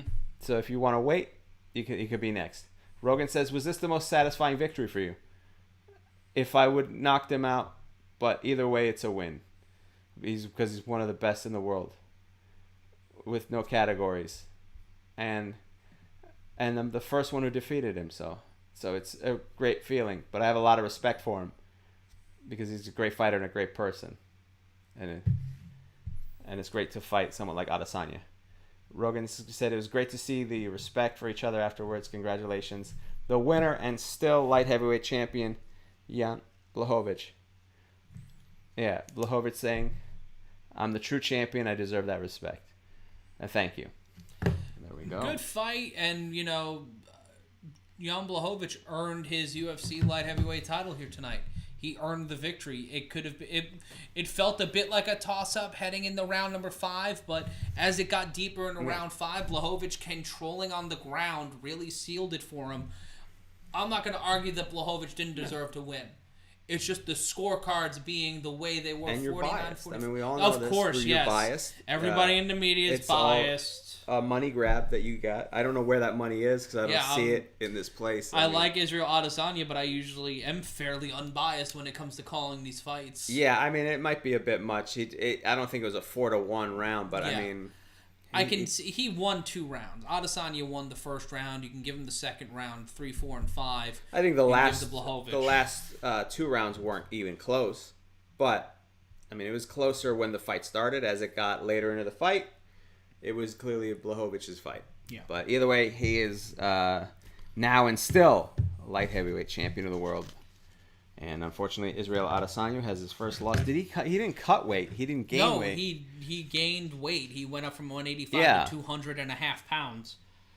Thank you to Brandon Glover shouting us out from British Columbia.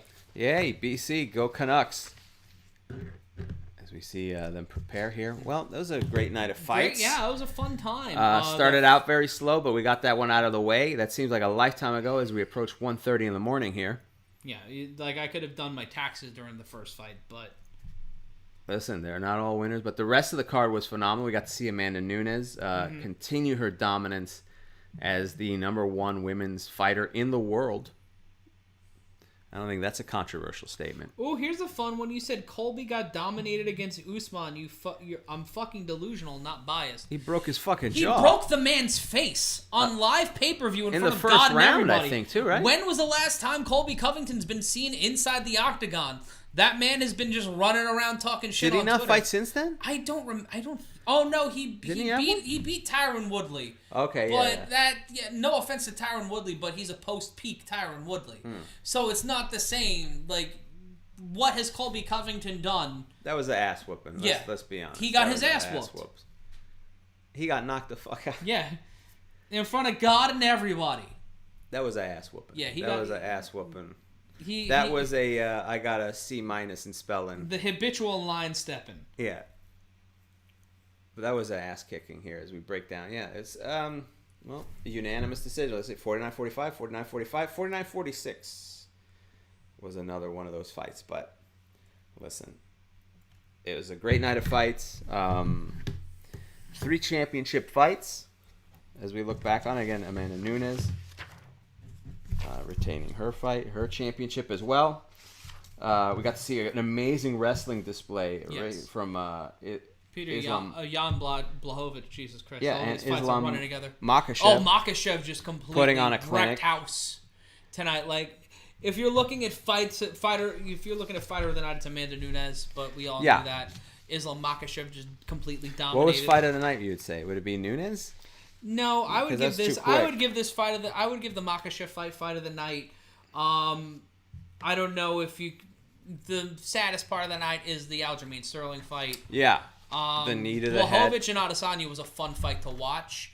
I wish it was a little more open. I wish they didn't live on the ground for the last 2 rounds, but that just shows how great of a grappler Błachowicz is and how much Adesanya still has to work on rounding out his game. He's such a dominant fighter when it comes to standing, but he's not. He's a kickboxer, so he's still learning how to transition into that open part of it. You know, the thing with MMA and UFC in particular is you get these guys that come in, or these guys and girls that come in and they dominate on their feet, as strikers, but eventually that will catch up with you because somebody who knows how to grapple and knows a submission game will take you down. And once you're on the ground, that striking is nowhere to be found. It's just no longer an advantage.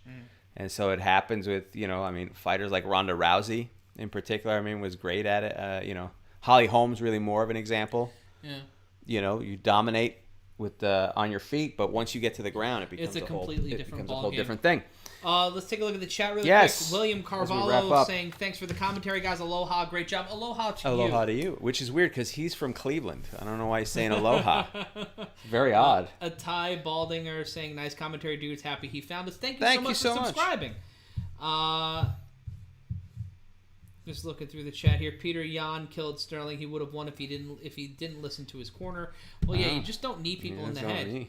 You just don't need people. A lesson the hard way. You don't pull a Greg Hardy. Can't be kneeing people. Yeah, you can't be doing that. So Jesus, man, yeah.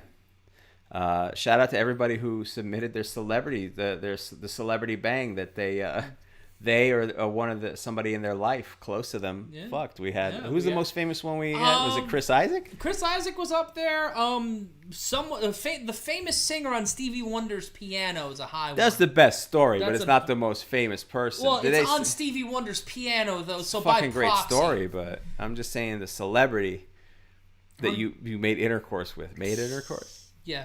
Performed intercourse. Well, it might go to Steph for fucking Peter Boyle. Or her mom fucked Peter Boyle. Steph did not fuck Peter Boyle. Her mom fucked Peter Boyle. Boyle. That would be very weird because Peter Boyle would be very old. Yes. Who's more famous, Peter Boyle or Chris Isaac?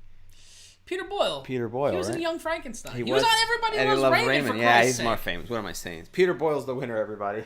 Sorry. Please stop calling, and we have a winner. But we'll be back in 2 weeks for Stipe and Ngannou 2 and the return of Alexander Volkanovski making his first title defense. Shout out to Tom Klassen, made it easy to listen to on his ride home. Perception MMA, can't thank you guys enough for the commentary since I can't afford the pay-per-view. Well, we are happy to be your affordable alternative. We're here for you for each pay-per-view. Cool Joe 35 said his friend fucked Eminem. Or to quote exactly, my friend fuck Eminem. That's that would be the more famous. I don't know if there's any tangible proof to that. We have a bunch of letters that were written. From is the friend's name Stan? Because then that would make all the sense in the world. But on that note, thank you so much, Toker88, and thank you so much, guys, for joining us here tonight. Shout out to Stephanie Sotilli, our moderator. You can follow her on Twitter at Steph Sotilli. You can follow Harry on Twitter at Harry Terjanian and listen to the Beige Phillip podcast. Man School 202. Man School 202 is the name. It's all good. And you can follow us there at Harry Terjanian everywhere. TikTok, YouTube, Instagram, the whole thing to see some of my stand-up and all that. You can follow me on Twitter at MRyan Consulting. You can follow me on Instagram as Je suis Matt Ryan. And you can see me every week on SBR Sports Picks, picking the UFC fights. So come hang out with me, Dave Mannion, and Lee Martin every Wednesday for UFC cards. And also the A7FL returns on April 10th on Twitch and also on Facebook Watch. I'm excited to come back there as an announcer. A lot of stuff going on and a lot of stuff going on in the world. But take a look at the chat one more time. Thank you so much, guys, for joining us here tonight. We will be back in 2 weeks for UFC 260. Going to be a fun time. So until then, for all of us here at Combat Culture, and for all of you watching, all of you sticking around, we got to go. We're out of time, as Tony Schiavone would like to say. But until UFC 260, that's Harry Terjanian. I'm Matt Ryan for Stephanie Sotilli, Olive the Dog, and all of us here at Combat Culture. So long from the Garden State.